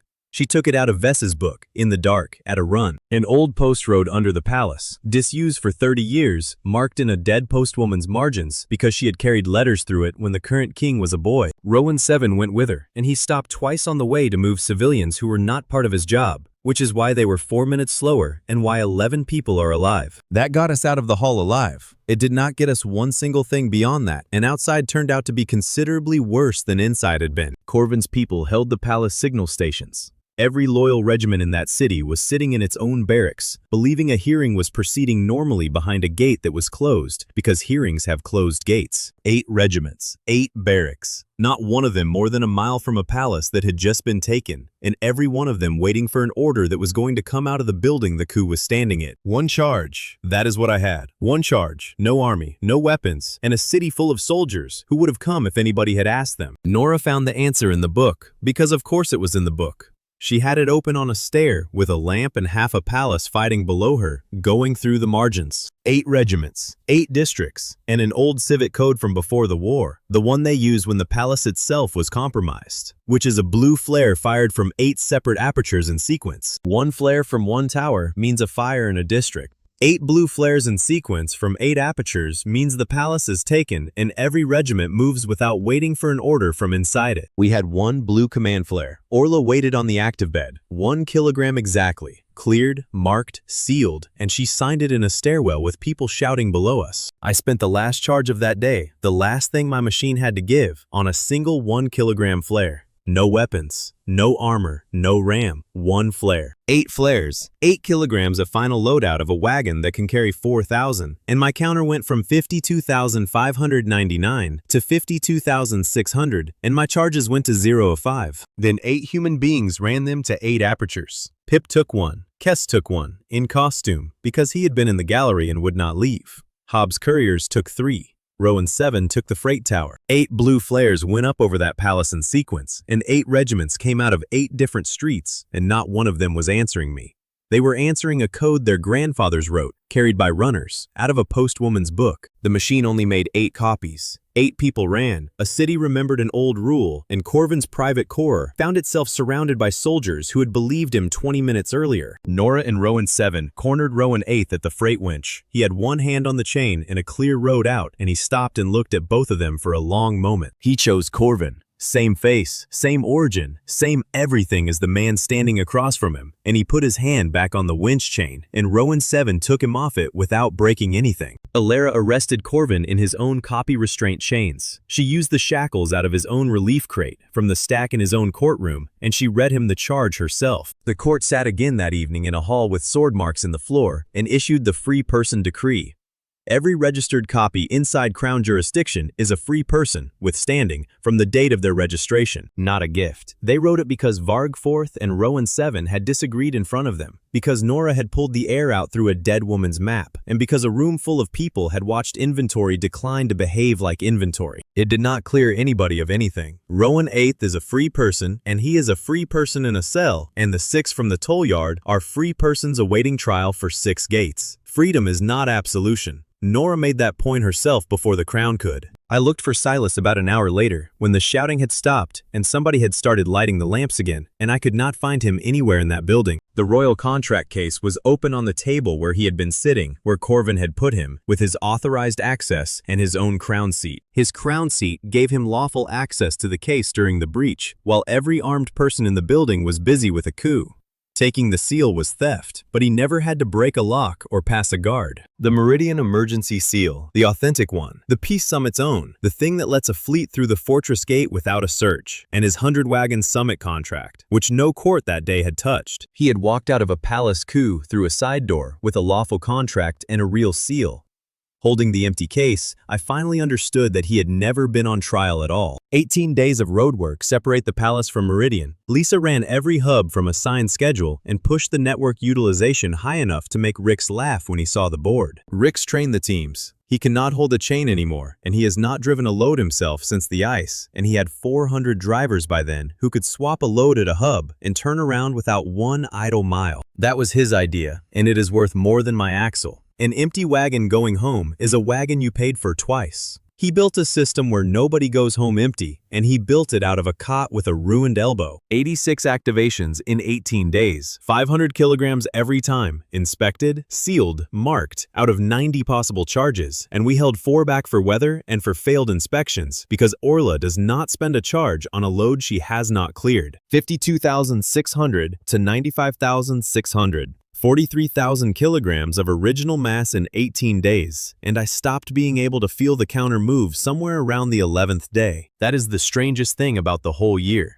The part of this that will end up in a song is a bridge and a river and a woman becoming two. The part that actually did the work was a schedule board in a warehouse with a woman's handwriting all over it. Then we came to Meridian for the summit, and Silas came up the south road behind us with 100 wagons and a contract that was completely, boringly valid. Those 100 wagons were real, and getting that wrong means hating the wrong 100 people. 99 crews had come to do honest work under a valid contract. 99 of them were carrying exactly what the manifest said: summit timber, delegation stores, fodder, roofing lead for a fortress that had been half a ruin for 40 years. Real cargo, delivered on time, under a contract signed a year before any of this. The drivers were real too. Nora's couriers walked that line on the first evening and came back with names, families they knew, a woman who had carried post with Vez, 2 brothers out of the burned lane, whose roof I had put back on 3 weeks earlier. I had imagined a villain's fleet. Silas actually owned a working haulage business with real drivers, real pay, and one weapon hidden among the wagons that kept everyone fed. You cannot accuse 100 families. The moment I stood up and said that fleet is a weapon, I am the man sabotaging the peace summit, and both delegations would have watched me do it. So Lisa did it properly instead, and it took her 2 days and a lamp, in every book she owns, and she did not once say the word bomb while she worked. She had axleware. She had route times against distances. She had storage temperatures out of the yard book and unload orders that should have matched the loading order and did not. She narrowed 100 wagons to 12 anomalies, then stopped me from treating suspicion as proof. These 12 are wrong about something, she said. That does not mean they are bombs. Pip and Grom found the oil. Grom put his nose on a wheel hub and sat down, which is what he does, and Pip called it. And there was lamp oil on a wheel of a wagon whose manifest said grain the whole way down. Silas's yard quartermaster was a large man who had spent the morning telling everybody he could smell contraband at 40 paces.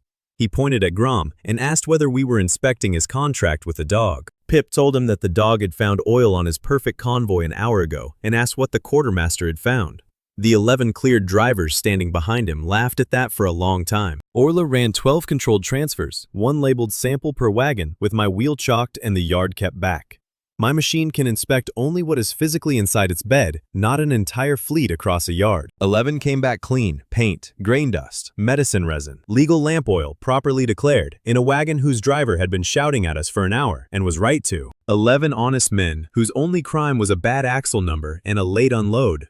Nora wrote every one of their names down as cleared before I said a single word in public, and that mattered more than the bomb did. The 12th wagon gave up a floor sample that did not match its own floor, and Orla knew it before I did, because she had drawn the sample and she knew what she had put in my hand. Diplomatic grain on top, under it, through a false floor, pressure powder, fuse cord, and a drain line built into the frame so the whole thing could be lit from underneath while the wagon sat still and looked like grain. I left the sample stationary on the chalked bed. 1 turn would have made 8 bombs at a peace summit. The thought arrived while my hand was on the rail and lasted about a second. Lisa refused to let the inspection freeze the summit. The first 500 kilograms became 4,000 of medical water, and Mira moved it beyond the possible blast line before the next sample arrived. The second turn produced barrier canvas that separated the 2 nervous escorts without hiding either from view. The third built field kitchens, and the same cleared drivers who had cursed us unloaded both beds. The fourth load became 4,000 kilograms of bridge panels. Meridian's crew asked us to hold it chalked in my bed until the gate lane cleared, so it was still there when I opened the false floor in public. 95,600 to 97,600. One charge left in the day, and Mira and Orla both told me to keep it, and I kept it. Then I did the correct thing, and I did it in the open, in front of both advanced delegations and their escorts. And it was the right call, and I would make it again. I opened the wagon, where both delegations could see the false floor, powder, drain line, and the mark under the frame that matched Vess's cradans from a depot serving both armies. And I showed them what it was for,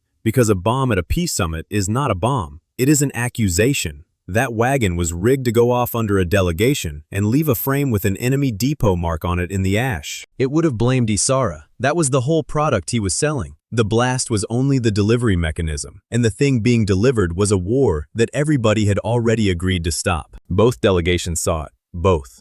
The escorts, the clerks, the two ranking officers, all of them standing in one yard looking at a false floor, and the main army still 4 hours out on 2 roads. The 11 cleared drivers helped us isolate the 12th. Men who had sworn at us since breakfast put their own hands on the traces and walked the suspect wagon to the isolation post. Nora made that happen, and it was not sentiment, it was procedure. She had read every one of their names out as cleared, in public, before I said one word about the 12th, so that not one of those men had to stand there wondering if he was next. 99 crews watched a hauler with a famous machine clear 99 crews by name and then point at one wagon. That is the only reason they helped instead of closing ranks, and it is the only reason we found it at all. Silas applauded. He stood there in front of both delegations and applauded my thoroughness, and said the industry needed men like me, and his jaw was so tight I could see it from 30 feet. I took his applause for surrender. It was cover, and the bomb wagon was only the first layer of his plan, because Meridian has a standing bomb protocol that is 40 years old, written down, and followed by everybody. When an explosive is confirmed on the approach, you clear the approach. The confirmed wagon stays outside and isolated, on its own, away from everything. Everything else comes off the exposed road and goes into the walled outer inspection yard, between the service gate and the inner freight gate, where it can be gone through one wagon at a time behind stone. That is correct procedure. I would write the same rule. The approach is the killing ground, and you do not leave 99 wagons standing on it while you work. So the gate opened, and 99 lawful wagons under a valid contract rolled off the road into the outer yard, as the protocol says, and the protocol needed emergency validation, and Silas had an authentic Meridian emergency seal in his coat. The authentic one. His crown seat had given him lawful access to the royal case during the coup. Stealing the Meridian seal required no broken lock and left no damaged chain. The gate captain checked its serial against Meridian's own book and found a match.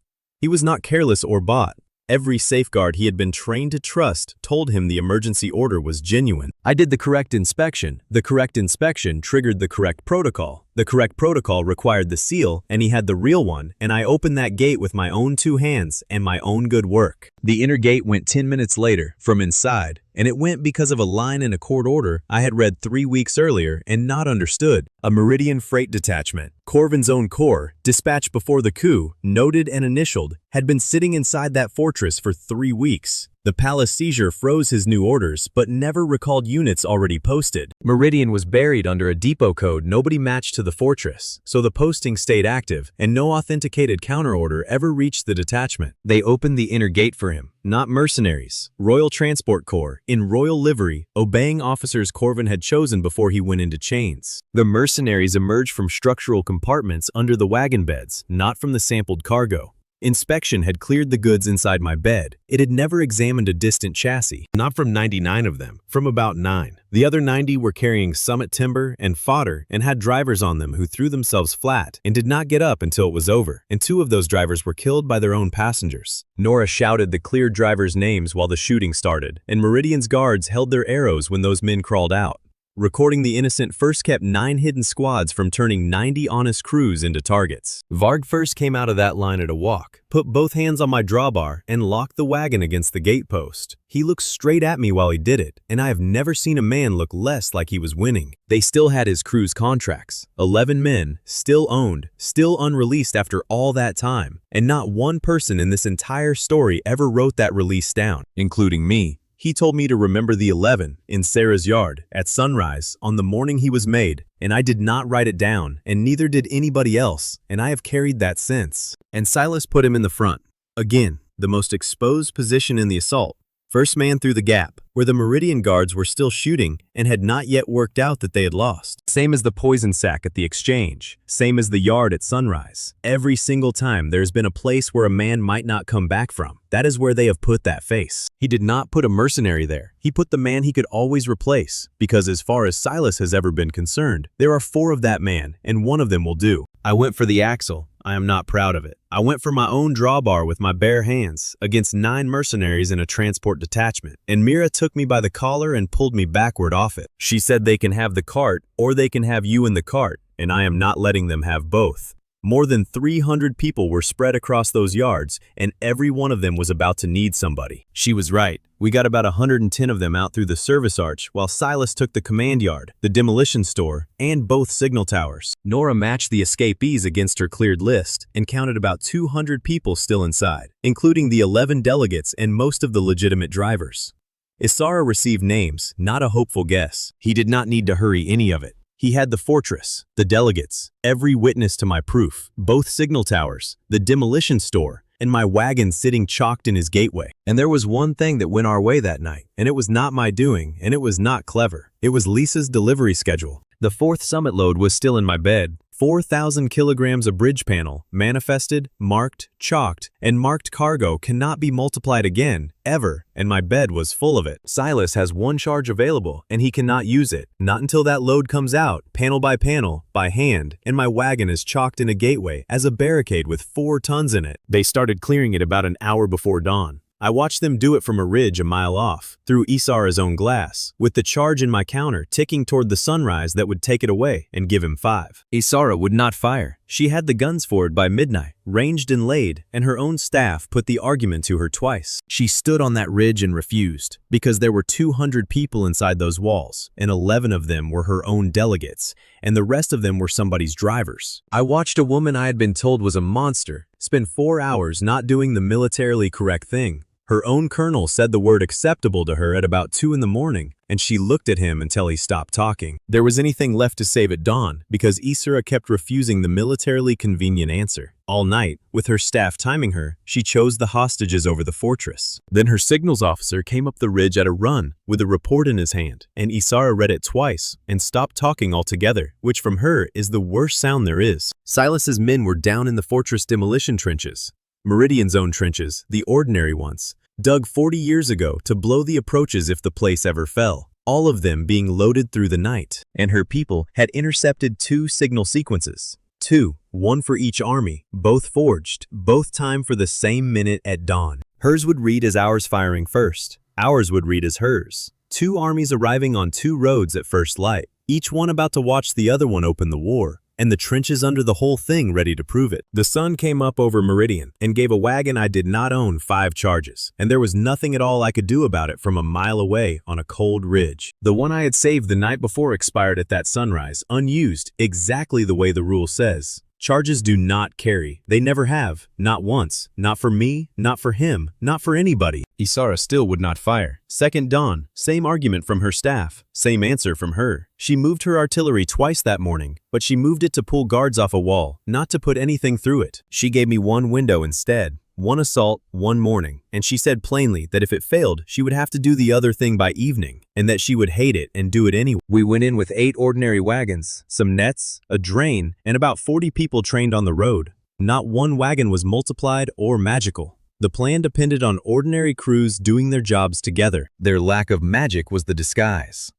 Silas watched for my axle and our known faces, while Rix's civilian teams copied the timing and wheel rhythm of his paid convoy. Rix trained the teams. He could not drive one himself. He stood in a field at 4 in the morning with a whistle and a book and a crooked arm and taught 8 civilian crews to move like Silas's paid convoy. Silas's guards watched a 1-armed man teaching farmers to turn a wagon, and they laughed at it from the wall. I heard them. Then those 8 civilian teams put a synchronized turn into that approach cleaner than anything that fleet had managed in a week. They were not soldiers. 2 of them were the brothers from the burned lane. One was a woman who had carried post with Vess for 11 years and had never driven a four-horse team in her life until Rix taught her that morning. Ivo and Toby built the false cart, and Ivo enjoyed it more than any man has ever enjoyed anything. He had been waiting since the stage fire for somebody to ask him to build a fake wagon again. He built a silhouette, an empty shell around an ordinary axle, painted right, weighted right, with the wrong wheel rebuilt twice the way mine is, and it looked like my wagon from more than 30 feet away. He built the recovery frame too, and that one was serious work, and he did not make one joke the entire time he was building it, which from Ivo is alarming. A clamp that goes around the axle without touching the bed, so 8 civilian wagons could drag my cart out of a gateway without any of them accidentally completing one revolution with something eligible sitting in it. That was Toby's line, and he made me repeat it back to him. "We are recovering it," he said. "We are not activating it. If that wheel goes round with a live original in the bed, we're the ones who blew the fortress." Mara found the way in. Because Mara has found the way into or out of every hole I have ever been trapped in, and she found this one underground, the same as always. An abandoned quarry drain beneath the outer wall, dry for 60 years, on nobody's plan, and she had it mapped in a night and shored in a morning, and she went in first because she does not send people where she has not been. Hob packed 8 net bundles into false grain sacks. Lisa turned one wagon into a command post with the whole timing board on a plank. Nora put Vess's codes on every signal, and Pip and Grom went and seated Gossip in a camp where gossip travels faster than orders. Mira drew the casualty corridor before anybody drew a plan, and she made it a condition. She said any plan that blocks this lane does not happen, and she said it to me, and to Isara, and to Rix in the same tone, and none of us argued with her. The chain was the problem, and it had been the problem since the moment the gate shut, and no amount of clever wagon work was going to solve it from outside. The inner chain across that gateway was in Varg First's hands, and it did not matter how well 8 wagons turned, because my cart could not come out of that gate until the man on the chain lowered it. Pip got him the order. That was the whole hinge of the day, and it was a pickpocket in a stolen coat handing a sheet of paper to a man who had every reason not to read it. It was Silas's own instruction in the company hand, with the company serial on it. After the summit, the 11 men of the original crew were to be cleared from the books, not released. Cleared, that is the word men like that use when they mean the other thing, because 11 witnesses to a 15-year contract fraud are inconvenient once a fortress changes hands. Varg First did not take my word for it, and he did not take Pip's either, and he was right not to, because every man who has ever handed him a paper has wanted something from him. He went and checked the contract serial himself. He walked to the chest, in the middle of an assault, and matched the number on that order against the number on his own crew's contracts, because he has spent his whole life being told things by men who lie to him. Garrick and Rowan 7 had come up through Mara's drain by then, and they had that chest open on the flagstones between them. Garrick was in it for money, because a contract chest is money, and the man cannot help himself, and has never once pretended otherwise to me. Rowan 7 was in it, because Alara had asked him to secure evidence, and he does what he says he is going to do, which is the whole difference between him and 6 men in a cell. The serial matched. Varg First stood there in a courtyard, reading his own crew's death warrants in a company hand he had been carrying paper for since before I was born. Silas saw him standing there and made the last mistake of his career. He ordered Varg to prove he was the obedient one. Those were the words. The obedient original, he called him, in front of 40 men. 15 years. 4 of that man-made against his will for 11 crew who were never released. The poison sack, the assault position, every single time. And the man still had the throat to call him the obedient original. Varg First cut the chain. He did it with a hand axe off the gatepost, 4 strokes, in front of the man who owned his crew, and he did not look at me once while he was doing it. He cut it on Silas, not for me. He said one sentence while he did it, loud enough for the courtyard, that originals can change too, and then a mercenary put a spear through his side while his hands were still up on the chain. He went down in the gateway with the chain running out beside him, and the gate was open, and my wagon was sitting in it, chocked with 4 tons of bridge panel still in the bed. Mira had him inside 90 seconds, because her corridor ran right past that gate, because she had drawn it there 2 hours earlier and refused to move it. That is not an accident of the story. He is alive because a physician put a lane where the fighting would be, and then would not let anybody route around it. Then it was Rix's 8 teams and Evo's frame and a very great deal of shouting, most of it Lisa's, off a plank with a timing board chalked on it. 8 civilian wagons, the recovery clamp on my axle, and 4,000 kilograms of marked bridge panel that had to come off the bed by hand before anything else could happen. Silas's men had been same load since before dawn, panel by panel, for the same reason. He had 5 charges sitting in a counter he could not spend because my bed was full of cargo that had already been multiplied once, and can never be multiplied again. Marked cargo saved that fortress, not a hero, a rule about reuse, and a scheduling decision Lisa made 3 days earlier. We finished what his men had started. His crews had done most of the unloading for us, which I have never stopped finding funny, and then the teams pulled my wagon out through the gate on Evo's frame, with the wheel turning and nothing eligible in the bed. Not one activation in the entire recovery. Toby checked that bed twice with his own hands while people were shooting at him because he had said it out loud, and he meant it. And then I did the thing I am proudest of in this whole year, and it sounds like nothing at all when you say it out loud, and it took me 2 dead friends to learn. I had my wagon back, 5 charges, and a burning fortress full of hostages. I kept my hand on the rail and put Orla at the wheel before I touched anything else. She did not thank me for it, and she should not have. It is not a gift. It is the only arrangement under which I am safe to operate. And it took a loft full of parasites, a woman under a beam, and a burning tower to teach me that. Her call, her mark, her stop, every turn. Same as a wool loft, same as a mine, same as a courtroom. I have made every bad decision in this story at the moment I decided I was the only one who could see the whole board. 4 loads, 4 charges, 4 completely different problems, and Orla cleared every one of them, and Rix's teams unloaded between every turn because a full bed is a dead bed. 500 kilograms of hobs netted canvas and rope became 4,000. It went over the wagon maze in sections, net after net, off the same courier lines that took Velda in a toll yard. That maze was 99 wagons packed into a walled yard, and it was the worst possible ground because every lane in it looked like every other lane, and mercenaries were using them the way I would have used them. The nets cut it into 6 pieces, not cleared, cut. 6 sections that could be worked one at a time by people who knew which section they were in, instead of 200 civilians running in circles inside a stone box. 500 kilograms of shield panel became 4,000, and this is the one I would show somebody if I could only show them one. Nobody built a wall. Mir's people walked 200 civilians out through lanes made of panel, carried by the civilians themselves, moving, one section at a time, the cover going forward with the people inside it. The drivers carried their own roof out of that yard on their shoulders. 90 of Silas's own contracted crews walked out under panels that came off my bed, and about 11 of them stopped on the way to pick up somebody else's children. 500 kilograms of water and medical frames became 4,000, and it did 2 jobs. And Mira had planned both of them before the wheel turned. The water killed 3 fires in the wagon maze, which mattered because 90 of those wagons were full of summit timber, and the whole yard was about 4 minutes from being an oven. The frame stood her field station up inside the outer yard, instead of a mile back on a ridge. That is where the delegates were. That is why there are 2 delegations alive to have signed anything since, and why Varg First is not buried at Meridian. 500 kilograms of wedge and chain became 4,000, and Mara took all of it and went to the bridge on her own with 4 people. It is the same trick she taught me underground on the worst day of my early life.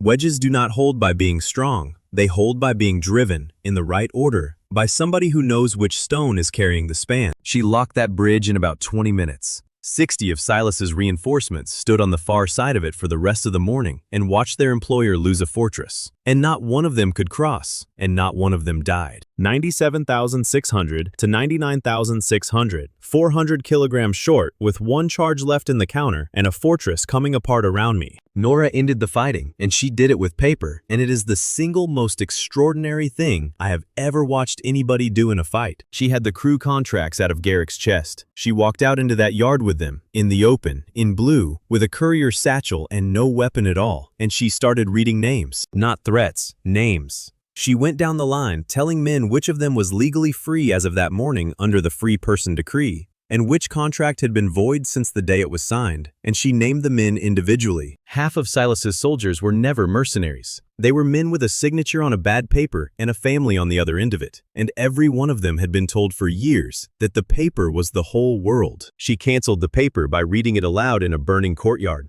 A woman who had been legal inventory a month earlier stood in the open and told 40 coerced men what the court had said about people like her. The mercenaries kept fighting. That is what mercenaries do, but there were 40 fewer of them than there had been at dawn, and Varg First, bleeding from a stretcher, ordered his own detachment to stand down, and they did. Then he asked Alora to take him into custody, and nobody made him do it. He was on a stretcher in a corridor with a hole in his side. He said he had opened that gate for the man in the first place, and that this did not stop being true because he had closed it again afterward, and he wanted it in the book that way. She took him. She did not pardon him. She has not pardoned him since, and he has never once asked her to, and I have never heard him complain about it either. Silas reached the inner detonator while all of that was happening, and he reached it because we were busy saving people, which he had counted on from the start. He was never going to hold Meridian. I do not think he ever intended to. He had spent his money on 2 forged signal sequences and a trench system, and he went for the trenches the moment the outer yard turned. The fuses went in under the whole approach. Meridian's own demolition trenches, 40 years old, dug by our own engineers to blow the road if the place ever fell, loaded through the night by his men. They run under the very road 2 armies were about to walk up at dawn. That was always the product, not the fortress, not the delegates, not my axle. 2 forged signals and a road that comes apart under both of them at the same minute. The suppressant store was already gone. That was the first thing he fired, hours earlier, before the outer yard even turned, and at the time, I thought it was spite. It was not spite, it was the plan. He burned the one thing in that fortress that could smother a buried fuse line before he ever lit the fuse. And I stood in that doorway, understanding that he had thought about my machine harder than I had. I had one charge. I needed 400 kilograms of something that would smother a burning trench. I needed it inside about 10 minutes, and I needed it to be unmarked, eligible, and close enough to load. There was nothing. Every sack of fire clay in Meridian was ash. Everything else in that fortress had already been through my bed once and wore a mark. And marked cargo does not multiply. Not for me, not ever. Not for one burning road. Then I smelled the one thing I had spent every day since the bridge trying to escape, rising from the stable yard 40 feet from the burning fuses. The stable yard, 400 kilograms of wet clay, straw, and manure in a pile where the summit's own horses had been standing for a week, 40 feet from the last thing I ever wanted to touch again. Silas saw me look at it. He was up on the inner rampart with his contract case under his arm and a burning trench under his feet, and he laughed at me, and he had earned that laugh. Because my counter said 99,600, and that pile was 400 kilograms, and I had one charge left, and I was back where I started. I stood in a burning fortress at the end of the worst 2 days of my life, and looked at a pile of wet clay, straw, and stable manure, and understood what the world thought of me. 400 kilograms of it. I knew the number without weighing, because I had spent 4 years hauling that exact mixture out of Brand's yards for less money than it was worth. Wet clay, chopped straw, and manure is not a joke to a farmer. It is sealant. It packs. It holds water. It goes into a gap and it stays there. And above all, it starves a fire of air while being far too wet to burn itself. Meridian's fuse trenches are cut stone channels with vent chutes. Fire runs along them. And the one thing that kills a fire in a stone channel is not water, because water boils off and the channel dries. It is filth that will not burn and will not move. Everything else in that fortress was gone. The fire clay store was ash because he had burned it first, hours before he lit anything. Half the yard was fire powder contaminated and would have gone up inside my own bed. The rest had already been through my wheel that morning and wore a mark, and marked cargo never multiplies again. Not once, not ever. So it was the manure. There was no other eligible material within reach, and I had one charge, and I would like to say the irony did not land. It landed. Rix laughed so hard from his cot that Mira told him to stop. Mira went first. Not the load, the wheel, or my clever idea. Putting her judgment before the machine was the change this entire miserable, wonderful year had forced into me. There were 11 workers on a platform above the third trench. Meridian's own repair crew, trapped up there since the gate fell, standing directly over the fire we were about to smother. She found them before I loaded anything. She walked that whole line with a lamp and marked where every living person was. And she gave me the list, and she told me that any plan that fills those chutes with people still in them does not happen. Then Orla weighed the pile, exactly 400, and she made me shift about a barrow of it back off the bed to get there, in a burning fortress with a fuse running. And then I made one last stupid suggestion, and I am glad I made it out loud, because of what it cost me to hear the answer, which was nothing at all. I said we should throw in a shovel, one good shovel, sharp, steel, because 8 shovels would be extremely useful to the crews packing the trenches, and it would cost nothing to put it on the bed. Orla said no. She did not explain it as a favor to me. She explained it as a fact. 8 sharp steel blades, she said, distributed at random through 3,200 kilograms of wet mix, going down chutes that open above 11 people. One of those blades comes down a chute edge first until a worker's shoulder, and I have killed a man with a shovel from 40 feet away, and my machine will have done exactly what I asked it to do. I did not overrule her. A loft of parasites, a woman under a beam, and a burning tower had finally taught me to hear the word no in under a second, and this time I heard it. 400 kilograms in, one revolution. 3,200 kilograms of wet clay, straw, and manure, well inside 4,000, and my counter went to 100,000 of 100,000. And nothing happened at all, because the bed was full of manure, and the wagon was moving, and the rule is the rule, and has been since a bridge fell out from under me. That is the machine I have. It waited. It has always waited, on a bridge, in a mine, in a yard, in a mill, and it waited now with a fortress burning while 8 civilian teams shoveled filth into 6 fuse branches. Both armies did that work. That is the image I would keep if I could only keep one. Istara's soldiers and our soldiers, and Rix's farmers and Mara at the front of it, shoulder to shoulder in a trench, shoveling manure into a fortress floor. There was a colonel in that line. There were 2 general's aides. There was a woman who had driven post with Vez for 11 years. And there was me, and I could not enjoy 1 second of the symbolism because I was too busy gagging. The old route drivers cheered. Half of them had been on the bridge road the day I fell in a river and came up covered in this same stuff. And they stood in a burning fortress and cheered while their generals shoveled it. Mara ran the placement, because of course she did. 6 branches, 6 packs, in the right order, and she would not let anybody fill the 3rd one until Mira's 11 workers were off the platform and counted twice. The last fuse died under that platform at about the 6th hour. Steam, filth, and no air, and the fire in that channel ran into 400 kilograms of Brand's finest and stopped. Then, I made everybody empty my cart out completely before one single person in that fortress was allowed to celebrate anything at all, and I was not popular about it, and I did not care. Every gram of it, off the bed, in the dark, by hand, while people were still cheering, because I have been standing in this position 4 times now, and the wagon does not care about the mood. Ivo chalked the axle on level stone himself. He would not let anyone else do it.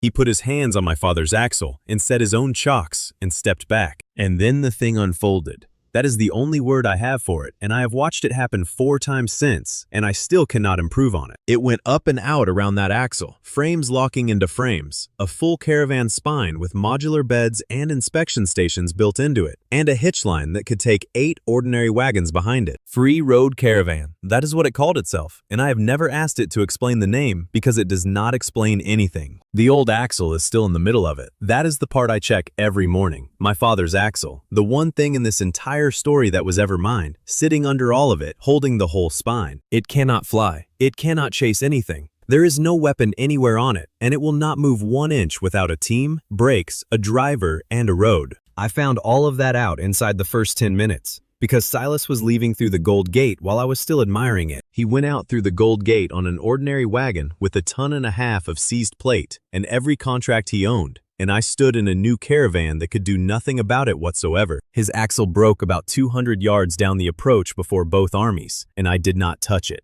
I have since said that under oath twice. He had loaded a farm wagon with gold. A neglected ordinary axle, badly maintained because he does not maintain things he considers beneath him, carrying nearly twice what it was cut for, on a road surface that was now wet clay and manure runoff. The near side went first, then the whole wagon went over, and the gold went across the road, and Silas went head first into the fire break, into the exact material I had multiplied to save a fortress. Face first, in front of 2 arriving armies, both delegations, and about 400 people, in the same substance I had been sitting in on a riverbank on the day this started. I did not aim or arrange his fall. Silas chose the load, chose the wagon, and broke his own axle by putting more on it than it could hold. The manure only waited where we had left it. He had watched Garrick do it in a mine. He had watched me do it with 120 rolls. He was the last man in this story to learn what is holding it up, and he learned it about 11 seconds before Alara reached him. His contracts went across that road. All of them. Corvin's dispatch orders, the false flag manifest, the depot marks that matched Vess's crate ends,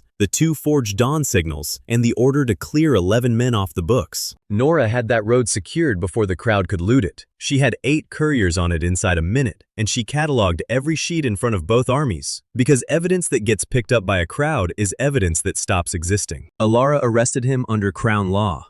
Isara arrested him under hers. They did it together, standing in the muck, and the jurisdiction argument survived the arrest, which is how it should be. Sunrise came up over a fortress that was still standing and gave the caravan 10 charges, which is more than I had in my first 4 months put together. Sunrise gave the caravan 10 charges and 8 linked wagon slots, but the slots did not turn the wagons behind me into magical machines. They are ordinary wagons, all 8. They are not magic, they do not multiply, and hitching them to my spine does not make them special, it makes them organized. Every one of them still needs a driver, a team, brakes, a road, and a crew at the other end to unload it. The link frames do not pull anything. Nothing about my axle has ever pulled 1 gram in its entire existence. Barrel leads the whole train from the front, aged and gray and completely unimpressed, as he has since a mine cooperative handed him to me on a paper. Toby and Evo linked them, and Orla authorized exactly 1 activation to show the thing worked, and she wrote the conditions herself before she would allow it. Public manifest posted on the frame where anybody could read it. Independent unload crews who do not work for me. A mixed relief load of medicine and tools and seed and bridge parts, going to 4 places that had asked for it in writing. 1 charge out of 10, 9 left in the counter at the end of the demonstration, and about 200 merchants standing there, working out that the man with the miracle had just done the most boring possible thing with it on purpose. No passengers in the beds. Ever. People ride outside the declared active cargo zone, and that is written on the frame in 3 languages now, because I have made 2 people by accident and 1 on purpose, and I am done doing it by surprise. The charter took the rest of that day and most of the next one, and it is the most boring document in the North, and it is the thing out of all of this that I am proudest of. The axle belongs to the Free Roads Cooperative Trust, not to me. There are governance seats for hubs, warehouses, couriers, independent oversight, and copied persons, and no single person can move that wagon without the board. Alara and Isara signed the Free Roads Charter together, at the same table, arguing about jurisdiction the entire time, and the important line in it is not about carts at all. It extends the capital's free person decree across Isara's border by reciprocal recognition.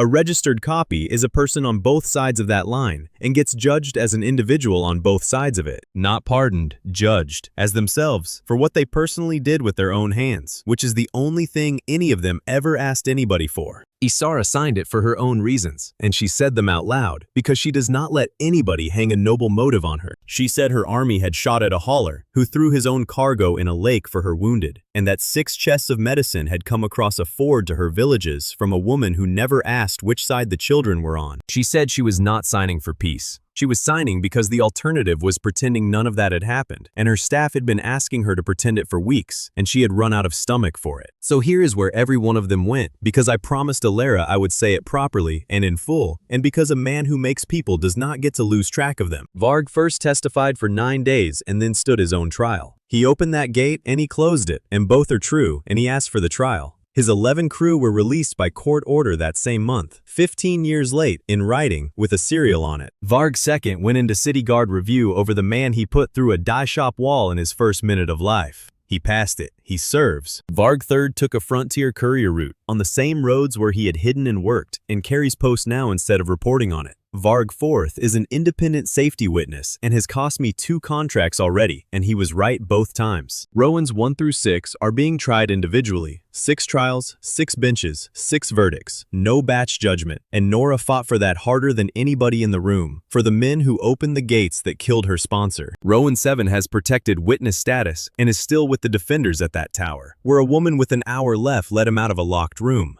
Rowan 8th faces the coup charge and will answer for that freight gate himself. Garrick is doing 4 years and complaining about it. Evo builds caravan frames and signs them. Kess tours. Hobbs sells route tents to civilians and overcharges them slightly. Rix trains every driver on this network and cannot drive a load himself and never will again. Mara maps hazards. Lisa runs the hubs and the schedule, which is to say, Lisa runs everything. Orla inspects and refuses, and I do not overrule her. Nora runs reconnaissance with Pip and Grom under her, holds a seat on the board in her own name, and is nobody's copy of anybody. The merchants waited for me to crown myself. I could feel them waiting. There was a whole delegation ready to be gracious about it. I put Mira's name forward for the second axle seal, and the cooperative board approved it in front of all of them before anybody could make a speech. I did not ask her first, which she has told me was the one risk I got away with. Equal operational co-custody, co-signature, both names, neither of us able to move that thing without the other one agreeing. It is not a gift, and it is not a gesture. She has physically stopped me 4 times when stopping me was the only thing that worked, and I would rather have her hand on that seal than my own. And the loudest monopolist left in that valley got a loading slot on the new road, fairly assigned, at the correct published rate, behind Grom's Manure wagon. Grom's wagon has priority because Grom's wagon is on the schedule and his is not. That is the entire joke. It is written in a ledger, and I have never once gotten tired of it. Mira kissed me after the contract was signed. Not before. After she had read it, and after she had put her name on it beside mine. And I think that is the most Mira thing that has ever happened. She said she had waited to see whether I would actually ask the board to put another hand on the seal beside mine, and that she had not known until she watched me do it. So there it is, a mock manure hauler with a broken cart and no horse. And now there is a cooperative with 8 linked wagons on a free road across 2 borders, and 1 axle in a trust that nobody owns alone. Times 2 became times 8, 3 charges became 10, 1 broken cart with a cracked bench became 8 linked wagons on a road that crosses a border that was a war 8 weeks ago. 1 accidental copy on a riverbank became a class of free people with names, jobs, trials, and votes. They kept proving their personhood in front of witnesses until the law ran out of ways to deny it. 2 people are dead who should not be. Sarah, because I multiplied beyond the buyers and let a checked barrel reach my bed through an unsealed handoff. Vess, because I did not listen to a woman who knew the roads. Nothing in this ending fixes either death. Rix's arm does not work. Varg first is in a cell he asked for. 6 men with the same face are standing 6 separate trials. And a courier came in last week with a road nobody has mapped, off the north edge of Vess's book, in a hand that is not hers. And Nora has already put a team on it and did not ask my permission. Leon's journey is not about turning 1 broken cart into a caravan. It is about learning that more power does not repair bad judgment. Every upgrade made his choices larger, so his greed, impatience, and refusal to listen could hurt more people. Sarah and Vess died because success made him believe speed mattered more than caution and experience. He only became worthy of the free road caravan after he accepted inspection, shared authority, respected consent, and let capable allies stop him. The lesson is simple. Growth is useful only when responsibility grows with it. A strong leader is not the person who controls every decision, but the one who builds rules that keep working when he is wrong or absent. Leon won because he finally stopped treating people like cargo and power like property. If you enjoyed this story of strategy, mistakes, comedy, and earned progress, leave a like, subscribe to the channel, and tell us in the comments which choice you would have made at the final upgrade.